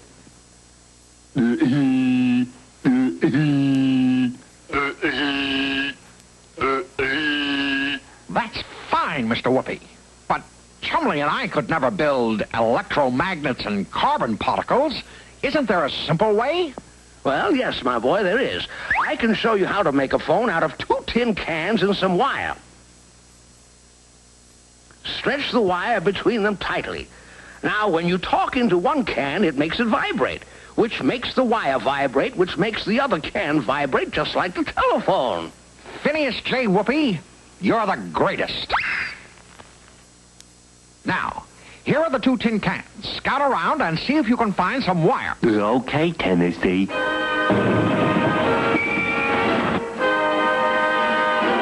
Okay, Joe, this is the place. Let's unload the piano.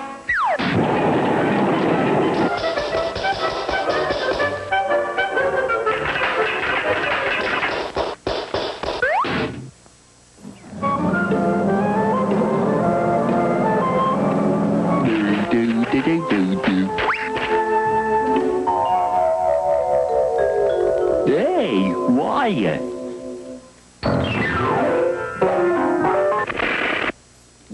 Gee, Tennessee will think I'm a genius. Chumley, you're a genius. Where'd you get all the wire? Let's hook it up and run a test. Okay, Chumley, take up the slack. Pull it tighter. Tighter. Now.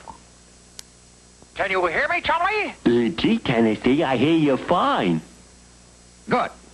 Whoops. I told you Tennessee Tuxedo does not fail. If there's one thing I can't stand, it's a butter-fingered walrus. Working very hard, Tennessee and Chumley soon had telephone connections to every animal in the zoo.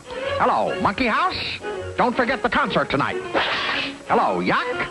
Don't forget tonight. Stanley's going to play the piano. Yes, it ought to be a riot. That night, all the animals showed up for the concert. All were ready to enjoy themselves except for Chumley, who was beginning to get a little worried. Hey, Tennessee, tell me, how does the piano work? Not now, Chumley. Stanley's about to come out. Do the wires have anything to do with it? Of course. It's the wires that make the music. Tennessee, there's something I gotta tell you. Later, Chumley, later. Here comes Stanley. This is going to be good. Yeah. Thank you, my friends. I know we're all going to find this a most memorable evening. For my first selection, I'm going to play The Lost Chord.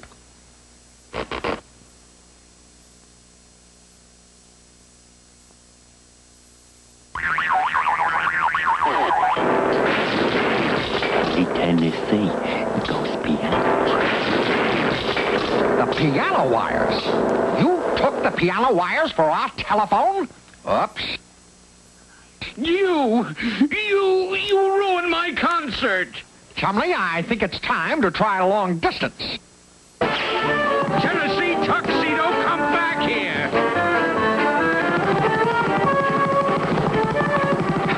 Faster, Chumley. He's gaining on us.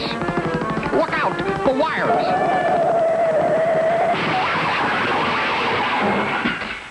Tennessee Tuxedo, this time you've gone too far. Tomorrow I'm going to make you official zoo messenger boy, and I'm going to run you ragged. Well, Chumley, what have you got to say for yourself now?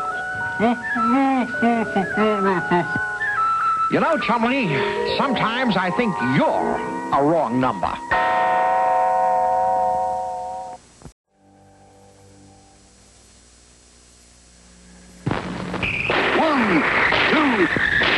Time again for Tennessee, Tuxedo and his tails. Come on and see, Tennessee Tuxedo. Tennessee Tuxedo. We will be parachuting for your pleasure, sailing seas in search of treasure, anything Tony can measure up to man. That's Tennessee Tuxedo. A swole penguin who tries but can't succeed, though he may fail. As he tries for fame and glory, still he tries in each new story tale.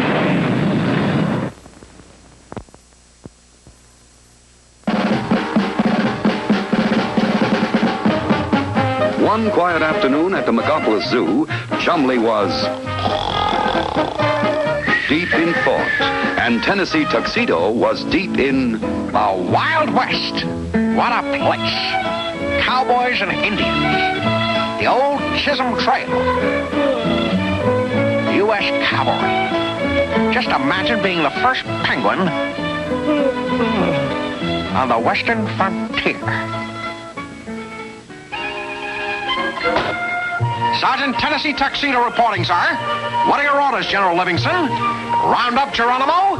Meet Sitting Bull at Little Bighorn? Cut Crazy Horse off at the pass? No, nothing like that. It's these sudden Indian attacks on the fort. And I'm sending you and your men to the outpost beyond the ridge so you can warn the fort. Yes, sir. And remember, we're depending on you to give us the warning. I don't want any more surprise attacks. You can count on me, General. Tennessee Tuxedo will not fail. All right, men, mount up. Forward!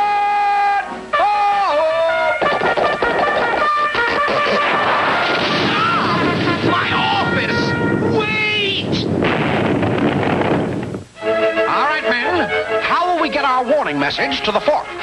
Why don't we do sort of like the Pony Express, huh? Why don't I stay up on my horse, ready to ride, huh? That's exactly what I was going to suggest, Yak. And so Yak waited astride his horse, while the others carefully watched for Indians. Gee, Tennessee, look at that funny cloud.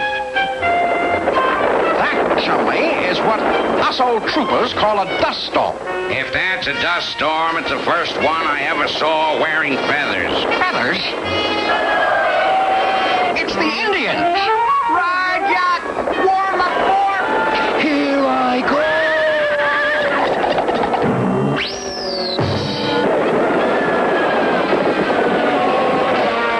Well, Corporal Tennessee, what have you to say for yourself? This time, Tennessee Tuxedo will not fail. He better not. Men, we've got to find a better way to get our warning to the fort.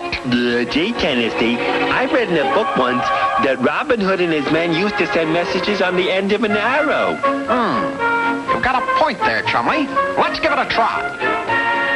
All ready for the test shot, Chumley. Point the arrow toward the fort. Okay, Tennessee. Fire!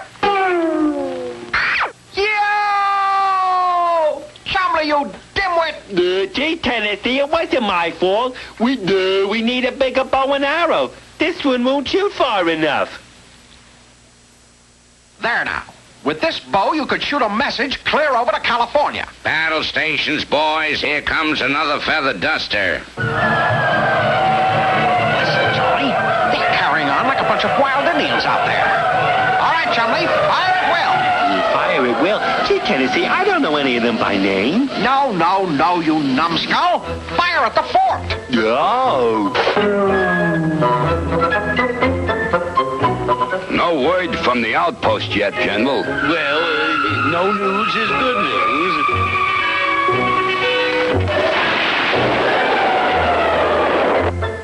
All right.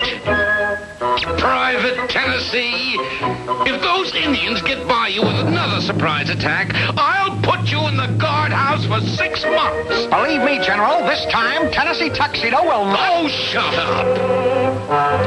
Man, I think the General is getting a little bit upset. Chumley and I are riding into Dodge City to see the one man who can help us. Come on, Chumley.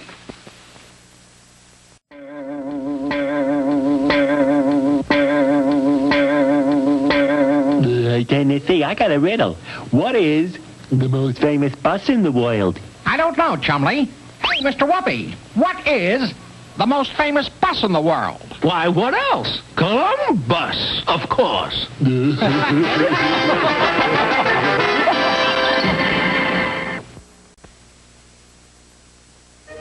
Soon our heroes arrived at the office of Phineas J. Whoopi, the man with all the answers.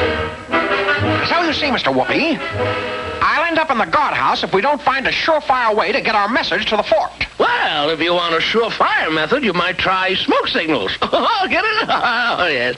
Well, what you need is a telegraph. Tele what? The telegraph. It was invented by Samuel Morse in 1840, and it greatly speeded up communication. How does the telegraph work? Well, why don't we make a simple one for you right now? First, we take a flat piece of wood with a small block of wood nailed on it. In front of the small block, we put in 2 iron nails with insulated wires wrapped around them and joining them together. Get all this down, Chumley. Check. Now we nail this T-shaped piece of iron onto the block of wood so the top of the T is over the nails. Gee, Mr. Whoopi, that looks so easy even I could do it. Of course, my boy. Now this is what is called our sounder. It receives the message. So from it, we run our wires and then build our message sending device. That's the part we'd need in the outpost. Exactly. To build the sender, we use this small square of wood, 2 thumbtacks, and this small strip of flexible brass or copper. We put one end of our wire under the end of our copper strip and tack it down on the wood. Then we bend up the other end of the copper strip. I still don't see how it works, Mr. Whoopi. Patience, my boy, you'll see. Now here, under the up end of the copper strip, we tack down a piece of insulated wire. Check. Then all we have to do is take the wire from our receiving device and attach it to a battery. And then do the same with the wire from our sending device. And whoopee! We have our telegraph. But how does it work? Very simple. This copper strip is our key. Just press it down on the tack and it completes our electric circuit. Look! That T-shaped piece of metal hit the nails and made noises. Exactly. When our key completes the electric circuit, current flows to our nails and makes them magnets. And they pull down the sounder, the T-shaped piece of metal. Can you send real messages, Mr. Whoopi? Of course. Using this Morse code, you can send dots and dashes from your outpost. Someone else at the fort, using this same Morse code, can listen to the sounder and write down what letters the dots and dashes stand for. Zowie, all we've got to do is run wire from the fort to our outpost. Phineas J. Whoopi, you're the greatest. Quickly, Tennessee and Chumley hurried back to begin putting up their telegraph wire. All right, Chumley, hold this post steady while I climb up and hook on the wire. Okay, Tennessee. Now hand me up that hammer, Chumley. But No buts, Chumley, just hand it up. Okay, Tennessee.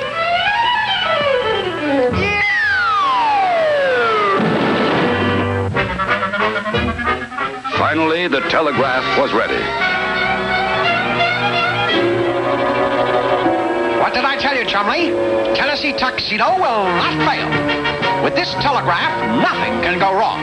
All clear out there, men? 3 o'clock and all's well. 3 o'clock and all's well. 3 o'clock and all's well. 3:01 and... All right. I get the idea. I'll send the all clear to General Livingston. I'll probably get a medal for this job.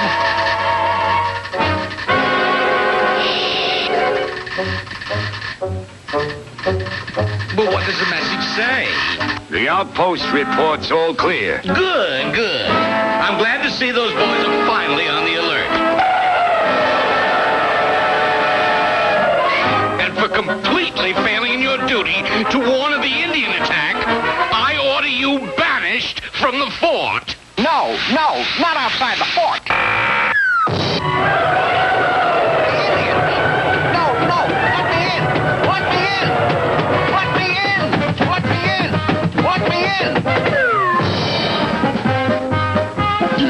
Gee, Tennessee, what were you doing outside? You woke me up.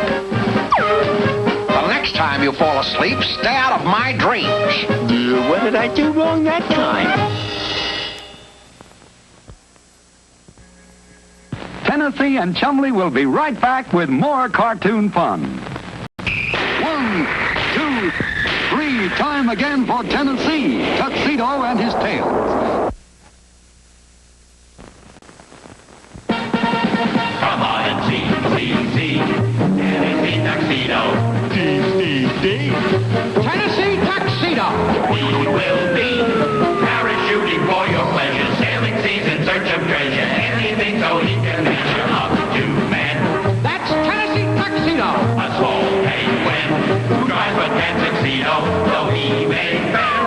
As he rides for fame and glory, still he tries in each new story tale.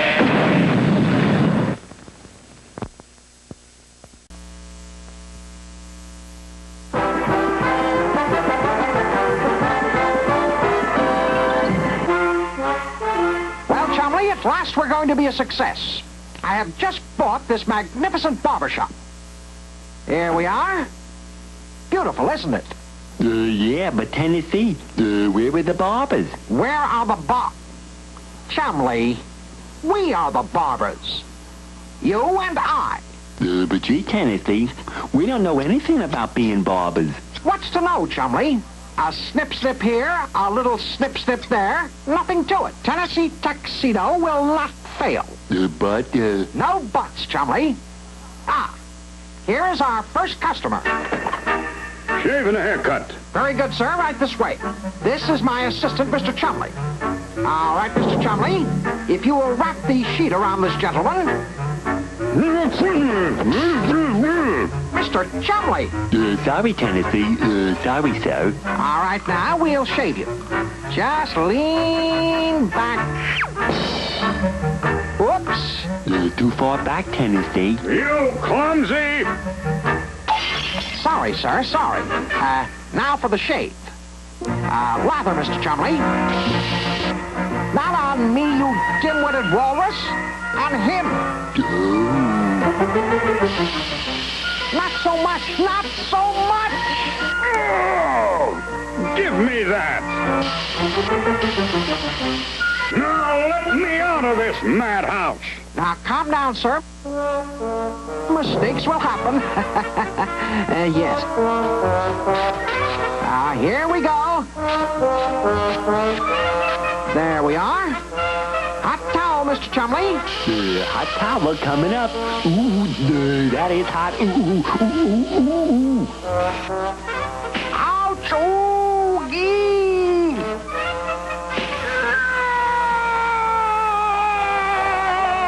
Now, easy does it. There we are. Now, how does that look? Whoops. My mustache! You cut half of it off. I'm lopsided. That's easy to fix. No! Clippers, Mr. Chumley.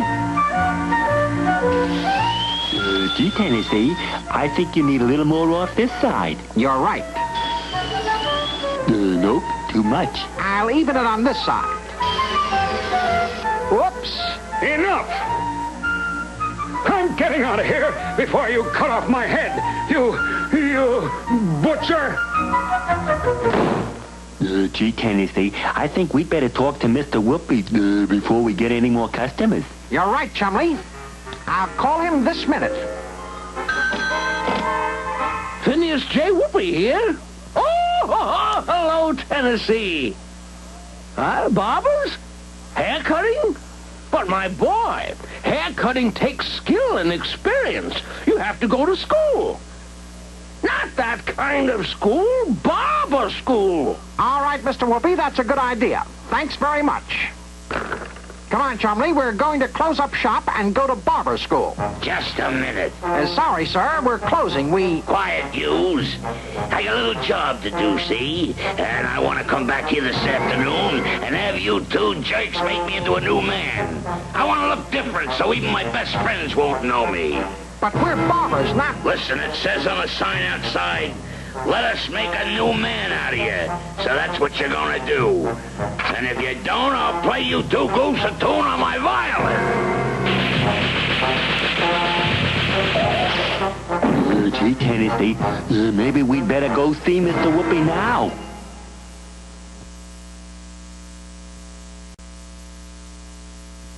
Tell me, Mr. Whoopi. Yes? What can run but can't walk? Why, naturally, water, of course.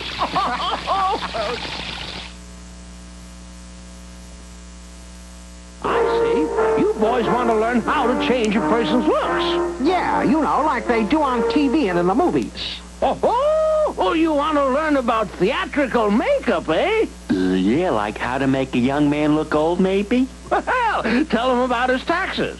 Well, I think I can show you something about that. I just happen to have a makeup kit around here at... Oh, where did I put it? In the closet, maybe.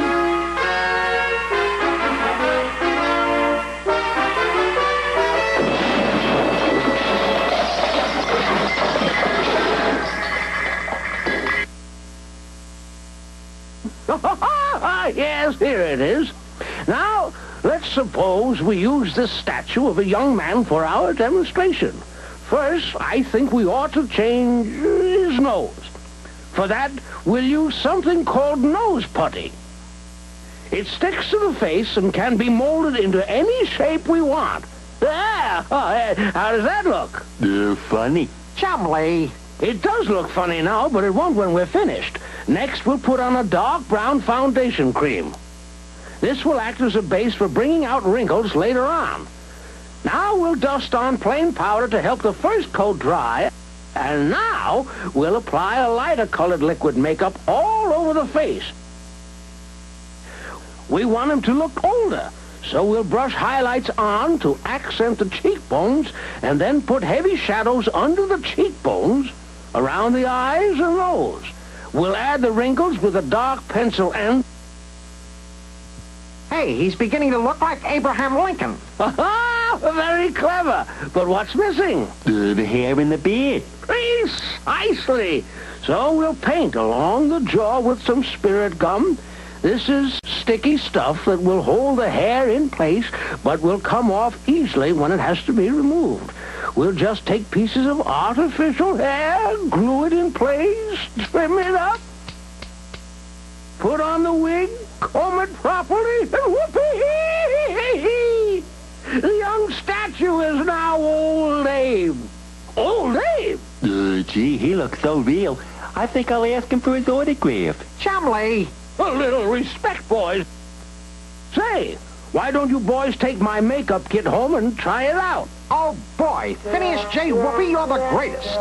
Thanks a million. We'd better get back to the shop fast. That guy is due back from his job any minute. You'll never get me, coppers. Get me to that barbershop quick. The barbershop, boss. Yeah, those two goofs are gonna change my looks so the cops will never know me. Hurry up. Here he comes now. Okay, yous guys, get to work. Make me look different. We're all set, sir. Crank him up a little, Chumley. Get me down from here, you bird brain. All right, Chumley. Start handing me the makeup. Hey, what are yous guys making me look like, huh? A handsome movie star, huh? You'll see, you'll see. Tennessee Tuxedo will not fail. There we are. How's that? What? Cops! All right, my name's Rocky Maninoff, see? And I'm the big bank robber. One false move and you guys get it first, see? Sure. Sure, Mr. Maninoff. Sure. Tennessee and Chumley. Say, have you seen a bank robber come in here? He came this way. Gee, Sergeant, there's nobody here but this gentleman. Our first customer. Oh, I see. You look familiar, fella. Oh, yeah, that's right. Of course. You're Abraham Lincoln. Abraham Lincoln! It's him! Maninoff!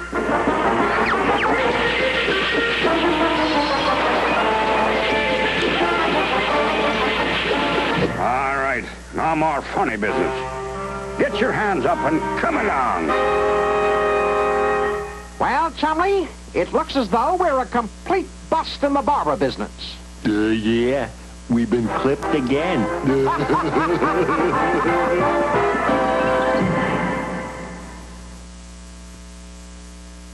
Tennessee and Chumley will be right back with more cartoon fun. He's Inspector Gadget, and he's next here on 39 WDZL.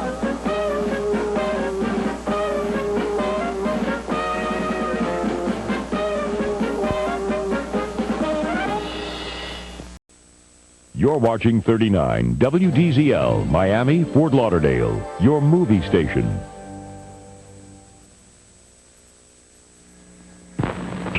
One, two, three. Time again for Tennessee, Tuxedo and his tail. Come on and see, Tennessee Tuxedo. Tennessee Tuxedo. We will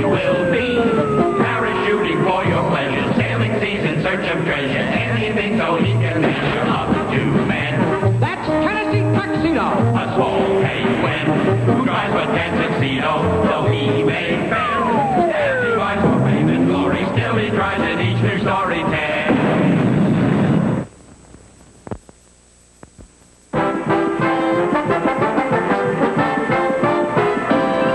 One morning, Tennessee, ever on the alert to better himself, was glancing through the morning paper when... Here it is, Chumley. The chance of a lifetime. Listen. Plumbing business for sale, cheap.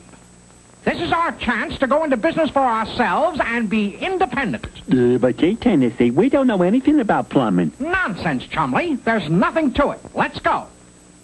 Meanwhile, far across the city, Rocky Maninoff, the big bank robber, was outlining a new robbery. And that's the plan, see? We knock off the bank and then beat it back here and hide out for 2 weeks until the heat's off. Yeah, that's fine. But if I have to stay cooped up in this place for 2 weeks with that dripping faucet, I'll go nuts. We'll turn it off. I tried. It won't turn.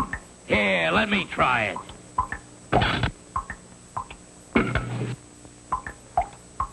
Now it's beginning to get me. A plumber, that's what we need. Go get me a plumber. Where? Anywhere. Just grab the first kook you come to. There you are, my friend. There's the money. And here's the business. You've got everything you need to be good plumbers. Good luck.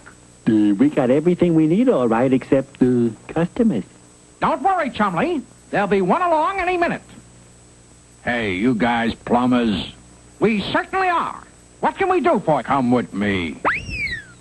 My name's Rocky Maninoff, see? And this is my drippy faucet, see? Now, I want you should fix it before 3 o'clock, or I'll play you 2 goofs a tune on my violin. You get it? Sure, Mr. Maninoff. We can fix it. Don't worry about a thing. We can take care of it. You's better. All right, Chumley. Take a look at that faucet and see what's inside. Okay, Tennessee. Can't feel a thing. Chumley! Here, let me at that thing. I'll just take it off so we can work on it.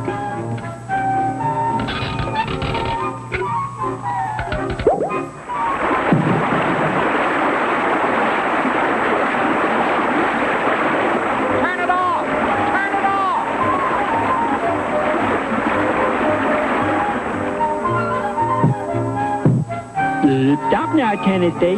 Well, get me out of here. Get me out of here. Okay, Tennessee.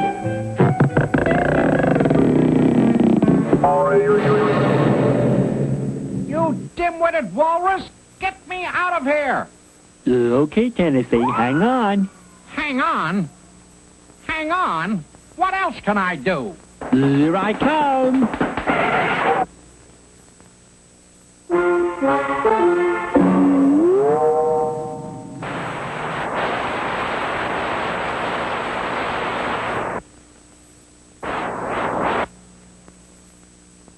Gee, Tennessee, you broke the pipe. I know that. Now get down here and see if you can find a place to turn the water off. Gee, Tennessee. Hurry, I can't hold this all night. Here's a handle that might do it. Well, turn it. Turn it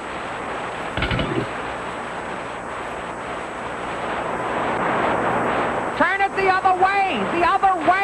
Off.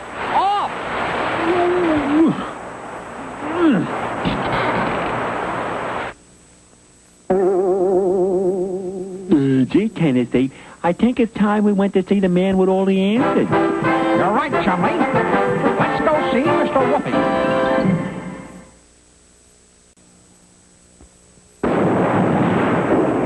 Hello, boys. Hi, Mr. Whoopi. I've got a riddle for the three-dimensional blackboard. The 3D BB knows all. Okay. What has always only 1 foot and is alive? That's easy. Your leg, my boy. And so we have to get that faucet fixed. Oh, well, now let's see if we can't get you out of hot water. Get it? Yes. First, let's understand how a faucet works. A faucet is really a valve to control the flow of water. It has four main parts: the handle, the stem, the washer, and the seat. See how the water flows along the pipe, through the faucet, and out. Now, if we want to stop the water, we turn the handle, which turns the stem, which forces the washer into the seat, and now the water can't get through. But why did Mr. Maninoff go drip, drip, drip? Because the washer is probably worn out around the edge and lets just a little bit of the water through. I see. Then if it's worn out, all we have to do is throw away the faucet and get a new one. No, my boy. All you have to do is replace the washer. Here, let me show you. First, take off the handle, then remove the stem. Now, on the bottom of the stem, you'll find the washer, which is fastened on by a screw. Take it out, put in a new washer, and your faucet will be as good as new. Phineas J. Whoopi, you're the greatest. Come on, Chumley. Oh, yes. How do you fix a broken pipe? Glue? Oh, no, my boy. Plumbers fasten pipes together with special fittings like these. The straight ones are called sleeves. The bent ones are called elbows. These are called Y's, and these are called T's. They screw on to the ends of the pipe, and by using them in combination, you can make the pipe go in any direction you want it to. Good. We have all kinds of pipe and fittings back at the shop. Thanks, Mr. Whoopi. Come on, Chumley.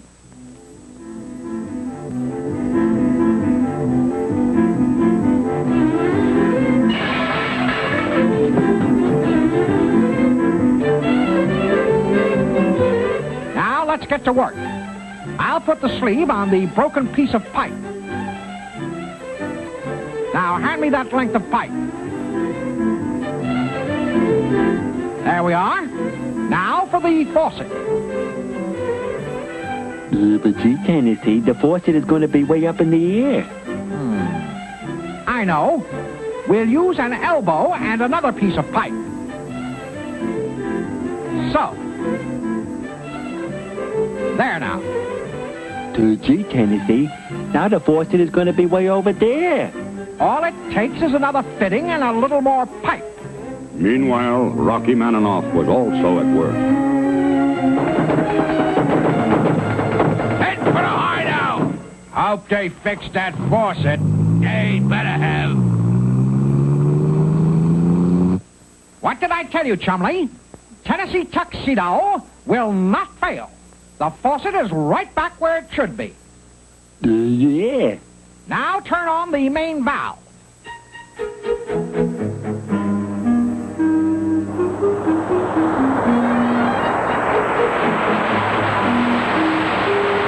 It's leaking. From every joint. Turn it off. I can't see anything. Then swim for it. It's getting deep.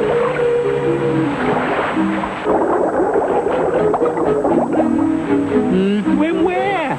Over the door.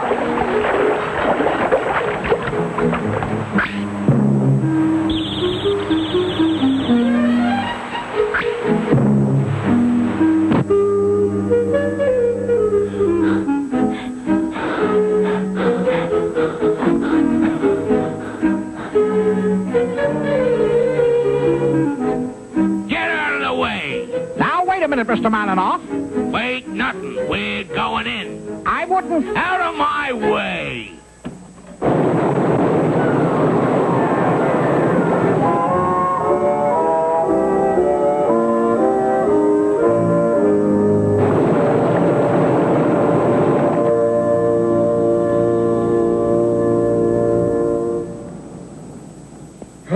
Tennessee, it's a good job you did catching Rocky Maninoff, the big bank robber. Yes, but I think we're all washed out as plumbers.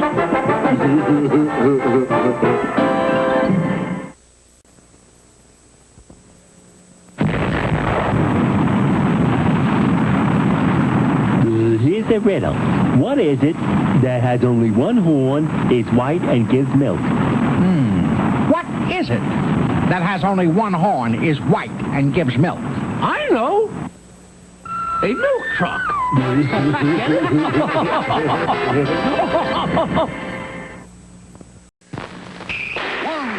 two, three. Time again for Tennessee, Tuxedo and his tail. Come on and see, Tennessee Tuxedo. Tennessee Tuxedo.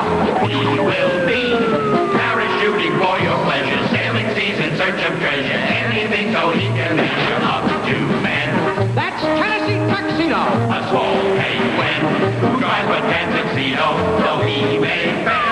As he vies for fame and glory, still he tries in each new story tale.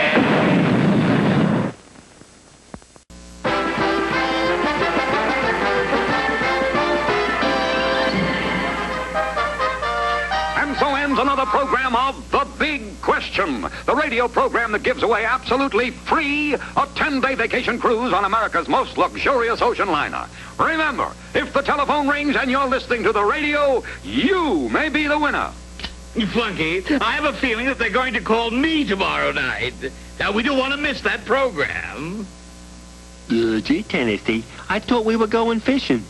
What are we doing up here on Stanley's roof? We're going to fish, Chumley. I've got a feeling they're going to call me for the big question, and you have to be listening to the radio to win. But we haven't got a radio. No, but we will have in a couple of minutes. We're going to fish for Stanley's radio. No need to ask Stanley, we'll just borrow it. Watch this. Hooked it, Chumley.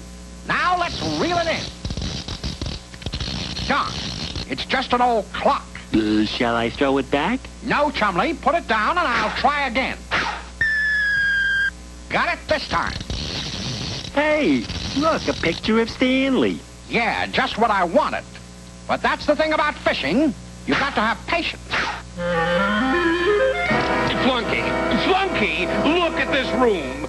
Half the furniture is missing. The clock, my picture, the lamps, the chairs. Yeah, there's not much left but the radio. The radio! I'll grab it. It's another big one, Chumley. This must be the radio. But how can it be so heavy? Here, give me a hand. I can't hold it in. Heave! Oh! Hang on, Mr. Boy, this sure is a heavy radio. Yeah, I hope the line doesn't break.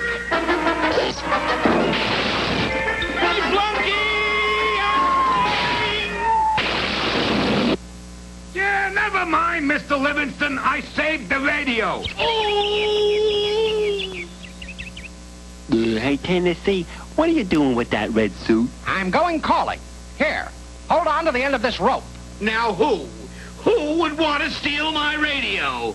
Tennessee Tuxedo! Ho, ho, ho! Santa Claus! That's right, Stanley Livingston. Santa Claus in person. Yeah, but it's not even Christmas. Ho, ho, ho! I know it. I've come to take back the radio you got last year. You've been a bad little boy, and I'm taking it back. Ho, ho, ho! Yeah, but Santa, wait! Wait! I need that radio! Too bad, Stanley, but you should have been a better little boy during the year. Maybe this will teach you a lesson. Is it okay now, Tennessee? Shall I pull you up now, Tennessee? Tennessee! Now, wait a minute, Stanley. Flunky, open the door. And stay away from here, you pesky penguin. Yes? Good afternoon, sir. We're from the Big Windy Vacuum Cleaner Company, and we'd like to give you a demonstration of our powerful super vacuum cleaner. Yes, but I... Now, if you'll just stand aside, my assistant will plug in the cleaner, and we'll show you what a remarkable machine it is. Yes, but I already have... Allow me to demonstrate. Observe, sir, the dust from the top of this radio. Hey, what happened to my radio? Your crazy machine swallowed it. Tennessee Tuxedo! Now wait, Stanley. Don't you now wait, Stanley, me. You just let my radio alone. But I need that radio. I've got to be listening when the big question program calls me tomorrow night. And I win that 10-day vacation. Call you? I'm the one they're going to call. I'm the one who's going to win that boat trip. What's more, I'm going to bolt this radio down so you'll never get it. As for this crazy vacuum cleaner... Now hold on, Stanley.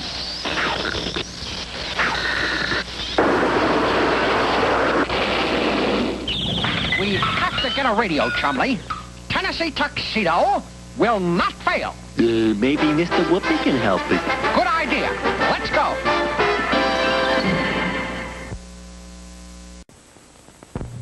Come on, Chumley. We'd better get back to the zoo before Stanley misses us. Gee, Tennessee, how about another riddle? All right, Chumley, go ahead.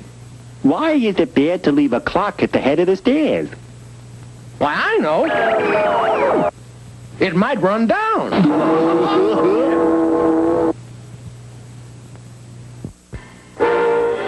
So you see, Mr. Whoopi, we've got to have a radio, but we don't have any money to buy one. Could we make one? Of course, my boy. I'll show you how to make a crystal set. The kind I used to make when I was a lad. Does it need batteries? No batteries, and you don't have to plug it into the wall either. Then how can it work? First, you have to understand what radio is. Long ago, in 1887, a German named Heinrich Hertz invented a machine that could send waves of electricity through the air. These became known as Hertzian waves. We know them today as radio waves because they radiate out in all directions. I get it. Just like when you drop a stone into water. Precisely, my boy. Now, we can't see or feel or hear these waves, so we need something called a detector to detect the waves. Back in the old days, the best detectors were minerals that came from the ground. Like coal? Well, not coal, but lots of other minerals, like this little galena crystal. You mean I can just hold it up to my ear? Not exactly. We need some other equipment. Look here. This is called a detector stand. At this end is the holder for the crystal detector.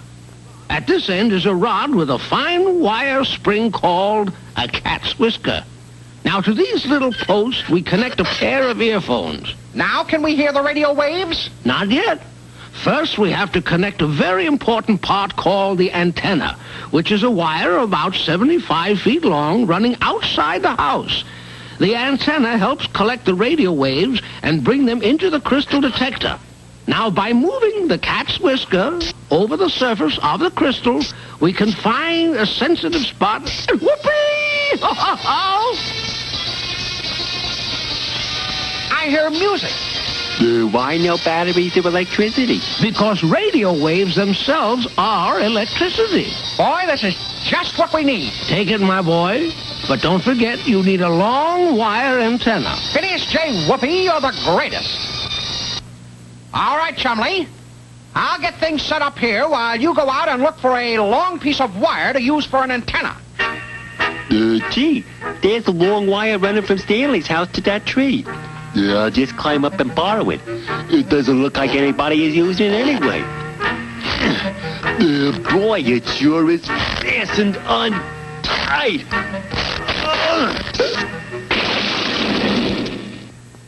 There, everything's ready and just in time, too. The program is almost on the air. Flunky, it's time for the big question. Turn on the radio. Well, what's the matter? What's the matter? I don't know, boss. Nothing but static. Well, let me see. Look! The antenna's been broken off. Who do... Tennessee Tuxedo. And the name we're calling tonight is Stanley Livingston. We're dialing right now. Tennessee! Stanley, they're calling you. Yeah, me? The phone. Where's the phone? At your house, Stanley. They're calling at your house. Good grief. Hello? Mr. Livingston, this is the big question. Can you tell us what song we're playing on the radio right now? On the radio? Good grief! My radio isn't working! Oh, no! I'm so sorry. But if you aren't listening to the radio, you can't win the 10-day cruise. Goodbye! Maybe I didn't win that 10-day cruise, but I'm going to take one anyway, and I know just who's going to take it with me. Keep rowing, fellows. Only 9 more days to go.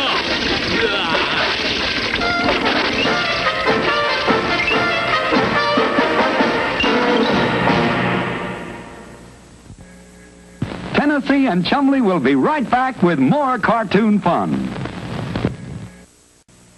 He'll make your head spin. He's Beetlejuice, Beetlejuice, Beetlejuice, and he's coming to your TV at 7:30. Hey, guys and gals, it's me, Lauren D. Tune in at 3 o'clock to the Fun Zone to see me, Lauren D. Said it. Now get ready for the stupendous loop, Inspector Gadget, next here on 39 WDZL. Yeah. 1, 2, 3, time again for Tennessee, Tuxedo and his tail. Come on and see. Tennessee Tuxedo. Tennessee Tuxedo. We will be parachuting for your pleasure, sailing seas in search of treasure, anything so he can measure up to men. That's Tennessee Tuxedo. A small penguin who drives a tan tuxedo, though he may fail. As he rides for fame and glory, still he tries in each new story tale.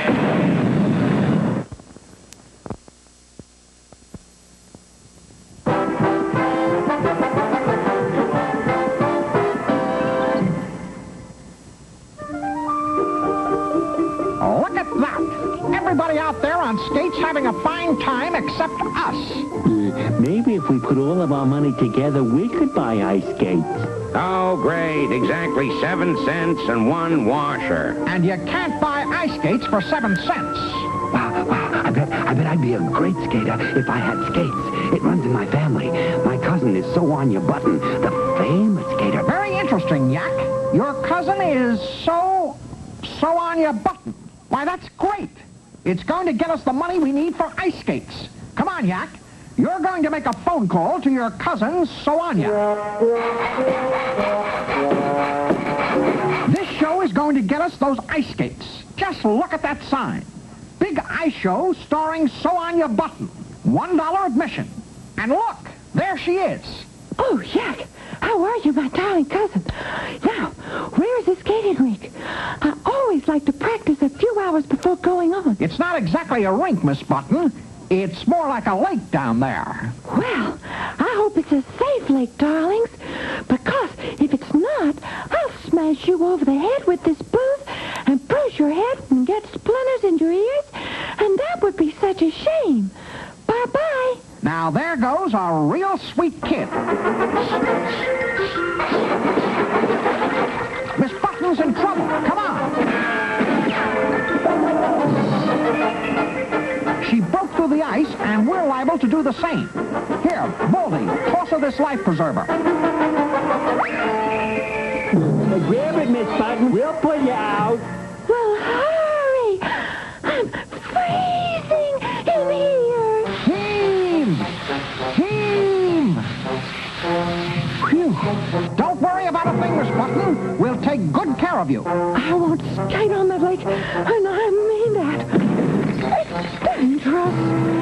I want a skating rink built, and I want it built for tonight, or you won't have any show. There goes a real sweet kid. Oh, what are we going to do, Tennessee? Soanya says she won't skate without a rink. And how are we going to get a rink?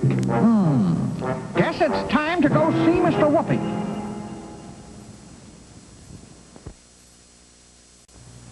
Tell me, Mr. Whoopi. Yes?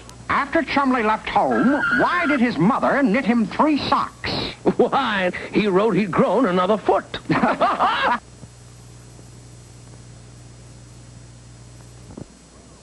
So, you want to build an ice skating rink? Well, I wouldn't want to be the one to throw cold water on your plan. That's a hot one, get it? Well, let's take a look at the 3-dimensional blackboard. A Of course, boys, the whole secret of turning water into ice is the temperature. If the weather temperature stays below 32 degrees for a long time, then any handy pond or lake can freeze and make a perfect skating rink. But we tried that on our lake, Mr. Whoopi, and so on your button fell through the ice. Ah, yes, ponds and lakes can be dangerous. You see, water is a very peculiar liquid. All other liquids, except water, freeze from the bottom up, but water freezes from the top down. That's why a pond or lake that has ice on it may look strong, but may be dangerous. Children should never go on the ice of a pond or lake until some grown person has checked it to see if the ice is safe. Oh, we won't go on that lake at all, Mr. Whoopi. And that's why we have to have a skating rink for So On Your Button. Well, we know that in building a rink, the problem is to get the water temperature below 32 degrees and keep it there so that the water will freeze. How do we do that? Well, into a shallow enclosure, you lay pipes and cover them with a thin layer of water like this. And through the pipes, you pump brine. Brine? What's that? It's nothing more than a mixture of salt and water. But before it's pumped through the pipes, it must run through a refrigerator plant to lower the temperature of the brine far below 32 degrees. And then the brine going through the pipes is so cold, it causes the water over the pipes to freeze. You have a nice skating rink. Thanks a million, Mr. Whoopi. But gee, Tennessee, how can we buy all that equipment? On credit, Chumley. We can pay for it tonight after we've sold our tickets. All right, men, let's get to it. Chumley, you dig a shallow hole and pour in the cement. Yak, you start hooking these pipes together. Baldy, you mix up the salt and water, and I'll take care of the rest. Chumley! Chumley! Chumley! Gee, Tennessee, I didn't see you. I asked you to dig a shallow hole, not a well. Yeah. I guess I got carried away. Help! Oh, I can't get out. Help! Well, that is ridiculous. Now we've got to tear all these pipes apart to get you out. Chumley, come over here and help me. Think this is salty enough? I put a whole box of salt and... Well, then, that's it. Baldy, turn the pump on and start the brine through the pipes. Turn it off! Turn it off! You see what you caused, Yak? You messed around with the pipes so much they all leak. Get some corks. We've got to plug all those holes with corks. Well, is the rink ready? I want to begin immediately. Miss Button, Tennessee Tuxedo will not fail. Right this way. Oh, that's a very nice rink. I certainly hope it's safe.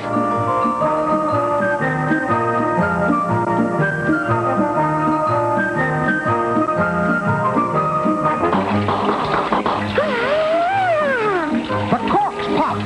Quick, get her out of there.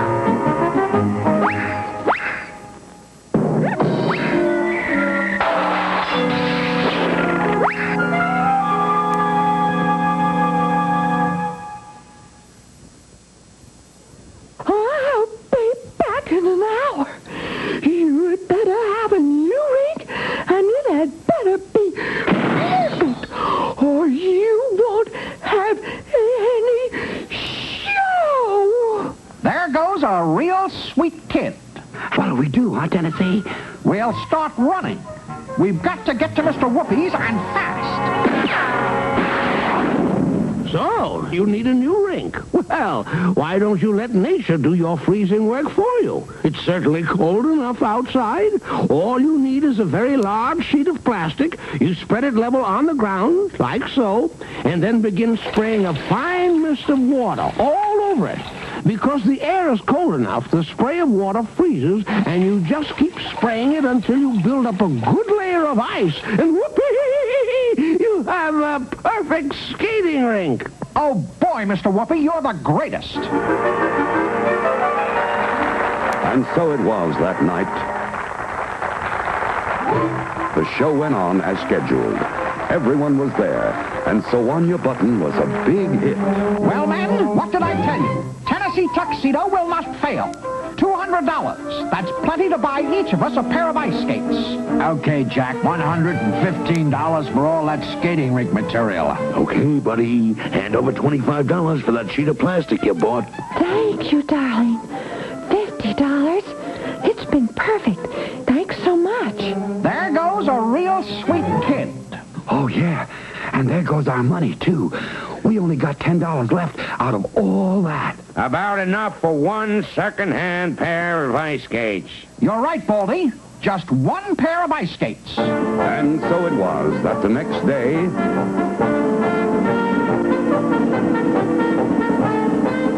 My eyes! Get your hands off my eyes, Chumley!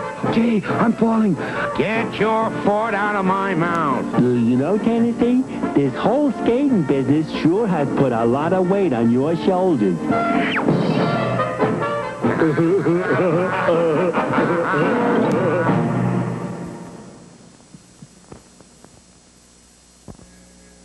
Tennessee and Chumley will be right back with more cartoon fun.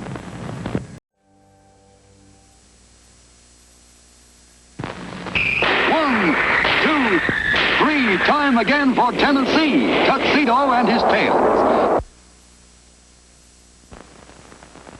Come on and see, Tennessee Tuxedo. Tennessee Tuxedo! He will be parachuting for your pleasure, sailing seas in search of treasure, anything so he can measure up to men. That's Tennessee Tuxedo! A swole penguin who tries but can't succeed, though he may fail. As he rides for fame and glory, still he tries in each new story tale.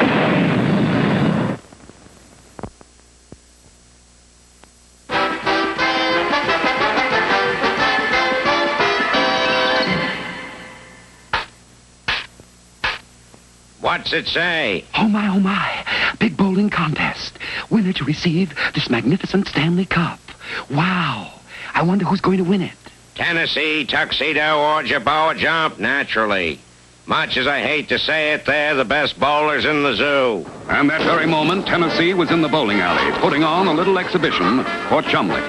Watch this strike, Chumley. It's known as the Tennessee Twist.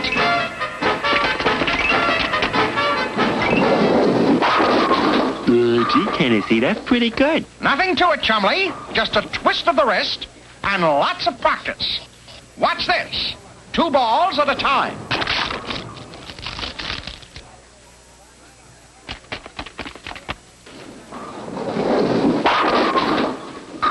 Wee! Between the knees.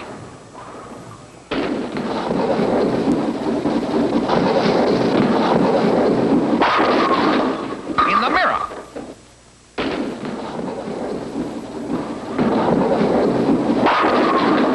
Man, oh man, dear boy, that Tennessee sure is good. Gooder than you even. He'll win easy. Oh, no, he won't. I got a few tricks of my own that'll fix him up. First, while he's sitting there resting, I'll put some of this grease on the bottom of his shoes. Then we'll see how slick he is. You look pretty good there, Chumley, but you need a little practice on your footwork. Here, let the old master show you. Now watch my feet carefully.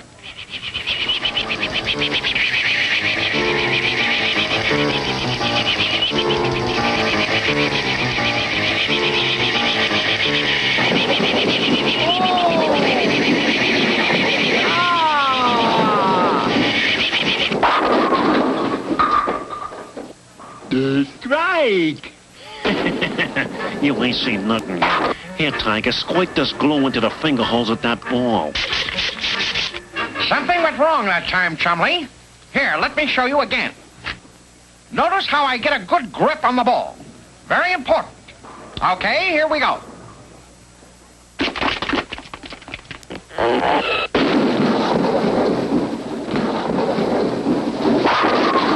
The strike! All right.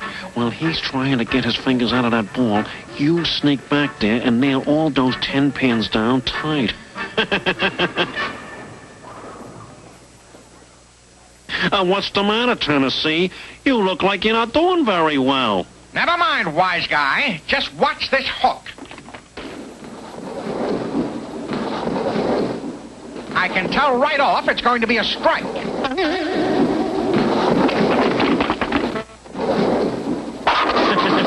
You'll never win the match that way. Yeah? You just wait till tomorrow.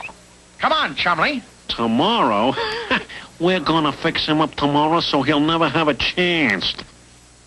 Well, Chumley, today's the big day, and I'm in top condition. Free eye examination. Test your eyes. Free eye test before the big bowling contest. Find out if you need glasses. The doctor is waiting. But I don't need any eyes. Doctor's waiting. Sit here. Now, sir, tell me, do you ever have headaches? See spots before your eyes? Don't be ridiculous. I don't ever... Ow! I do see spots before my eyes, and... Oh! Have I got a headache? Dizzy spells? Don't be ridiculous.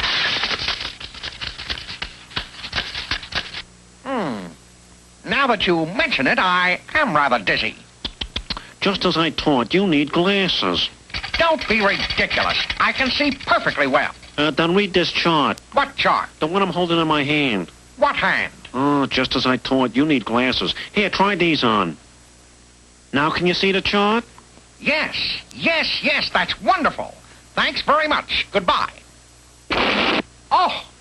Only natural. You'll get used to these glasses in no time whatsoever. Goodbye.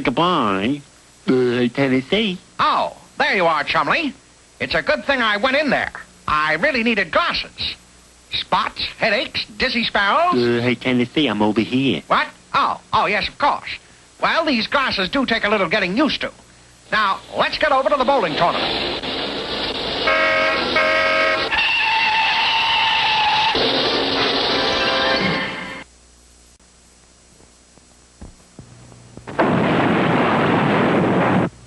Hello, boys. Hi, Mr. Whoopi. I've got a riddle for the three-dimensional blackboard. The 3D BB knows all. Okay, what has a foot at each end and another foot in the middle? That's easy. A yardstick.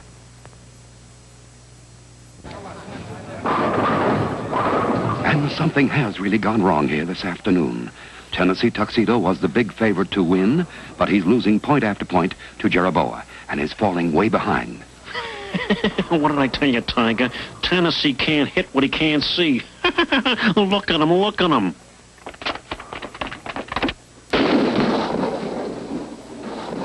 He's even in the wrong alley. Tiger, I got this made. Well, that's it, folks. The signal for an hour's rest period. It looks bad for Tennessee. The only way he can win now is to roll a perfect game. 12 straight strikes. Well, Chumley, it looks as though I've lost. And, oops, pardon me, madam. Madam? Tennessee, don't you know me? It's Mr. Whoopi. Oh, Mr. Whoopi. I don't see very well with these new glasses. Here, let me take a look at those. Oh, no wonder you can't see anything. These look as though they were made from the bottoms of old pop bottles. What's the difference? Glasses are glasses, aren't they? Glasses are Tennessee, I'm surprised at you. You better come with me before you ruin your eyes with those things. Let me show you a few facts about eyes and eyeglasses.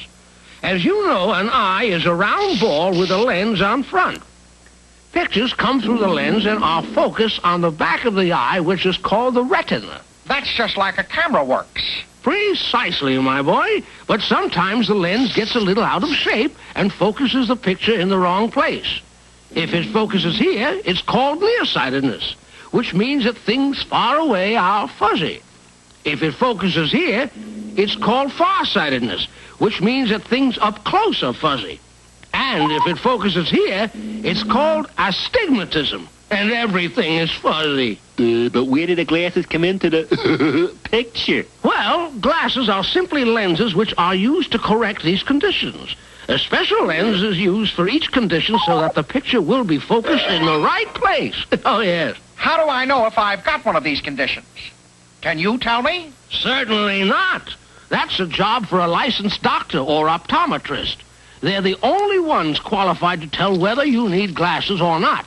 And now I'm going to send you to one right now. Yes. How about that, Chumley? My eyes are perfect. I don't need glasses at all. Boy, just wait till I get back to that bowling tournament. I'll show that Jeroboa. Well, something really happened to Tennessee during intermission. He's really burning up the alley. Another strike. That's 11 in a row. He only needs one more strike to beat Jeroboa Jump. You in trouble now, man. Looks like Tennessee gonna throw that last strike and win. Like fun he is. I'm switching balls and giving him this lopsided one. He couldn't hit those pins if he were right on top of them. A hush falls over the spectators as Tennessee prepares to deliver his last ball. This is the big one. If he gets a strike, he wins the match. If he misses, he loses. Here he goes.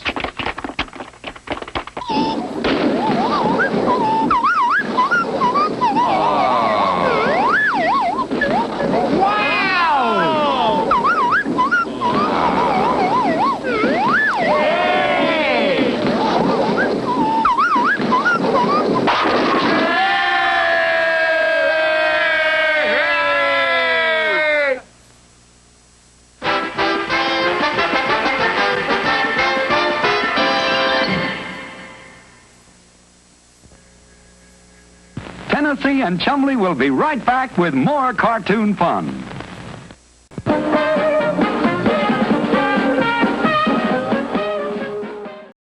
You're watching 39 WDZL, Miami, Fort Lauderdale, your movie station.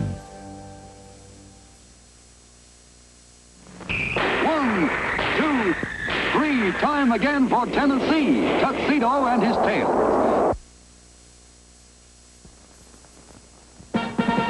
Come on and see, Tennessee Tuxedo. Tennessee Tuxedo. We will be parachuting for your pleasure, sailing seas in search of treasure, anything so he can measure up to men. That's Tennessee Tuxedo. A small penguin who drives a tuxedo, though he may fail. As he rides for fame and glory, still he tries in each new story tale.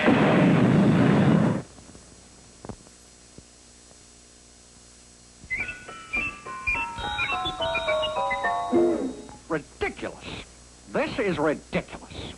That measly little light bulb doesn't give enough light for a mouse to read by. We've got to do something about it. You're absolutely right, Tennessee.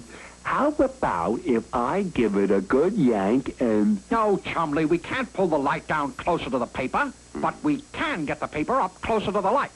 Here, give me a hand stacking up these boxes. Well, sir, this is more like it. Now, Chumley, will you please toss up the sports section? I'll bring it myself. No, Chumley, don't climb up. You can't. There isn't... Chumley. Oh.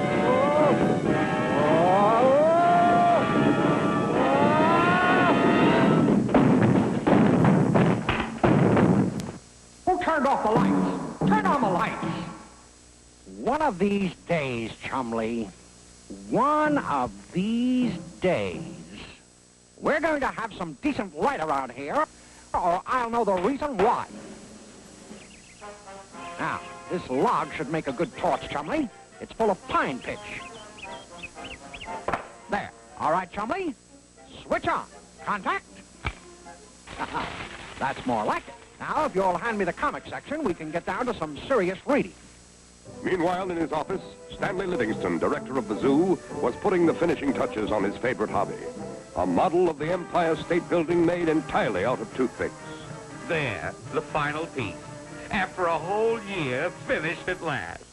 Now I'll just back up and take a look at it. Beautiful. Beautiful! Boards! Hey, boards! The boards! 7, 8, 9, 10. Flunky! How many times have I told you not to come through that door without without knocking. Now look what you've done to my model of the Empire State Building. Yeah, but boss, And stop calling me boss. I am not a boss. I am Mr. Livingston. But boss, Mr. Livingston, And one more thing, Flunky. Would you kindly remember to remove your hat in this office? Yes, boss, Mr. Livingston. Now, what was it you wanted to talk to me about? A fire, Mr. Livingston. Well, that's better, a fire. A fire? Yes, sir, Mr. Livingston. Where? Over there, Mr. Livingston, sir, in the Walrus and Penguin house. Oh, this is awful. Well, don't just stand there holding your hat, man. Call the fire department. Isn't this fine, Chumley? Nothing like reading at home in peace and quiet. Yeah. What's that? Seems to be getting closer. Wonder where the fire is. Oh, well. Hey, wait! Wait! Hey! Well, I might have known you were at the bottom of this. We were just trying to get enough light to read, Stanley. Improve our minds. The lights in this zoo are a disgrace. Read? Read? Improve your minds? You're not supposed to read. You're a penguin and a walrus. Now let's have no more nonsense. Did you hear that, Chumley? Did you? Did you? I'll show him. I'll build our own electric light system. Tennessee Tuxedo will not fail. Yeah. You know as much about electricity as I do. Nothing. What do you mean I don't know anything about electric lights? What's there to know? An electric light is simply a little glass, a little wire, and a little electricity. Simple. Huh? Now let's get to work. First, we need something for the bulb. This should do it. Now all we need is some wire and a plug. A short time later. You see, Chumley, I told you there wasn't anything to it. When we plug it in, the electricity will flow through the wire, go into the bottle, and fill it with light. All right, Chumley, plug it in. We'll show that Stanley Livingston. This is going to electrify the zoo.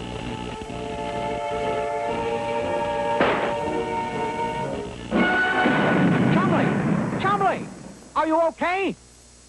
Something must have gone wrong. Yeah, wrong is right. We better go see the answer man. You're right. It's time to go see Mr. Whoopi. I'll bet it's that pesky penguin and walrus again. Come on, Flunky. This seems like a very good time for us to go, Chumley. Follow me. We'll escape under cover of darkness. Well, do you have a riddle, Chumley? Yeah. How can 5 men stand under one umbrella and still nobody gets wet? Because it isn't raining.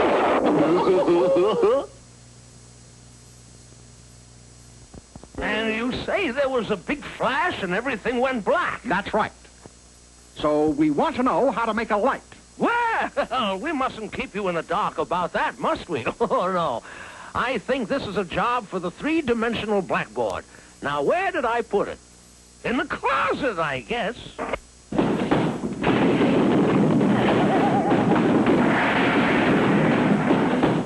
Ah, yes, here we are. The fabulous, famous, flamboyant, fantastic 3D BB. Wow. Whoa. You know, my boy, you were trying to do in 5 minutes what mankind has taken thousands of years to develop.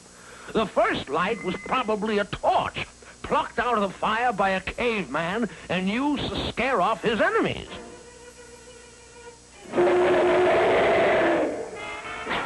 But then, of course, you know all about torches, don't you? Oh, yes. Later, somebody discovered that oil would travel up a wick and would burn thus. And after that came candles, then kerosene lamps, then gas lamps. That's fine, Mr. Whoopi, but what about electric lights? Yes, electric lights, yes, of course. Well, you'll note that in these other forms of light, something burned, right? Yes, we know about burning. Well, for years, men tried to make a light that would not use a flame. And in 1879, Thomas Edison, the world's greatest inventor, did it. He knew that when electricity is passed through a fine thread, the thread will get white hot and give off light. Trouble was that the thread, which is called a filament, soon burned up. Edison knew that things can't burn if there is no air. So he put the filament in a glass bulb and pumped out all of the air. Now the filament lasted a little longer, but still not long enough to be practical. He searched all over the world for a filament that would last. He made test after test. Finally, he tested a filament made of bamboo fiber. It burned a long time. The electric light was a success. Today, of course, the filaments are made of a metal called tungsten and last a very long time. Did you get that, Chumley? First, we need a thread for a filament. Then we pump the air from the milk bottle, and then we'll have ourselves a real light. Not so fast, not so fast, my boy. You know what happened the last time you tried to make a light. You both might have been killed. Electricity is a very dangerous thing and should be handled only by trained, experienced men. I want you to promise me you'll never again fool around with electricity. Promise? All right, we promise. But what are we going to do for a light? Oh, you'll think of something. And so they did. On the way back to the zoo, Tennessee got an idea, and quickly entering a certain store, came out with a large package. There now, Chumley. I'll just turn on this switch and all the light we need. Yeah, but why didn't you do this in the first place? Why didn't I do this in the first place? Chumley, don't be ridiculous. If I bought a lamp in the first place, we'd never have learned about torches, right? Uh-huh. We'd never have learned about oil lamps and candles and gas lights, right? Uh-huh. We'd never have learned about Thomas Edison and how the light bulb works, right? Right. Do you want to be ignorant all your life? Do you? Do you? Do you? Chumley, you seem determined to spend the rest of your life in the dark. Tennessee and Chumley will be right back with more cartoon fun. 1, 2, 3, time again for Tennessee, Tuxedo and his tail.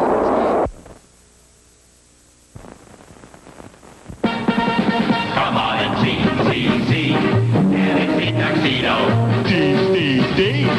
Tennessee Tuxedo. He will be parachuting for your pleasure, sailing seas in search of treasure, anything so he can measure up to men. That's Tennessee Tuxedo. A small penguin who drives with that tuxedo, though he may fail. As he rides for fame and glory, still he tries in each new story tale.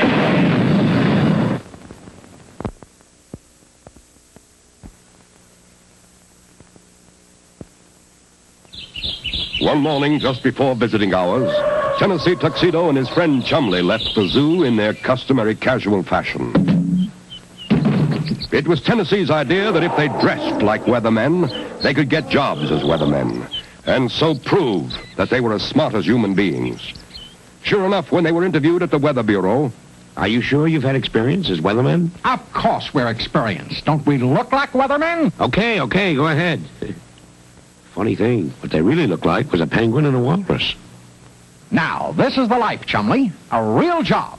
Working hard, just like people. Yeah, Tennessee. But I wonder when we get our coffee break. No. You said it was going to rain week before last, and it didn't. You said it was going to rain last week, and it didn't. You said it was going to rain this week, and it didn't. My cauliflower crop is drying up. Now I want rain. Now either you make it rain, or I'll be back with this. You know, when you taught me into this job, I didn't know it was going to be so hard on my eardrums. I see. You say you think the weather business is too noisy and you want to go back to the zoo. A good idea. No, Chumley, we're going through with this job. And here's your first assignment. Hop out and make it rain. Okay. Just like I've been saying all along. Nothing to these jobs. Earthquake! Run for your lives, it's Chumley! Chumley, give me that. Whoops. Gee, Tennessee, I'm terribly awfully sorry. Did it hurt? You want to know if it hurt? Of course not, Chumley. I always wear this little knot on my head. Now, just what are you doing? Well, it took a little while, but I finally went to the library and found a rainmaking book. I see. So you're making it rain like it says in the book. Let me see that. Oh, no, Chumley. This is an Indian history book.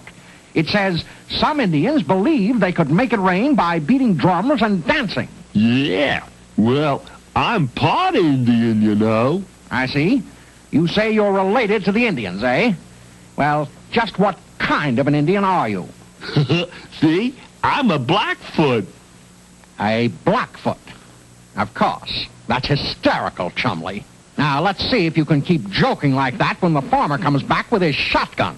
He wants rain or else. Well, if I can't drum up any rain this way, how do I make it rain? How do you make it rain? Well, it's easy. You just take a little, you pick out a big, you mix up some, Hey, Tennessee, maybe it's time we went to see the man with all the answers.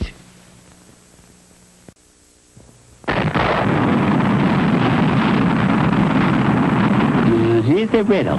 What is it that asks no questions but gets many answers?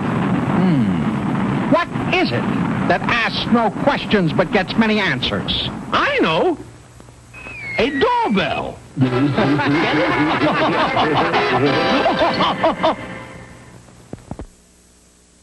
Yes, Chumley. Mr. Whoopi.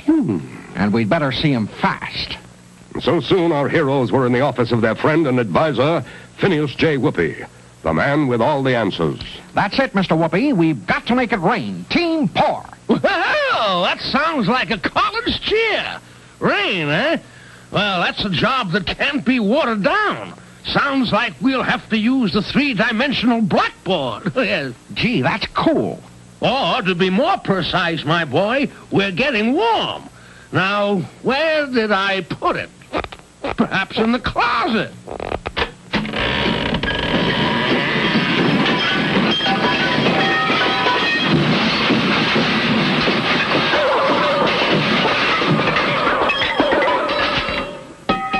Ah, yes. Let's see. Whoopee! The fabulous, fantastic, flashy, flexible, and infallible 3D BB. There, now, what was it you, Rain. Oh, yes, indeed. Rain. Well, rain comes from the clouds. Every cloud is made of millions and millions of tiny droplets of water. Like this. So light, they stay up in the sky and float around in the form of clouds. You see? Yes, of course. Only, how do they get down? Yes. Well, yeah, get down. Well, as the cloud floats around, the droplets bump into each other and join together until pretty soon they're too big and heavy to stay up in the sky. And then, whoopee! It rains! Fine. Great. Terrific. But how can we make it rain? Well, one way is to fly over a cloud and sprinkle thousands of little tiny pieces of dry ice on it. Dry ice? Hey, Tennessee. Chumley wants to know how to dry ice. Dry ice? Oh, no. That's just a special kind of ice, like ice cream men use to keep their ice cream cold in their trucks. When you sprinkle it on the clouds, it's called seeding, because each little seed of ice helps make the droplets grow bigger. Of course, it doesn't work every time, but that's good enough. Let's go. Stop. Take off.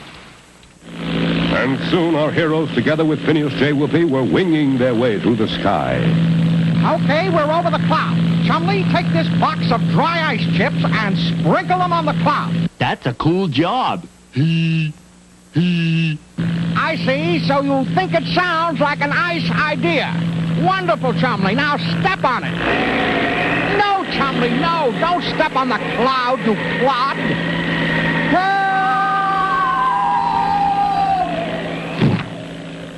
Chumley!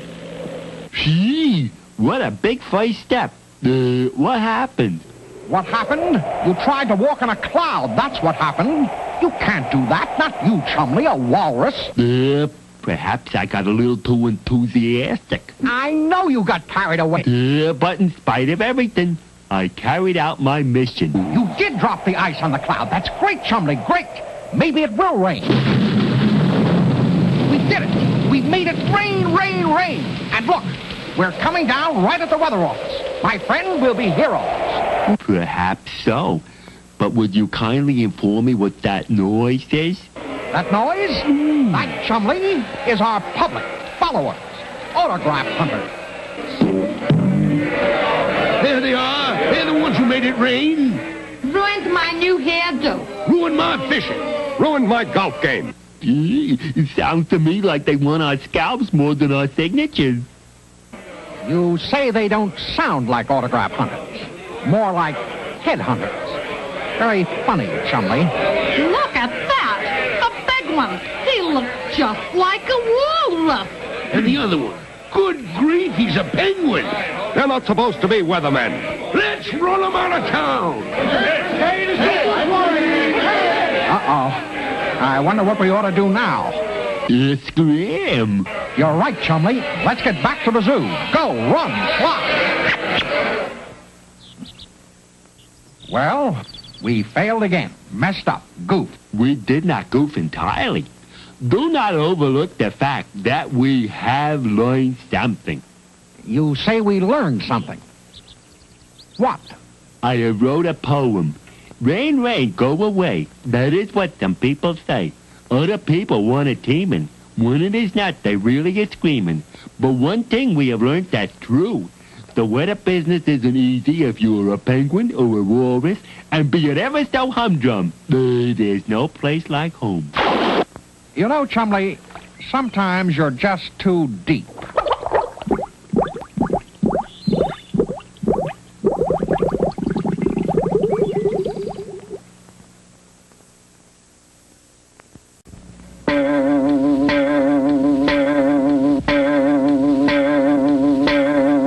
Tennessee, I got a riddle. What is the biggest pencil in the world? I don't know, Chumley. Hey, Mr. Whoopi, what is the biggest pencil in the world? Why, what else? Pennsylvania, of course.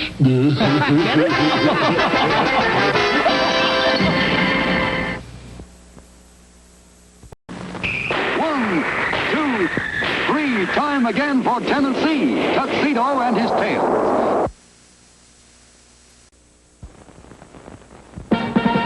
Come on and see, Tennessee Tuxedo. Tennessee Tuxedo. He will be parachuting for your pleasure, sailing seas in search of treasure, anything so he can measure up to men. That's Tennessee Tuxedo. A small penguin who drives but can't succeed, though he may fail. As he rides for fame and glory, still he tries in each new story tale.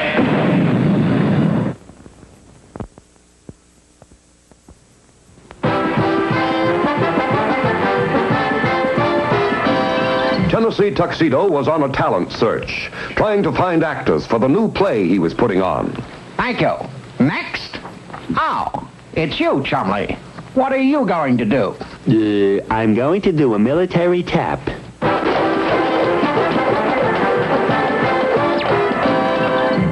Fine, but my new play hasn't got any tap dancing in it. It's about the Pilgrims. Can't you recite something? Sure, Tennessee. Let me see. The boy stood on the burning deck. His feet were full of blisters. He tore his pants on a rusty nail. Now he wears his sisters. Chumley. Well, all right. You can play the part of Captain Miles Standish. Next? Oh, yeah. Gee, Tennessee, you got a part in the play for me, huh? For me, have you? That all depends, Jack. What can you do? Oh, I'm a good juggler. Oh, my, yes, a good juggler. See, But, Jack. 3 eggs, 3, 4 eggs, 5 eggs, 6 eggs. Oh, scrambled eggs.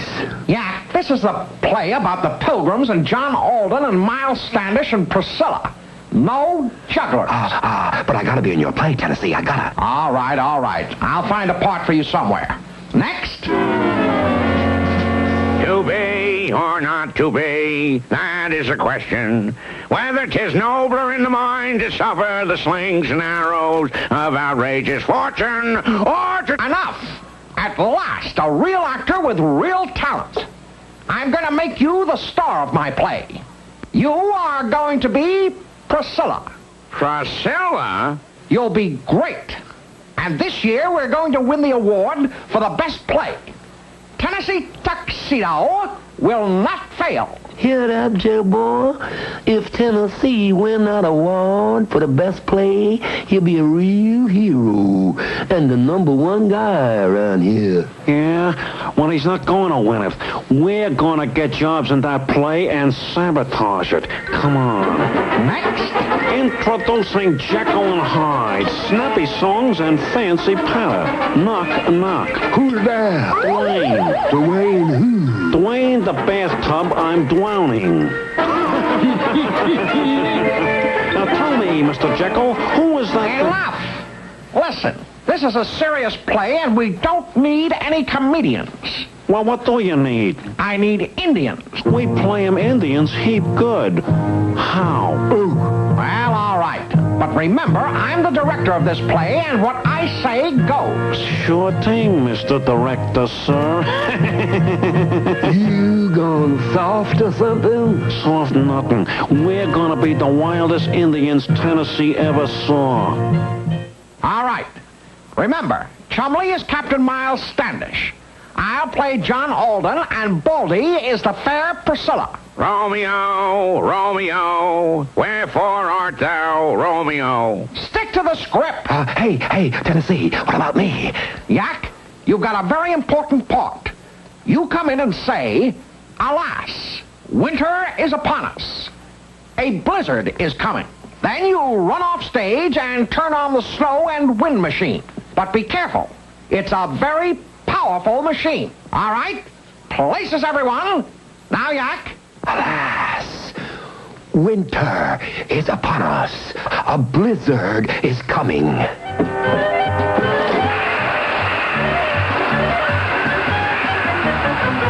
it off! Yak, I said be careful. Yeah, I'm sorry, Tennessee. It won't happen again. All right. Now, let's get back to the play. In this scene, we meet the Indians for the first time. Come in, Indians.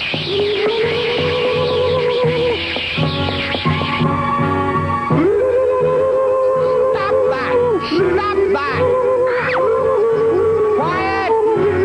Quiet! Phew. Look, Jeroboam, the play says that these are friendly Indians. Whoever heard of friendly Indians? These Indians are fierce.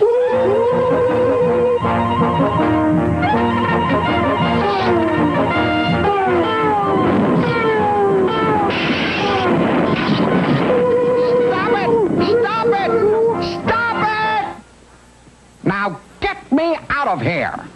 The idea. I'm a big director. I wrote the play. I say the Indians were friendly. As usual, you are full of baloney.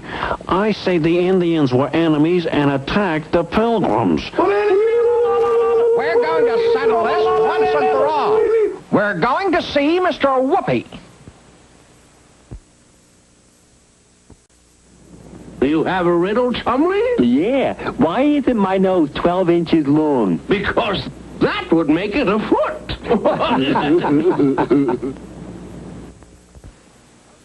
So you see, Mr. Whoopi, I'd like you to tell Jerboa about the Pilgrims and the Indians. Of course, my boy, and I'm sure the three-dimensional blackboard can help us out. As you all know, the Pilgrims landed on the west shore of Cape Cod Bay in the early winter of 1620. They had a very hard time that first winter. There was very little food and the weather was very cold and snowy. Out of 102 women and children that landed on Plymouth Rock, 42 were lost that first winter. But in the spring, they got help.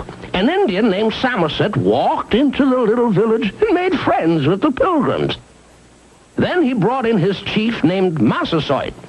Governor Carver, who was head of the colony, exchanged gifts with Massasoit, and the two signed a treaty of peace.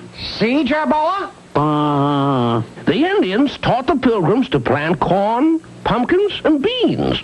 They showed them how to put small fish in the ground when they planted the seeds.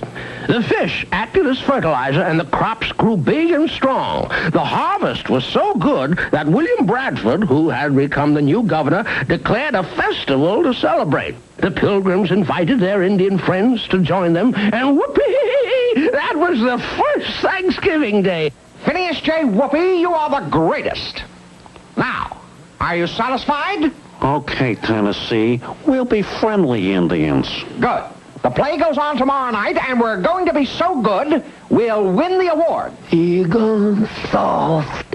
If he wins that award, he'll be the #1 guy around here. No, I'm not soft. I got a plan. We're gonna turn on the snow machine and put the show under 6 feet of snow. The next night, all was in readiness for the big performance. The Romance of Plymouth Rock. The theater was full, and the curtain went up. John Alden, I would ask a favor of you. Yes, Captain Miles Standish? I would like to marry yon fair maiden, Priscilla Mullins. Why do you not ask her? I am a brave soldier, but I am too bashful to ask her. Well, what do you... Now, Tennessee, now. Not yet. Well, what do you want me to do? I would like you to ask her for me, John Alden. Very well, Miles Standish, Now, Tennessee, now. Not yet.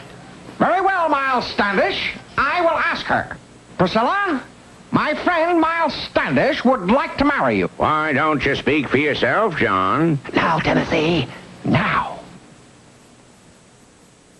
Alas, winter is upon us. There is a big blizzard coming.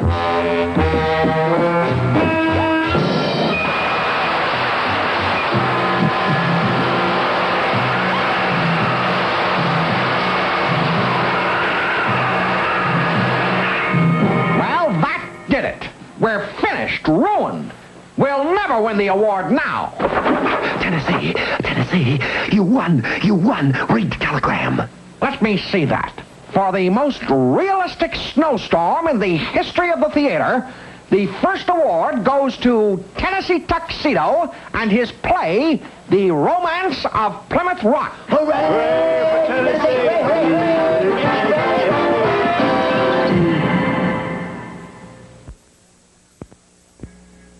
Tennessee and Chumley will be right back with more cartoon fun.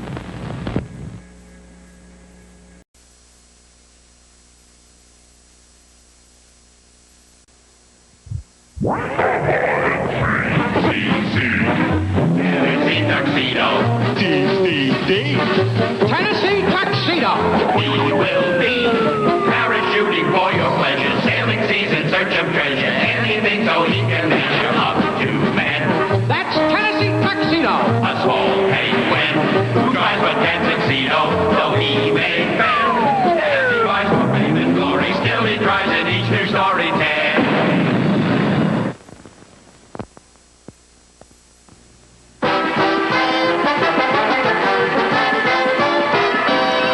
One of the favorite pastimes of Tennessee and Chumley was exploring the Megapolis Museum, which was right next to the zoo. One day, while going down a corridor, they took a wrong turn and found themselves at the stairway to the attic. Well, now, Chumley, here's someplace we haven't been. Yeah, and it's someplace I don't want to go either. Why not? Looks too spooky for me. That's ridiculous. Now, follow me. I'm not afraid.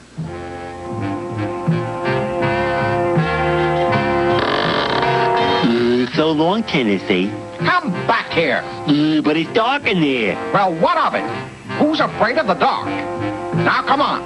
There must be a light switch somewhere here. Oh, here it is. See, Chumley? What did I tell you? Nothing to be afraid of. Yay! What's so funny? I was just startled, that's all. Look out, you're going to knock over that statue! Chumley, you clumsy... What is that ridiculous thing on your head? Where? Now you've done it. Hey, look, Tennessee, an old piece of paper. Let me see that. Wow, Chumley, listen to this. I, Jack the Joker, captain of a pirate ship, did bury all my treasure on the northern shore of Lake Megapolis. Treasure? Northern shore? Hey, Tennessee, that's right where Right where the zoo is today, Chumley. All that pirate treasure is actually buried somewhere on the zoo grounds. Yeah, but where? Does it say where? It just says Rock N20, W15, S42, E6. Just a lot of pirate gibberish. Can't make it out, but no matter what, we'll just start digging. We're bound to find the treasure sooner or later. Come on.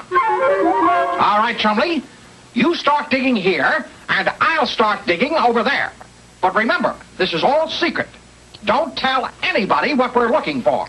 Okay, Tennessee. What you doing, Chumley, huh? What you doing? Digging for buried treasure, huh? Yeah, that's just what I'm doing. You see, we found a note in the museum that said there was a pirate treasure buried right here in the zoo, and so then we'll... Chumley, I told you to keep it a secret. Now he'll go and yak it up all over the zoo. No, I won't, Tennessee. I won't tell anybody about your buried treasure.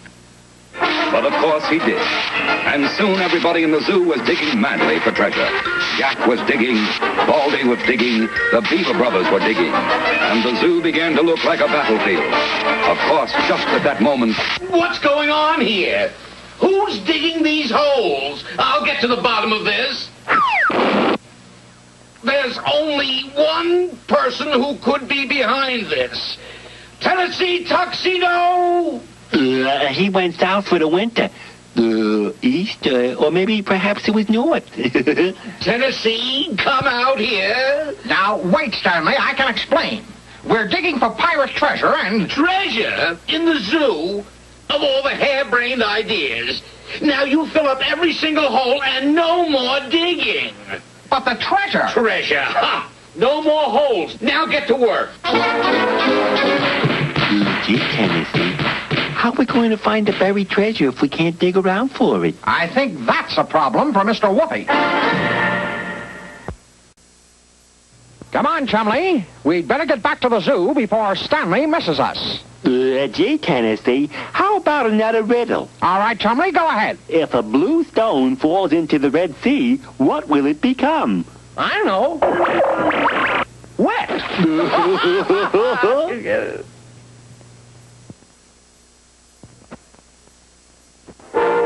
And as soon as our two heroes finished filling in all the holes, they took off for the office of Phineas J. Whoopi, the man with all the answers.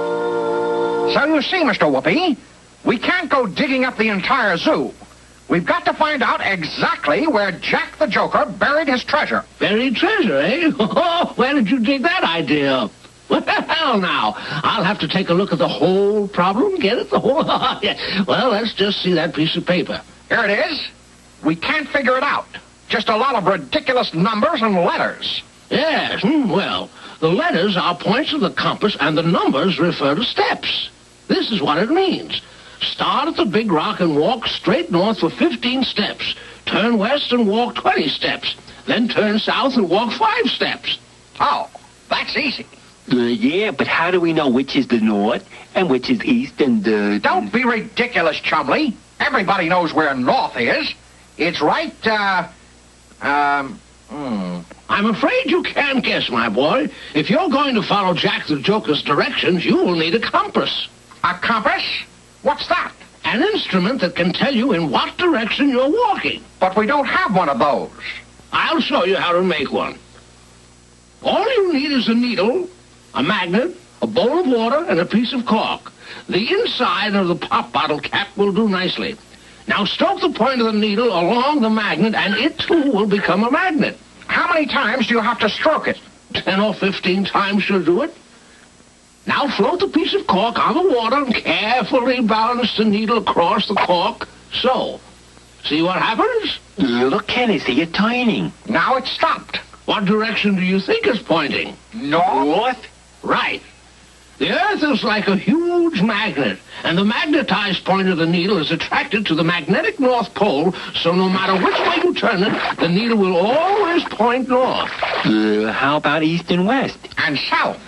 Well, when you're facing north as the needle is pointing, east is always on your right, and west is always on your left. And, of course, south is behind you. Now we can follow Jack the Joker's directions and find exactly where the treasure is. Phineas J. Whoopi, you're the greatest. Come on, Chumley. All right, Chumley, here's the rock. This is where we start.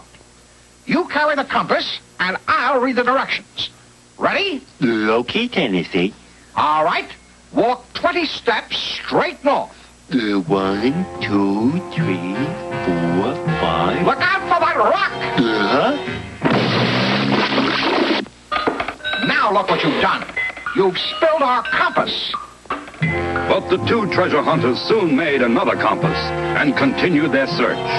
This time, Tennessee carried the compass, and Chumley read the directions. Now turn left and walk west 25 steps. 1, 2, 3, 4. Tennessee. 7, 8. Tennessee. 10, 11. Tennessee. Ouch! Chumley, why didn't you tell me that tree was there? And so it went, until at last... All right, Chumley, where do I go from here? Nowhere, I guess. That's the end of the directions. Then this is it, Chumley. This is where Jack the Joker buried his treasure. Let's dig. Right in Stanley's front yard? Never mind. We'll have the treasure dug up and out of here in no time. Stanley won't even know what happened. Dig. It's here. Hurry, Chumley. Heave. Open it, open it, open it. There's another chest inside. Tennessee Tuxedo! It's Stanley. Quick, hide this last little box under your hat. Caught in the act, digging holes and in my front lawn. Ooh, I'm going to lock you two up for a week. Flunky! Flunky! Yeah, boss. Get this pesky penguin and walrus out of my sight. Out, out, out! All right, Chumley, the box, the box. What box? The box under your hat, you goof. The treasure. Oh, that box? Here it is. What do you suppose is in it, Tennessee? Diamonds, maybe? Or rubies, or emeralds, or pearls? Here, let's put it down and open it. Oh, boy, Chumley, we're going to be rich at last. Ready, Chumley? Here goes. A jack in the box. Look, there's a note. Ha, ha, ha. Jack the Joker.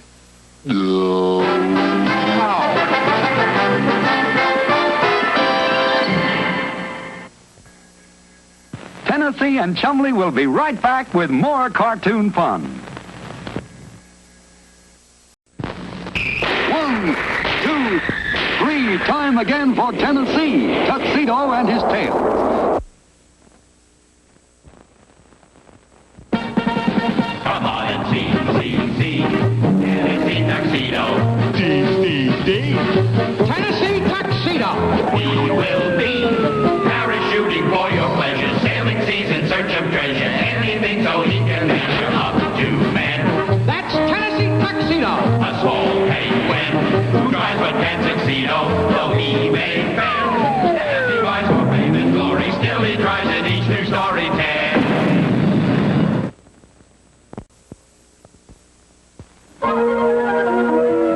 Merry Christmas, Merry Christmas, Merry Christmas to you. We wish you Merry Christmas the whole season through. We hope wreaths of holly and bright mistletoe will make you feel jolly wherever you go. We hope you'll hear singing a gay Christmas song and sleigh bells are ringing all season long. Tennessee! Mr. Livingston wants to see you, and Chumley right away. What about Chumley? Can't you see we're busy caroling? He wants to see you about the Christmas tree. Oh, boy, Chumley, Stanley wants to see us about decorating the Christmas tree. Come on. All right, Stanley. Chumley and I are at your service. We've come to decorate the tree. Now, where is... Not on your life. You are not going to decorate that tree. I've hired professional decorators to come in and do the job. This is important. The mayor is giving a prize for the best tree in the city, and we are going to win it. Then what do you want us to do? I have to go meet the mayor and his wife and bring them back. Now, you wait here and show the decorators where the tree is. Where is it? It's outside the auditorium, and the ornaments and everything are inside. You show the decorators where to go. I'll be back this afternoon. But, Stanley, we can decorate that tree. No. This is too important. I'm paying to have it done right. All right, Chumley. Let's get over to the auditorium and start decorating that tree. But Mr. Livingston said... I know it, Chumley, but it's Christmas time. A time for joyful giving. We'll trim that tree for Stanley as a Christmas present from us. Well, here's the tree. Let's get it inside. I'll take this end. Come on. All right, let's cut the comedy. We've got a job to do. Come on. In it goes. It won't fit, Tennessee. Well, chop those big branches off.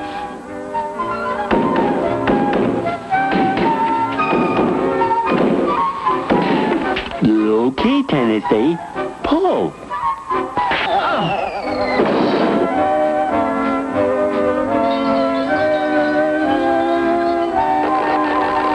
All right, we've got it in here. Now let's stand it up. Gee, Tennessee, it won't fit. Well, we'll just have to cut some off. Hand me that saw. There. Now it will fit. Yeah, but it looks like a dust mop. I'll cut a little off the handle. There. It's kind of flat on top and bulgy in the middle. Shouldn't it have kind of a pointy top? Nothing to it, Chumley. Hand me those clippers. There. Ever see a more beautifully shaped tree? No, but I've seen bigger ones. What's going on? This place looks like a lumber camp. That's a Christmas tree? Gee, Tennessee, that looks awful small. It wouldn't even hold 2 of Mr. Livingston's ornaments. Oh, he's going to be mad. He's going to be really mad. All right, so I made a little mistake. But Tennessee Tuxedo will not fail. We'll go out into the woods and cut another one. All right, men. There it is, all ready to trim. Yak, you open all the boxes of ornaments. Baldy, you get the lights ready. Chumley, you steady the ladder. I'll start trimming at the top. Okay, Yak, toss me a red one. Missed. Try again. Here, Tennessee, I'll hand it to you. Beautiful. Let me down and admire the effect. Oh, Tennessee, Perfect. Tennessee, Magnificent. You've broken half the ornaments. Well, accidents will happen. Where are the lights? The lights. Right here, almost ready to be... Look at this. There's one missing right here.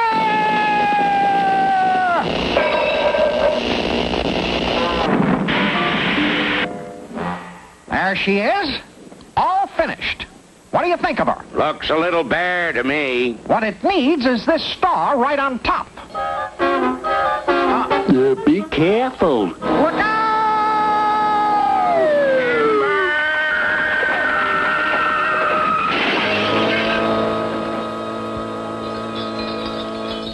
Gee, Tennessee, now you've broken all the ornaments. Mr. Livingston's going to be awful mad. Especially when he comes here with the mayor and his wife. Guess it's time to go see Mr. Whoopi. Maybe he can show us how to make ornaments. Tell me, Mr. Whoopi. Yes? Why are fish well educated? Why, naturally, because they travel in schools.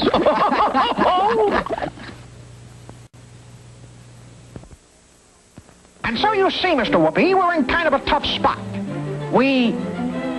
Say, that's a beautiful tree you've got there. Thank you, my boy. Made all the decorations myself. Gee. Would you show us how? Boy, if we could only get a tree like that. But you can. You can make all kinds of beautiful decorations just with things you have around the zoo. And besides, it's fun. Look what you can do with the top of a tin can. Besides, throw it away. Take a pair of dull scissors and cut around the edge like this. Bend some sections up, some down, and whoopee! A beautiful shiny ornament. Here's another. Take colored paper, cut it into a circle, then starting at the edge, cut a spiral into the center. Then you can hang it up so. Gee, that's great. Here's an idea with popcorn and cranberries. Take a needle and long thread, push it through a piece of popcorn, then through a cranberry, then through popcorn, then another cranberry, and so on until you have a beautiful long chain to drape on the tree. You can cut stars out of colored paper and angels and Santa Claus. Make little paper baskets out of paper and fill them with candy and hang them on the tree. And cookies! Cookies of all shapes and sizes, all sparkly with sugar and lollipops and shiny paper. Make great ornaments, and then you can eat them. Why, there's no end to the decorations you can make with a little imagination. And whoopee! You'll have that tree trimmed in no time. Phineas J. Whoopi, thanks a million. Let's go. We've got to get that tree trimmed before Stanley gets back. And I know you'll be delighted with our tree. I had special decorators come over to trim it. You Tennessee Tuxedo, what have you done? Greetings, Stanley, and Merry Christmas. But my ornaments, my beautiful ornaments, and... It is a pretty tree, isn't it? I think it's the prettiest tree I've ever seen. All those wonderful homemade ornaments. Looks like the zoo gets the prize. Merry Christmas, Tennessee. Merry Christmas, Chumley, Yak, and Baldy. Let's all wish everybody a Merry Christmas. Merry Christmas, Merry Christmas, Merry Christmas to you. We wish you Merry Christmas the whole season through. We hope wreaths of holly and bright mistletoe will make you feel jolly wherever you go. We hope you'll hear singing of gay Christmas songs and sleigh bells are ringing all season long. Merry Christmas, Merry Christmas, Merry Christmas to you. We wish you Merry Christmas the whole season through. We hope you'll hear singing of gay Christmas song and sleigh bells are ringing all season long. Merry Christmas, Merry Christmas, Merry Christmas to you. We wish you Merry Christmas the whole season through. Merry Christmas to you.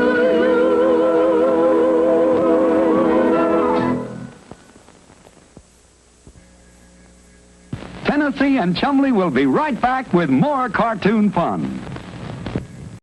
You're watching 39 WDZL, Miami, Fort Lauderdale, your movie station.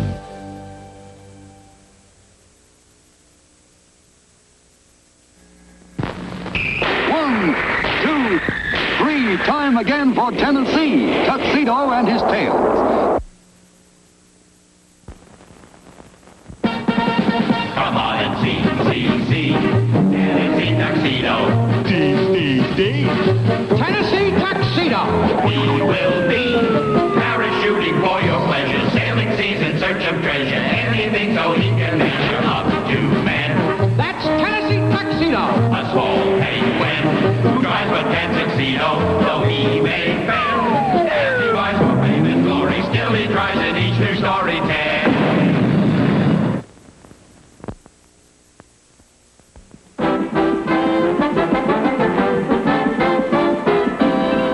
Stanley Livingston, director of the zoo, had announced the first annual Zoolympics, and that there would be tryouts for the Megapolis Zoo team next month. You come in. Greetings, Stanley. I've come to tell you that I will coach the Zoo Olympics team. With me as coach, we're sure to win. Jarboa, what are you doing here? He has kindly offered to coach the Olympic team. What? Why, he couldn't coach the Tiddlywink team. Yeah, well, put him up. Come on, put him up. Come on.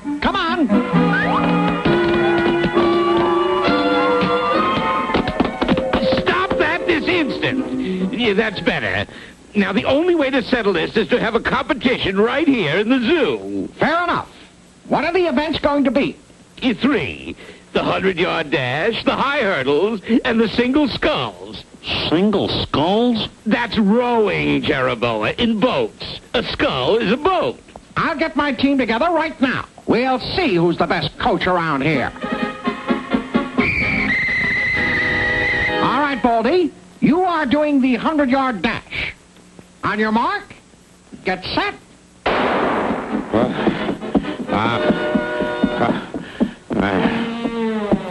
Too tired. Can't go on. Meanwhile, in another part of the zoo...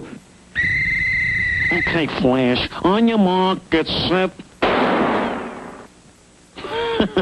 Boy, nobody's gonna beat him. All right, Doc. You're doing the high hurdles. On your mark, get set.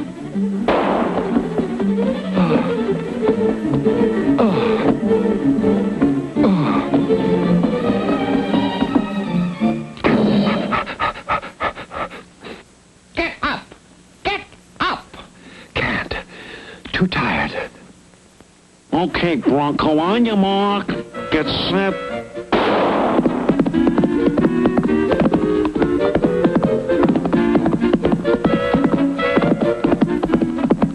Sure, winner. The next event is the rowing. That's you, Tiger. All right, Chumley. I'm counting on you. Stroke. Stroke. Stroke. Come on, Chumley. Stroke. Stroke. I can't, Tennessee.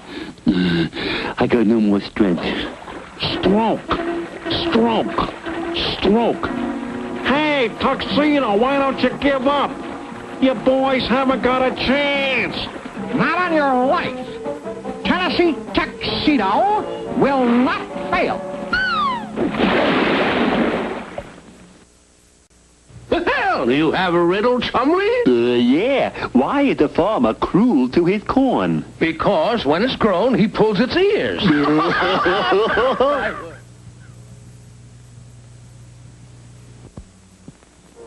So you see, Mr. Whoopi, my athletes are all pooped out. They can't even finish a race, let alone win. Can you help us? Well, it sounds to me as though they are running out of fuel. Fuel? Here, let me show you. Now, where did I put that three-dimensional blackboard? In the closet, I guess. Yes, here we are. Your body is very much like an automobile engine. Only instead of gasoline, the body uses food for fuel. Food is what makes you go, go, go. Oh, gee, wow. Holy mackerel. Of course. Food also builds bones and muscles and keeps your body in good repair. You mean I got muscles made out of oysters? I'd say you've got muscles made out of mashed potatoes. Well, your muscles aren't exactly made out of mashed potatoes or oysters. Not directly, that is. Do any of you know what metabolism is? No? Well, that's the process that takes place inside your body which turns food into energy and tissue. Metabolism changes food into 5 basic elements. Minerals makes the bones strong. Protein builds the muscles. Fats and carbohydrates give you energy. And vitamins keep everything running smoothly. But I eat a lot. Eating a lot isn't as important as what you eat and when you eat it. For instance, What did you all have for breakfast this morning? Gee, I was in a hurry. I skipped breakfast. Me too. I overslept. A glass of juice. Well, don't you see? Starting the day without a good breakfast is like starting out on an automobile trip without putting gas in the tank. You just can't get very far. That's why breakfast is one of the most important meals of the day. Okay, I've got that. Everybody eat a good breakfast. Well, there's more to it than that. You should eat 3 good meals, get plenty of fresh air, sleep, and exercise. Here's a book with all the facts about nutrition. But while Tennessee's team was following Mr. Whoopi's advice, Jarbo's team was so sure they were going to win that they didn't bother to exercise. They went to parties.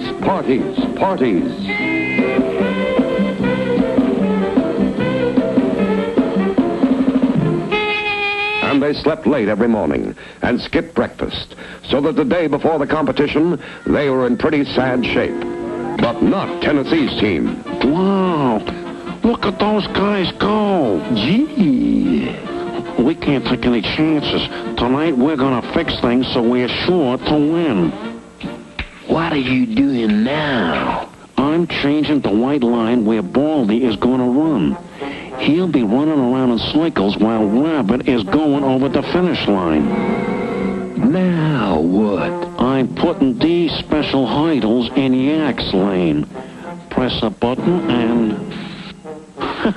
let's see him jump over those. But what about the boots? Yeah, we ought to bore a couple of holes in Chumley's skull.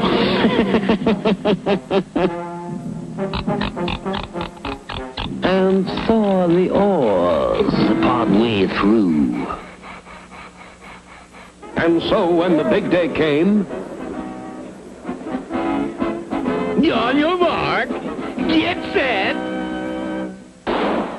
Look at Baldy. He's running around in circles. Rabbit's way ahead. Baldy! Baldy! That way! That way! But Baldy was in such good condition that he caught Rabbit right at the finish, and... And we win! We win! The next event is the high hurdles. On your mark, get set. Look at Jack's hurdles. They're getting higher and higher. But once again, conditioning paid off. And Yak caught horse at the finish. We win! We win again! And now for the single sculls. On your mark, get set. Stroke! Stroke! Stroke!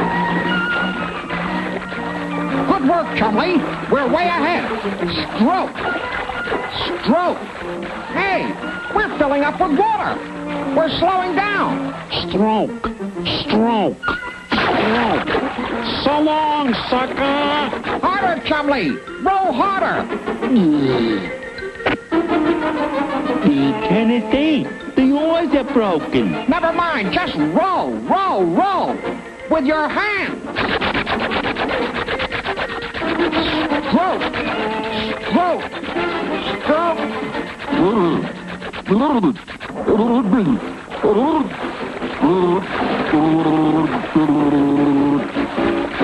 The winners, Tennessee and Chumley.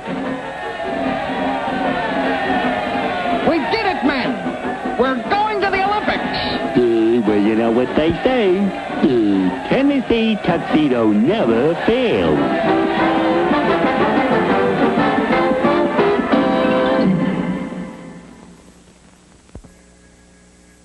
Tennessee and Chumley will be right back with more cartoon fun. Come on, Chumley. We'd better get back to the zoo before Stanley misses us. Gee, Tennessee, how about another riddle? All right, Chumley, go ahead. Why does the Statue of Liberty stand in New York Harbor? I know. Because it can't sit down. 1,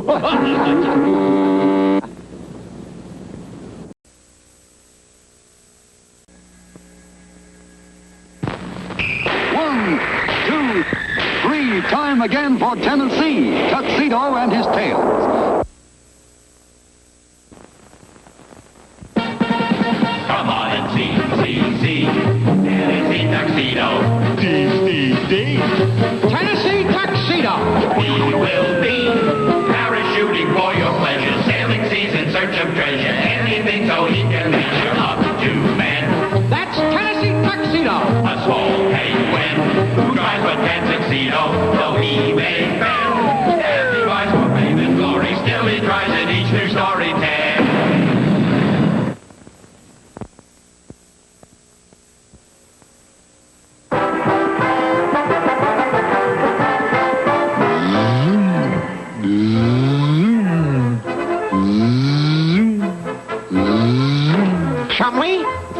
world are you making those ridiculous noises?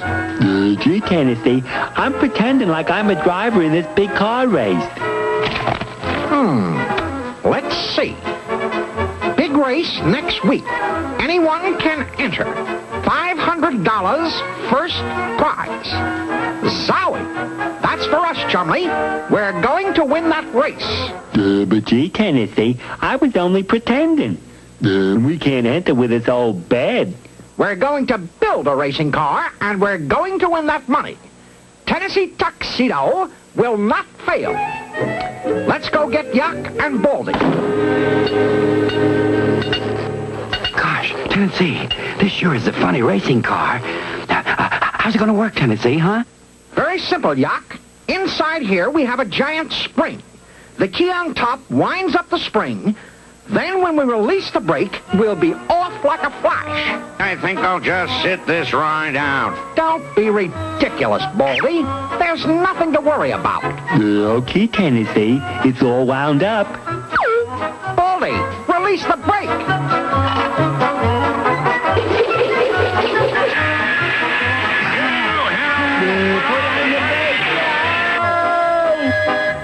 I think there's a flaw in the ointment. Maybe we should go into the well-digging business. That's ridiculous, Chumley. What we need is a new design. What's this big rubber band for, Tennessee? Is this a car or a slingshot? That's our motor, Baldy. This rubber band should be perfect. This is as far as she'll go, Tennessee. Put on the brake, Yuck. All right, men. Here we go.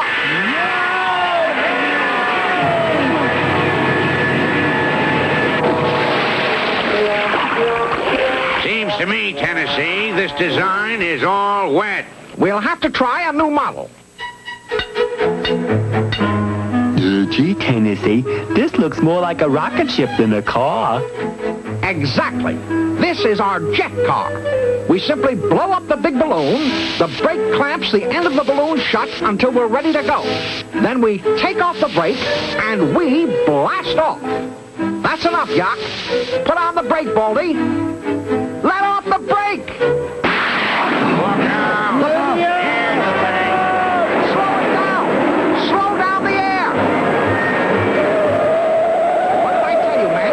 Now we'll just drive over and sign up for the big race.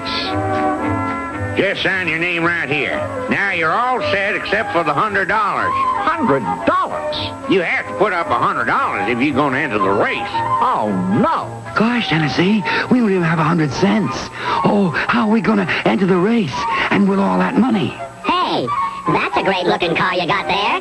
You want to sell it? We'll give you $10. Sell it?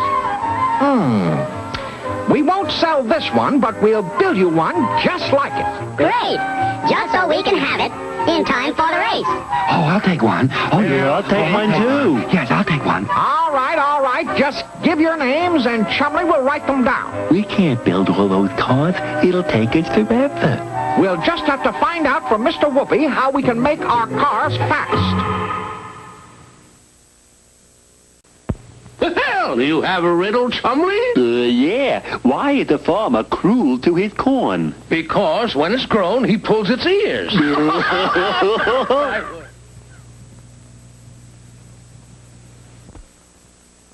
Well, boys, so you want to speed up production on your automobiles, eh? Well, I wouldn't want your plans to backfire, get it? Yes. Well, what you need is assembly line production. Gosh, Mr. Whoopi, what's that mean, huh? Let's take a look at our flashy, flexible, three-dimensional blackboard. The first factory that used the assembly line of manufacturing was a flour mill run by Oliver Evans of the United States. This mill cleaned, ground, and sifted the grain without stopping between steps. You can see that the assembly line system of manufacturing moving goods along from one worker to another made production much faster and thus helped make products much cheaper because fewer hours of labor were needed. That's great, Mr. Whoopi. But what about cars? Oh, yes, cars. It was Henry Ford who introduced the assembly line system for automobiles. By 1920, he was making automobiles on the first fully automatic assembly line. Gee, Mr. Whoopi, what is everybody doing? If you went into a modern automobile assembly plant, you'd see something like this. First, the bare framework placed upside down on a long, slow-moving conveyor belt. Next, someone fastens on the rear suspension system, and the next man bolts on a rear axle. Then the front suspension system is mounted, and other men reach in bins alongside the conveyor belt, pulling out propeller shafts, fuel tanks, brake linings, and many other items which they installed in turn. Zowie, Mr. Whoopi, that's fast. Oh, yes, indeed. Next, a giant mechanical hand picks up the frame and turns it right side up on the conveyor belt.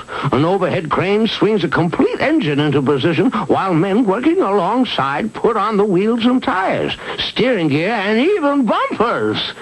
A moment later, out of an opening in the ceiling, a complete car body is lowered into place, and in pits underneath, the assembly line men tighten bolts to hold the body to the framework, and other workers around the car connect tubes and wires. Put on seat covers and floor mats and all the rest. Looks to me like all those people would trip over each other. Oh, no, my boy. There is no frantic haste or confusion. Each man has only a few operations to perform, and their work is so arranged that no one interferes with anyone else. You see, the whole process of assembly line production is a good example of teamwork between workers and management to make enough cars to go around. And that's exactly our problem. Come on, men. And thanks, Mr. Whoopi. Here we are, men. Our own assembly line. We're going to build 10 cars exactly like this one of our own. Yak, you'll put one of those frameworks on the conveyor belt and slap on the back wheels. Baldy, you'll put on the front wheels and the steering wheel. Chumley, you'll put on the body and doors.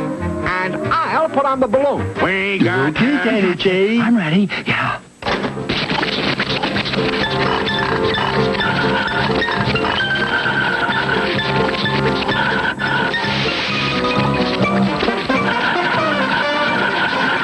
Oh, gosh.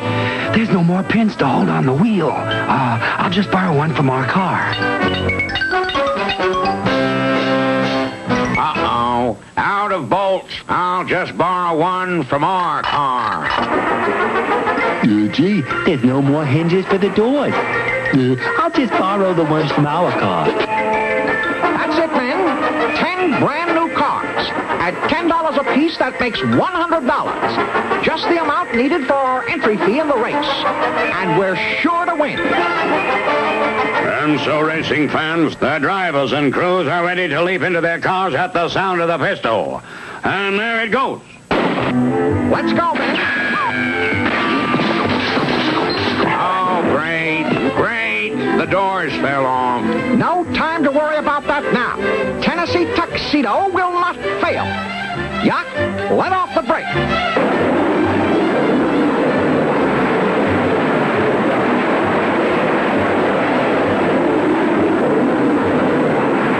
I can't steer it. There's no bolt on the steering wheel. Let me out.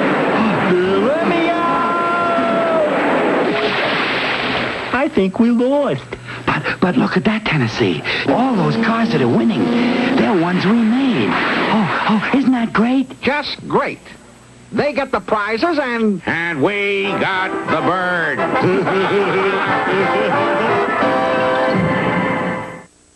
Now stay tuned for the Private Eye with the totally cool gadgets. He's Inspector Gadget, and he's next here on 39 WDZL.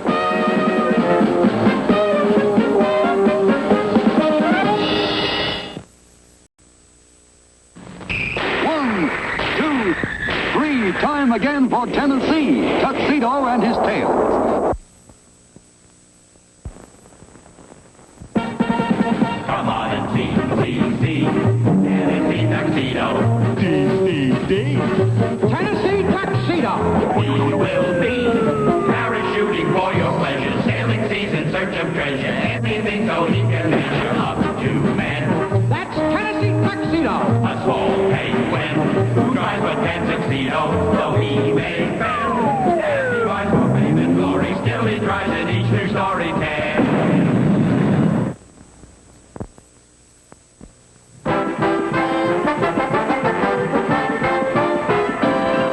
In the Megapolis Zoo, the quiet of a beautiful day was soon to be ruined for Stanley Livingston. Mr. Livingston, hurry! What is it, Flunky? Tennessee and Chumley, they done it again, boss. You mean that pesky penguin and walrus have escaped again? Call Sergeant Badge. Start searching the city. Did they leave any clue as to where they were going? Not a thing, boss. But Flunky had failed to notice the headlines on the newspaper Tennessee and Chumley had been reading. Circus comes to town.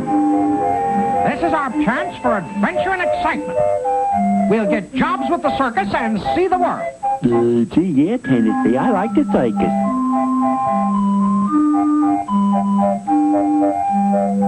Hold on there, fellas. Circus doesn't open till tonight. Come back then.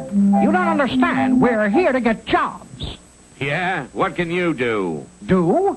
Well, we're trapeze artists. Yes, that's it. Trapeze artists. A penguin and a walrus on the trapeze. Sounds good. Let's see what you can do. But gee, Tennessee, we don't know anything about trapezes. Nothing to it, Chumley. I've watched performers on TV. You just do like I do. Yes! Don't worry, Tennessee, I'll get you.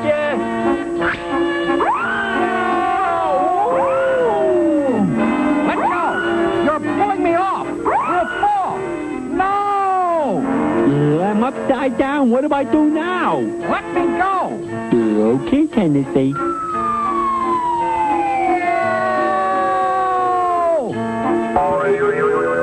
Help! Chumley! Grab me! Missed him. Grab me! Missed again.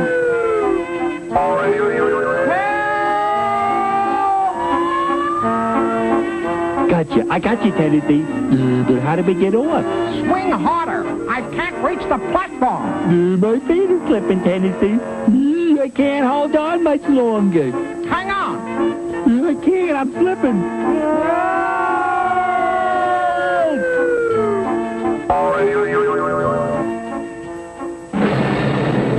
Well, it's a different kind of act, all right, but we got a lot of comedy routines already. I don't think we can use it. But we can do other things. Give us a chance. Mr. Manager, I wish to inform you that I'm quitting your puny circus. But wait, you can't. Aha! Now you do need help. We can take over his job. Yeah, that might be interesting. Come on, I'll give you a try. What was his job? You'll see.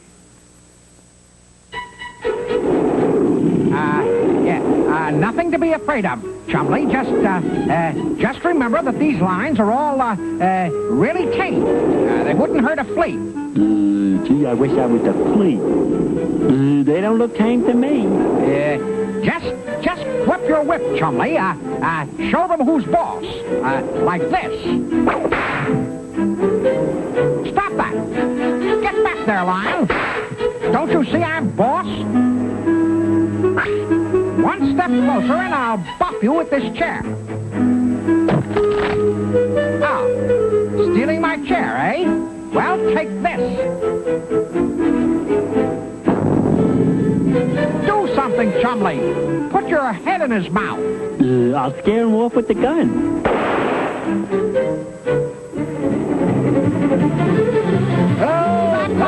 Open the gate! Open the gate! Well, boys, lion tame as you aren't. But we'll do anything to stay with the circus. Well, I feel kind of sorry for you. And there is one possibility. Do you think you can run the calliope? Run the calliope? Why, sure. Of course we can.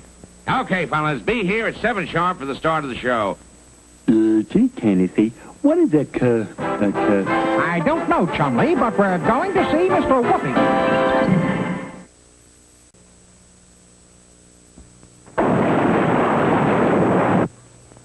Hello, boys. Hi, Mr. Whoopi. I've got a riddle for the three-dimensional blackboard. The 3D BB knows all.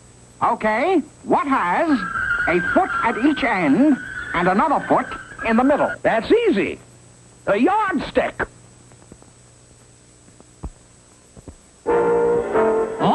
Oh, learn about the calliope, eh? Why, that's music to my ears.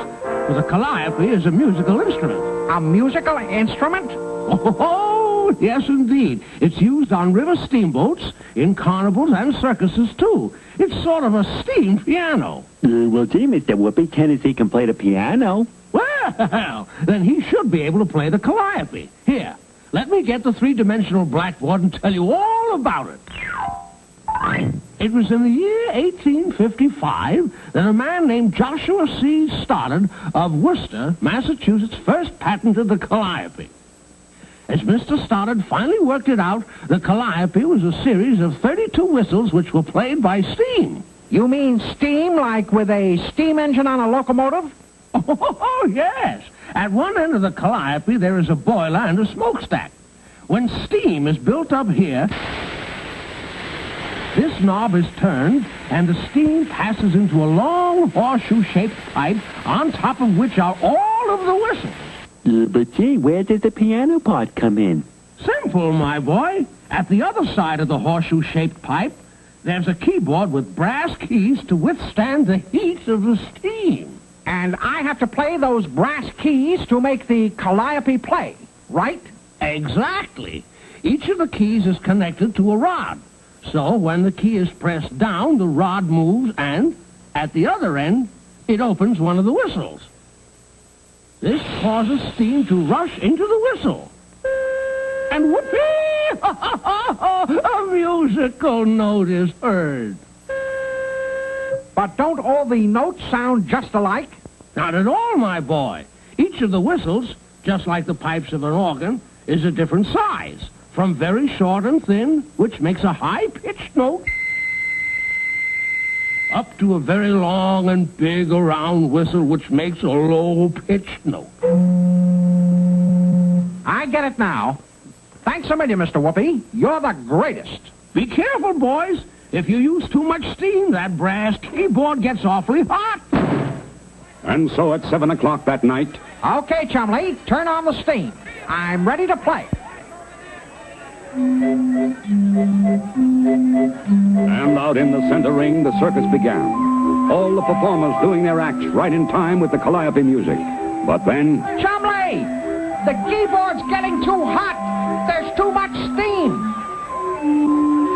What's that? I said I'm burning my fingers! Turn down the steam! Gee, Tennessee, the knob came off. What can I do? This was a catastrophe, for as the keyboard grew hotter and hotter, Tennessee began playing faster and faster to keep his fingers from burning. And as the music went faster, the performers struggled to keep in time with the music. Trapeze artists zoomed wildly through the air. Bareback riders were whirling so fast they began to get dizzy. Tightrope walkers were running so rapidly they almost fell. And still Tennessee played faster as the steam grew hotter. Stop the steam! I can't, Tennessee, I can't. Yeah, I beg your pardon, Mr. Manager, but have you by any chance seen the penguin and the walrus? Well, of course I've seen them. They're playing my calliope, and they're ruining my circus. And when they stop playing, I'm going to break their necks.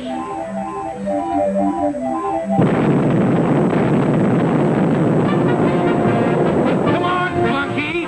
They're heading in the direction of the zoo! Well, Chumley, it looks like we got to be acrobats after all. Yeah, but I think we're in for a downfall.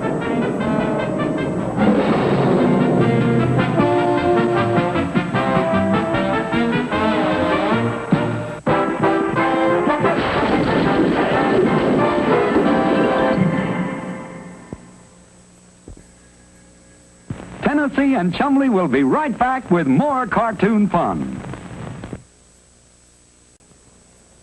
Wait, Mr. Whoopi! I've got a riddle!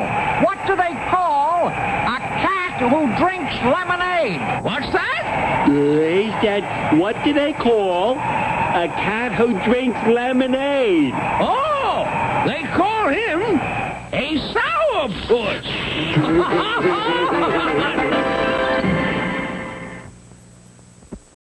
You're watching 39 WDZL, Miami, Fort Lauderdale, your movie station.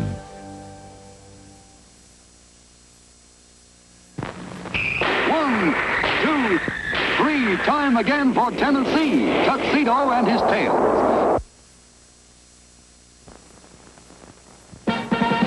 Come on and see, Tennessee Tuxedo.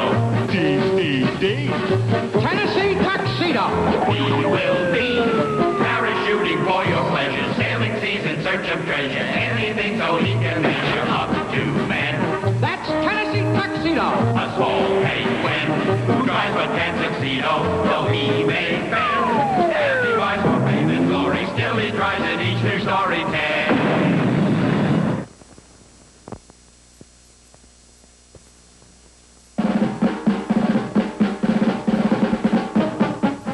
One afternoon not long ago, an impressive ceremony took place at the Megapolis Zoo. All the dignified dignitaries were there for the dedication of a beautiful new clock. The mayor even made a speech. And so, as mayor of this great city, it gives me great pleasure to present this great clock to this great zoo. Yes, and I know that Stanley Livingston, keeper of the zoo, will take great care of it. Mr. Mayor, on behalf of the zoo, I want to thank you and the city for this magnificent timepiece. I shall guard it with my very life. Later that day, Chumley, who had not attended the dedication ceremony, was practicing his favorite sport and selected what he considered the perfect target. Chumley! I shot an arrow into the air. Chumley! Oh, gee, Tennessee, bullseye! Oh, beautiful, Chumley, beautiful. Do you know what you've done? You've just shot an arrow into Stanley's new clock. Give me that bow. Gee, Tennessee, I really didn't know. Well, it's lucky for you Stanley Livingston wasn't around to see what you did. If he saw that arrow in his new clock, and then saw this bow in my hands... Well, Tennessee, this time you've gone too far. But, Stanley, I didn't... Go. Go where? Go and get the arrow out of my clock. Now. But how can I reach it? How can I... Go. I will be out of the zoo for 1 hour. If that arrow is still in the clock when I return, I'll skin you alive. And so Tennessee and Chumley headed nervously for the clock tower to bring back the arrow. Hurry, Chumley. The first thing to do is to locate that arrow. See what's behind that door.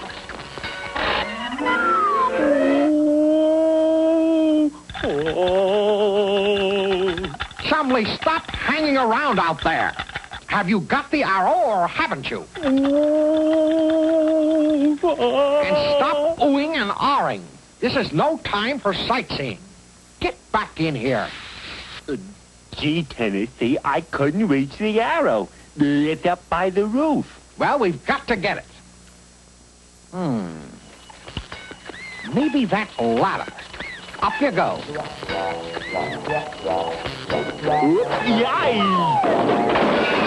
Oh, no. Now you've done it.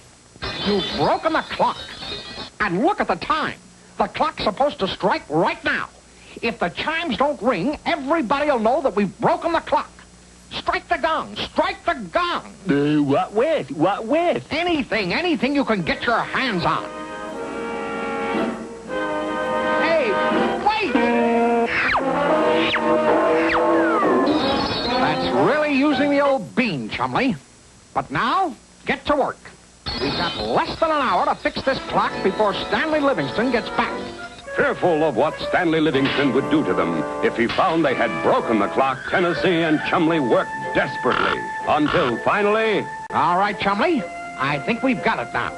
Clock should be as good as new. All we have to do is to go outside and reset the hands. Gee, Tennessee, The ledge is too narrow? Don't be ridiculous, Chumley.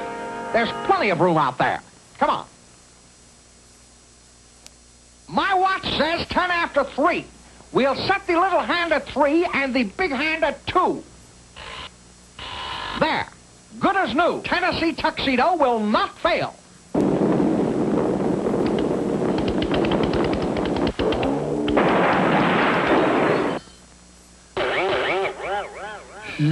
Tennessee, I know.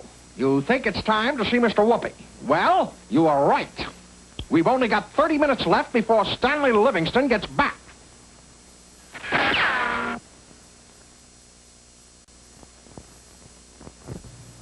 Tell me, Mr. Whoopi. Yes? After Chumley left home, why did his mother knit him 3 socks? Why, he wrote he'd grown another foot.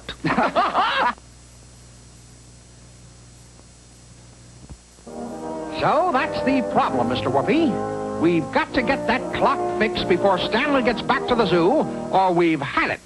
Well, then, we'll have to make every minute count. Oh, yes. I can explain it best with the 3-dimensional blackboard. Now, where did I put that 3D BB?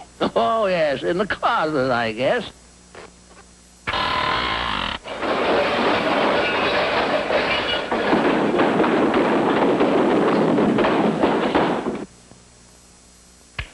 Ah, yes, here it is. The fantastic, fabulous, fancily flamboyant 3D BB. Now, a clock is a device for telling time. The first device for telling time was the sundial, a shadow pointed to the hour. But, of course, the sundial was absolutely useless on a cloudy day. Another early timepiece was the water clock.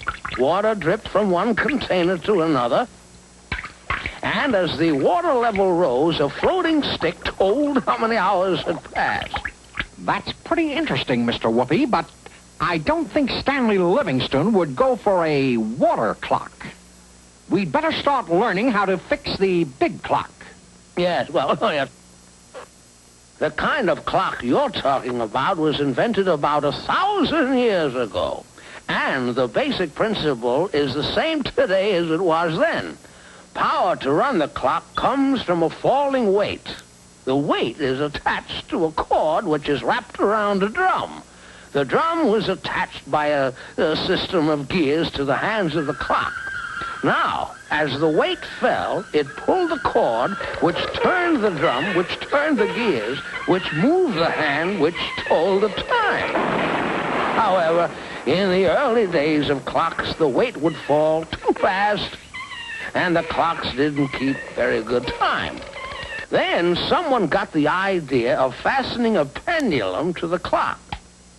As the pendulum swings back and forth, it moves an arm which is connected to the teeth of the gears and alternately starts them and stops them so that the weight falls at just the right speed and the clock keeps good time. Does my watch have weights and a pendulum, too? Oh, no, my boy. Your watch uses a spring instead of weights and a flywheel instead of a pendulum. Other clocks use electricity and even atomic power. But the clock in the zoo uses weights and a pendulum like this. Phineas J. Whoopi, you're the man of the hour. Thanks a million. Come on, Chumley. Rushing back to the zoo and climbing the long stairs in the tower, our 2 heroes set to work, sure that now they could fix the clock. Quick, Chumley, we've just got 10 minutes left before Stanley gets back to the zoo. I'll check this weight. Chumley! Get me out of here! Get me out of here! And so, working diligently, putting to use all they had learned from Mr. Whoopi, Tennessee and Chumley finally managed to repair the giant clock. And just in the nick of time. We just made it, Chumley. Stanley Livingston is due back right this minute. Let's get out of here.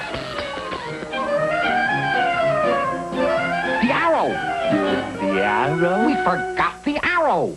It's still in the clock. No, Chumley. I'll go up and get the arrow. Remember what happened when you tried it?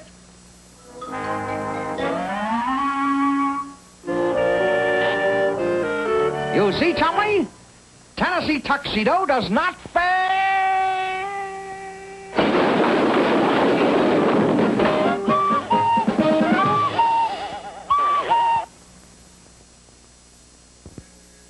Tennessee and Chumley will be right back with more cartoon fun.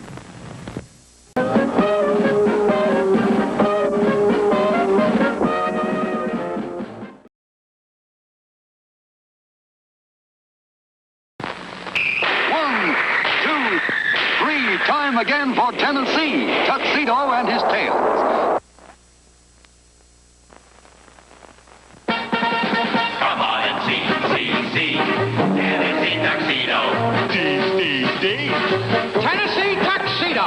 He will be parachuting for your pleasure, sailing seas in search of treasure, anything so he can measure up to men. That's Tennessee Tuxedo. A small penguin who tries but can't succeed, though he may fail. As he tries for fame and glory, still he tries in each new story tale.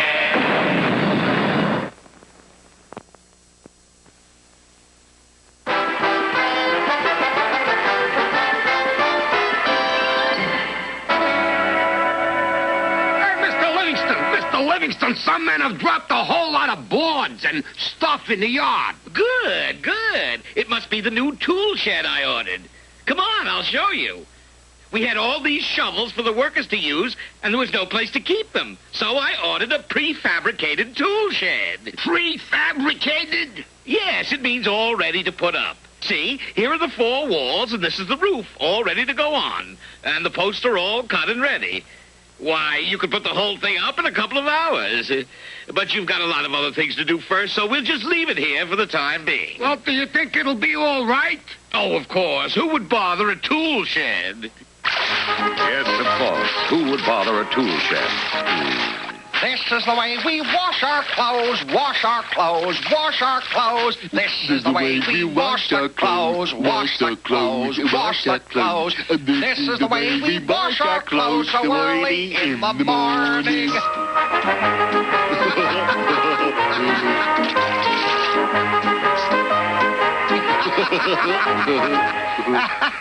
Hey, Tennessee. Hey, Chumley. What you doing? Blowing soap bubbles? No, we are not blowing soap bubbles. We are washing our clothes. Oh, that's a good idea. How about washing ours?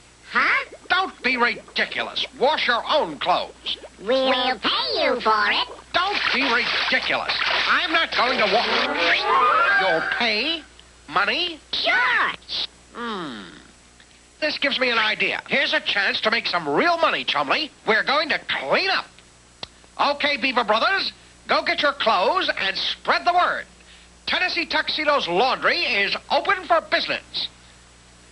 Well, Chumley, it looks like we've set ourselves up in a real going business. Everybody will be bringing us laundry. And Tennessee was right. Everybody did bring in the laundry. Tigers and turtles, bears and baboons, pelicans and potamuses. Until at last, there was a mountain of laundry. Gee, Tennessee, we can't do all that laundry in this little tub. It'll take us all year. Don't worry, Chumley. I thought of that. We're going to make the whole thing automatic. First, we need 20 wash tubs.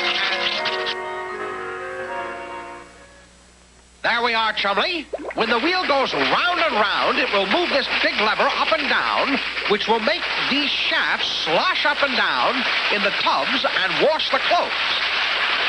I told you, Tennessee Tuxedo will not fail. That's pretty smart, Tennessee, but what's going to make the wheel go round? Why, it's simple. I hadn't thought of that. We'd better go and see Mr. Whoopi and find out about power. So, You want to learn how to make your new washing machine go, eh? Well, now, I can see how that could start you spinning. Get it? Well, how about an electric motor? No, Stanley wouldn't like us using all that electricity. I've got it. A windmill. Doesn't take any electricity. All it needs is wind. Yeah, but can a windmill make a washing machine? Certainly, my boy. Men have been using windmills to do their work for them for hundreds of years. Well, you see, a windmill is a big wheel with blades attached to it, like this. When the wind blows, it pushes against the blades, which make the wheel go round. You see? I get it. Just like a pinwheel. Exactly. And the wheel turns the shaft, which by using pulleys or gears can turn other things like pumps or grindstones or washing machines. But will it really do the work? Oh, my, yes. Why, just look at all the windmills they use in Holland. There, the land is so low that seawater keeps coming in and has to be pumped out. For many years, all the pumping was done by windmills. Windmills can do a lot of work. Sounds like just what we need. Thanks a million, Mr. Whoopi. Come on, Chumley. Come on, Chumley. We'd better get back to the zoo before Stanley misses us. Gee, Tennessee, how about another riddle? All right, Chumley, go ahead. Why does the Statue of Liberty stand in New York Harbor? Well, I know. Because it can't sit down.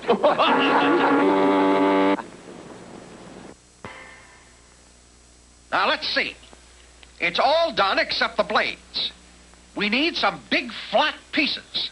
Let's look around, Chumley. We're sure to find something. All right, Flunky, we'll put up the tool shed now.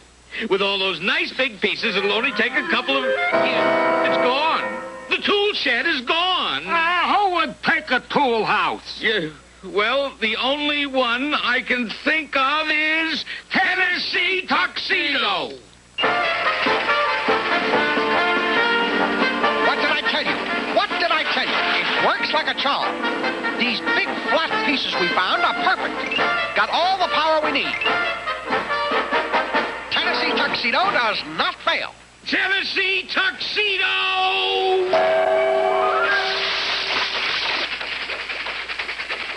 Hiya, Stanley. Glad you dropped in. Come to get your laundry done? Quality work, speedy service. No, I did not come to get my laundry done. I came to get my tool shed. Tool shed? Yes, my tool shed up there on your windmill.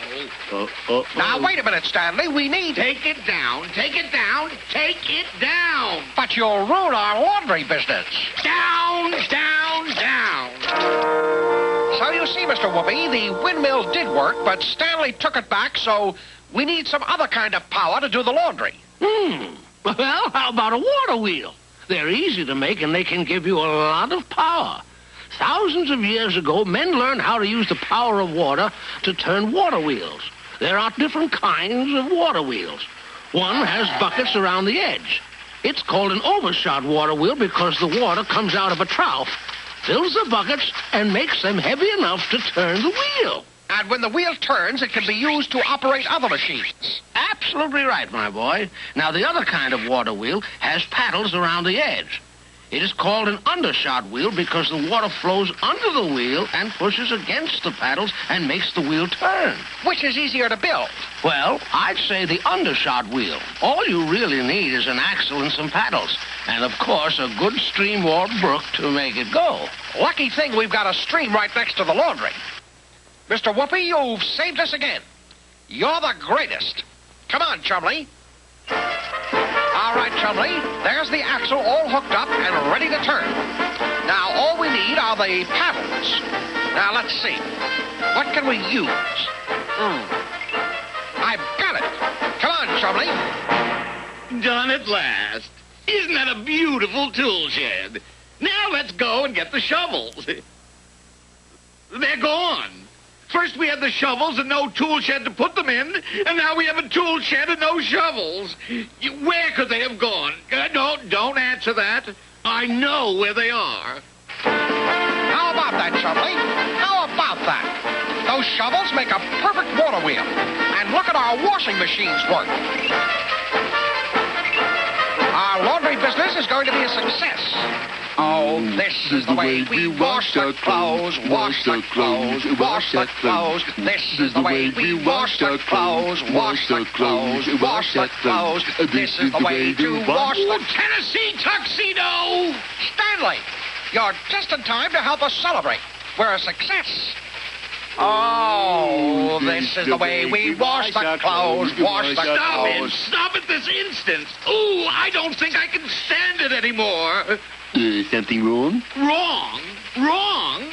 You've taken all my shovels for your crazy water wheel. That's what's wrong. And I'm taking them back. Now, wait a minute, Stanley. Wait nothing. Flunky, take those shovels.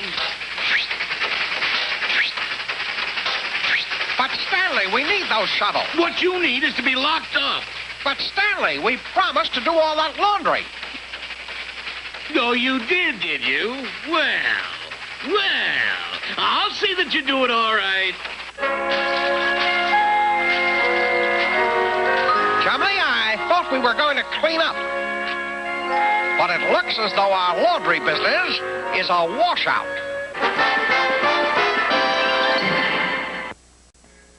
Tennessee and Chumley will be right back with more cartoon fun.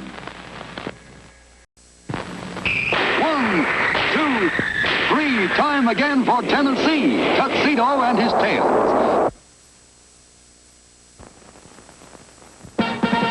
Come on and see, Tennessee Tuxedo. Tennessee Tuxedo. We will be parachuting for your pleasure, sailing seas in search of treasure, anything so he can measure up to man. That's Tennessee Tuxedo. A small penguin who tries but can't succeed, though he may fail. As he rides for fame and glory, still he tries in each new story tale.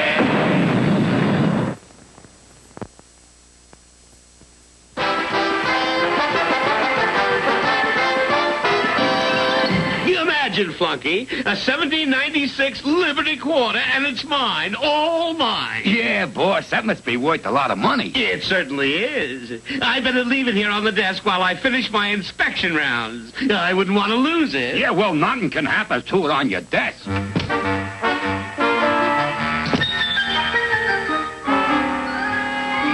Stanley!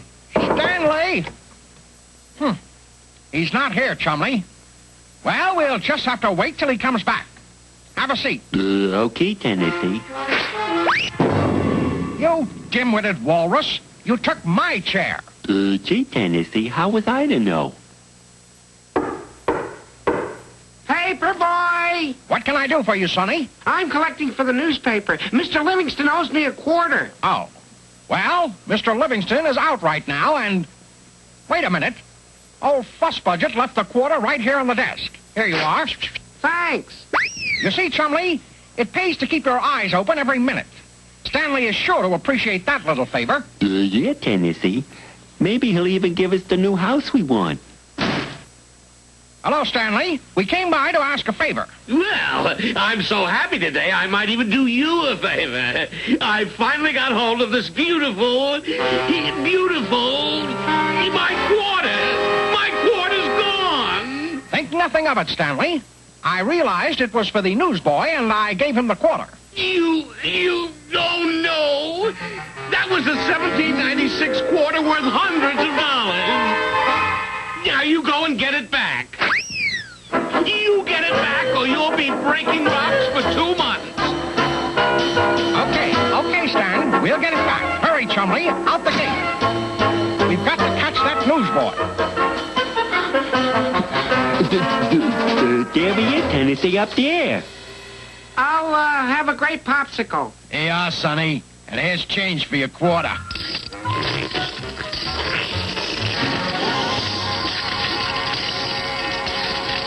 That quarter. The one I gave you for Stanley Livingston. Where is it? You mean that funny-looking old quarter? Yeah, that's it. Oh, I just gave it to the man driving that ice cream truck. Gee, Tennessee, we can't catch a truck. We'll rent a car, Chumley. Tennessee Tuxedo will not fail. Step on it, Chumley. We've got to get that quarter, or we'll end up working on the rock pile. Turn, Chumley! Turn! We didn't make the corner, Tennessee. We'll back it out of here. Hurry!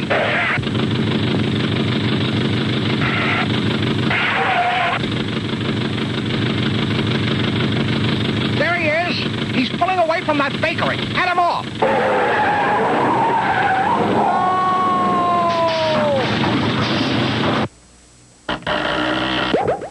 He's crossing those railroad tracks. And we better hurry, or we'll have to stop at that crossing.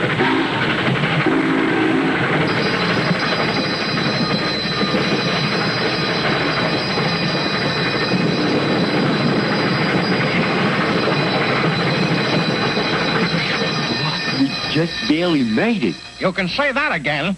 And look up ahead. He's getting on that ferry boat. Wait for us. Wait for us. Too late, Chumley. We'll never make it now.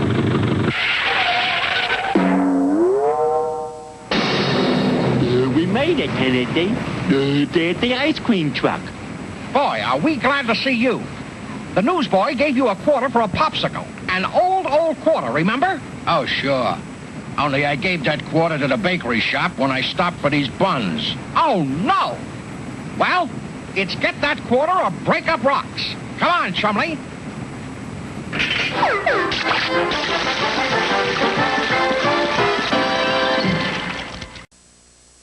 Tell me, Mr. Whoopi. Yes? After Chumley left home, why did his mother knit him 3 socks? Why, he wrote he'd grown another foot.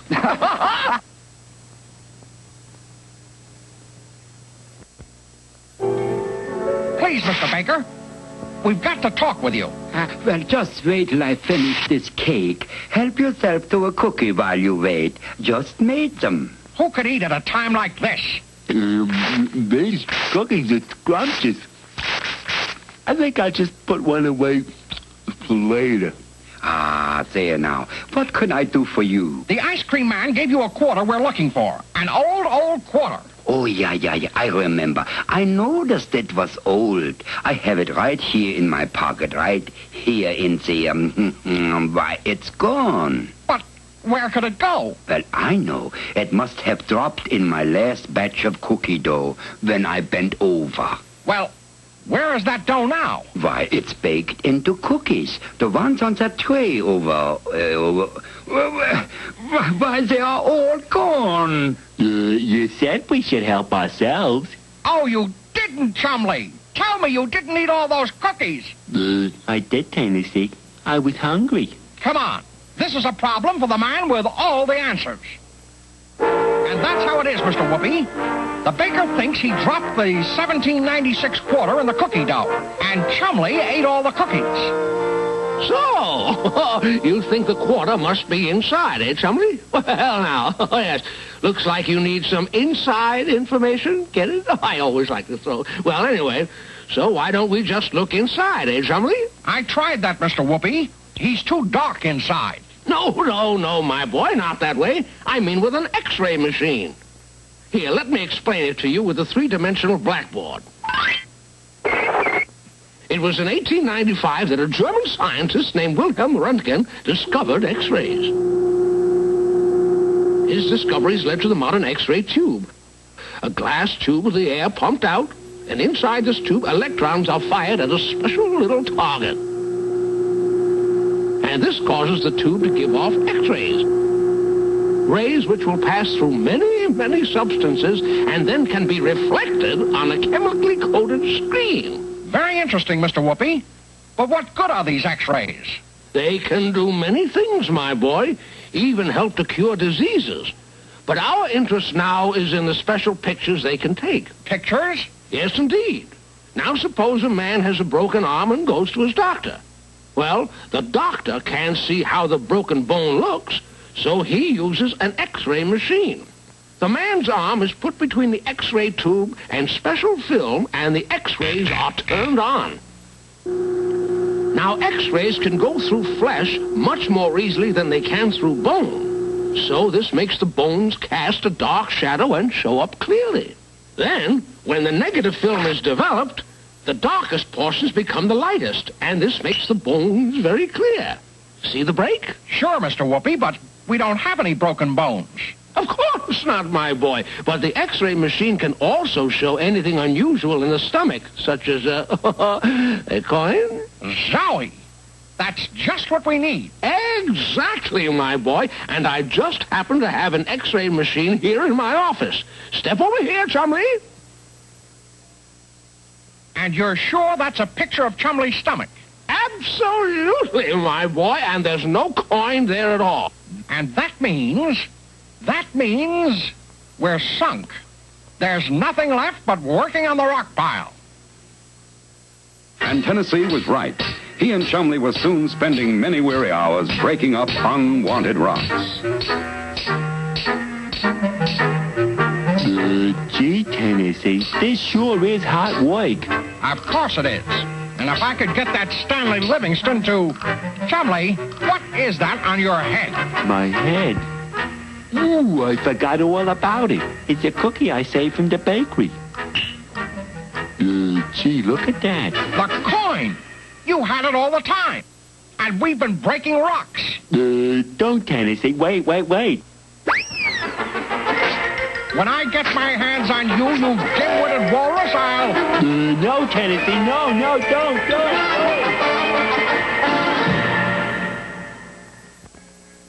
Tennessee and Chumley will be right back with more cartoon fun. 1, 2, 3, time again for Tennessee, Tuxedo and his tail. Come on and see. Tennessee Tuxedo. Tennessee Tuxedo. We will be parachuting for your pleasure, sailing seas in search of treasure, anything so he can measure up to man. That's Tennessee Tuxedo. A swole penguin who drives a dancing tuxedo, though he may fail. As he rides for fame and glory, still he tries in each new story tale.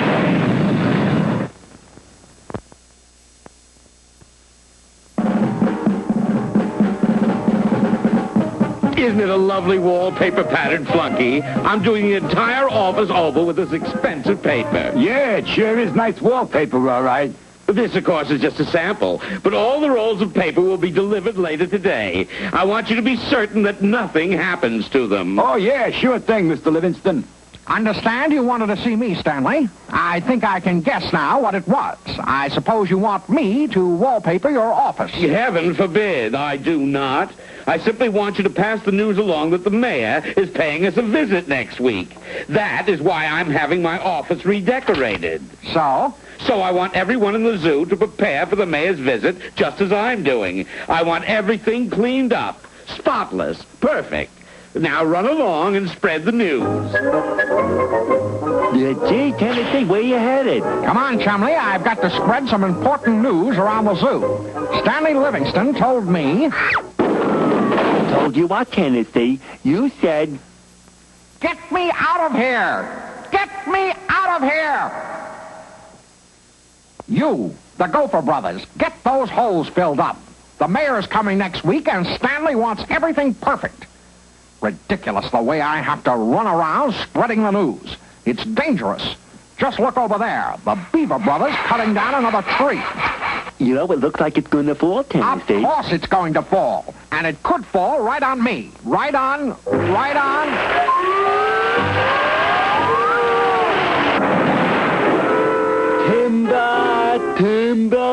Timber.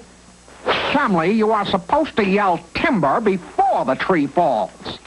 You, the Beaver brothers, get those trees cleared out of here. The news is that the mayor's coming next week. Now get this place cleaned up. Finally, after more dangerous encounters, Tennessee had passed on the news to everyone in the zoo. Chumley, I can't go on spreading the news like this. Go get Yak and Baldy. I've got a plan. Men, we are behind the times. It is ridiculous for me to be running around the zoo to spread the news. We are going to do it the modern way. I get you, Tennessee. We'll broadcast the news. We'll give them the old Hinkley-Winkley report. What's new from the zoo? What's new from the zoo? We get the blues from the news of the news who's.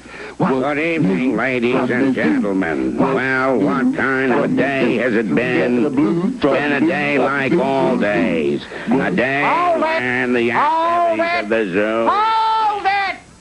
We are not going to broadcast the news. We are going to print it. We are starting our own newspaper.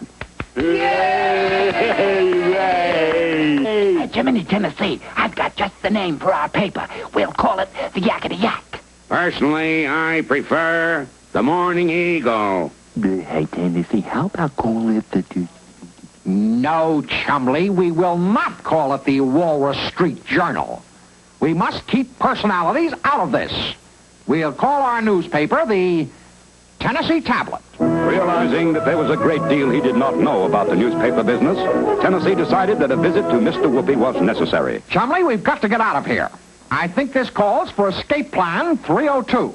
Chumley, you simply toss this lasso over the fence post, then you and I can climb over. Okay, Tennessee. Stop pulling. I said the fence. The fence post, not my neck. You got it. Quick now. Start climbing.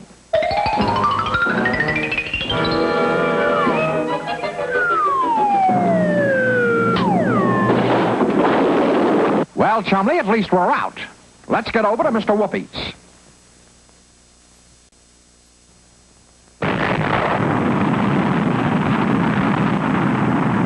Here's a riddle. What is it that is even smarter than a talking horse? What is it that is even smarter than a talking horse? I know. A spelling bee.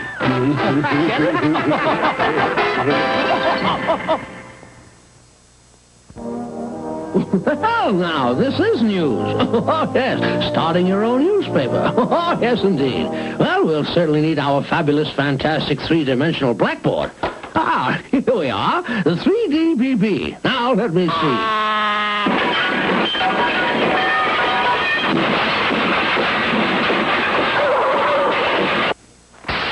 Newspapers. Well, the business of spreading news is certainly different from what it was in ancient times. Then, news was spread from place to place, mostly by travelers moving from one city to the next. Of course, if news was very important, special messengers might be sent with it. Make way for the messenger of the king!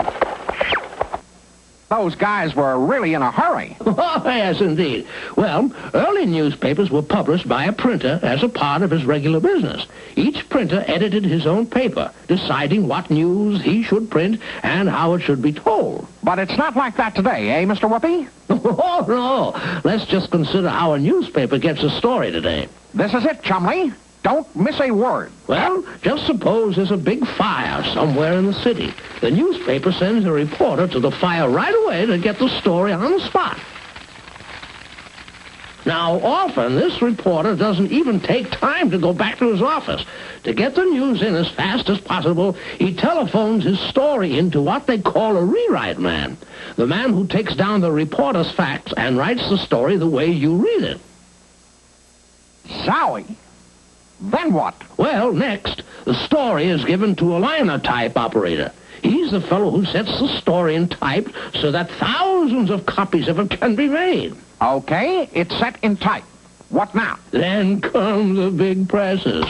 This story of the fire, along with many, many other stories, is put on the giant presses, and they start to roll. They not only print the hundreds or thousands or even millions of copies needed, but many of them cut and fold the newspapers as well.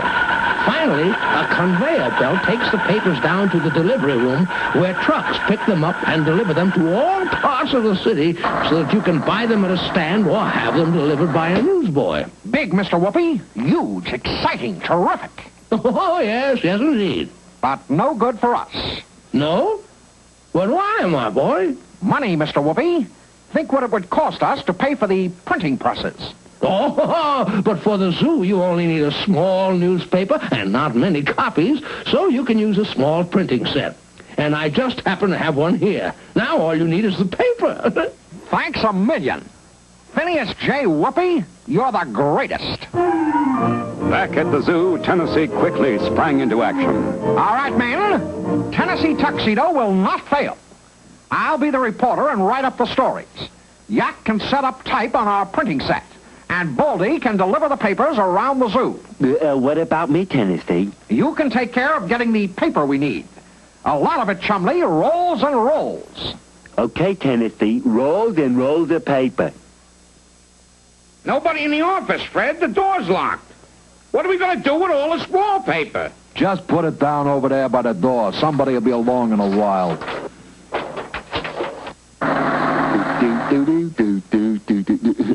Hey, I wonder what's in there. Oh, boy, paper, rolls and rolls. Oh, boy, where did I see Tennessee? Tennessee, I got the paper. Let me show you. I got rolls and Rush it to Yak. He's setting type on our first edition as fast as I can write it. Okay, Tennessee. And later, Tennessee's newspaper was an immediate success with everyone in the zoo. Or that is, almost everyone. Well, Stanley, I thought you'd be around. I suppose you've come to congratulate us on the newspaper. No, Tennessee. I came to bring you a big story for your paper. A big story? Good. We'll put out an extra. What is it? It's a story about what happened to a penguin and a walrus. You scoundrels printed your news on the back of my wallpaper. My beautiful, expensive wallpaper. Your wallpaper? Yes, and now I'm going to make you pay. We'd better turn to the sports section, Chumley. Run like mad.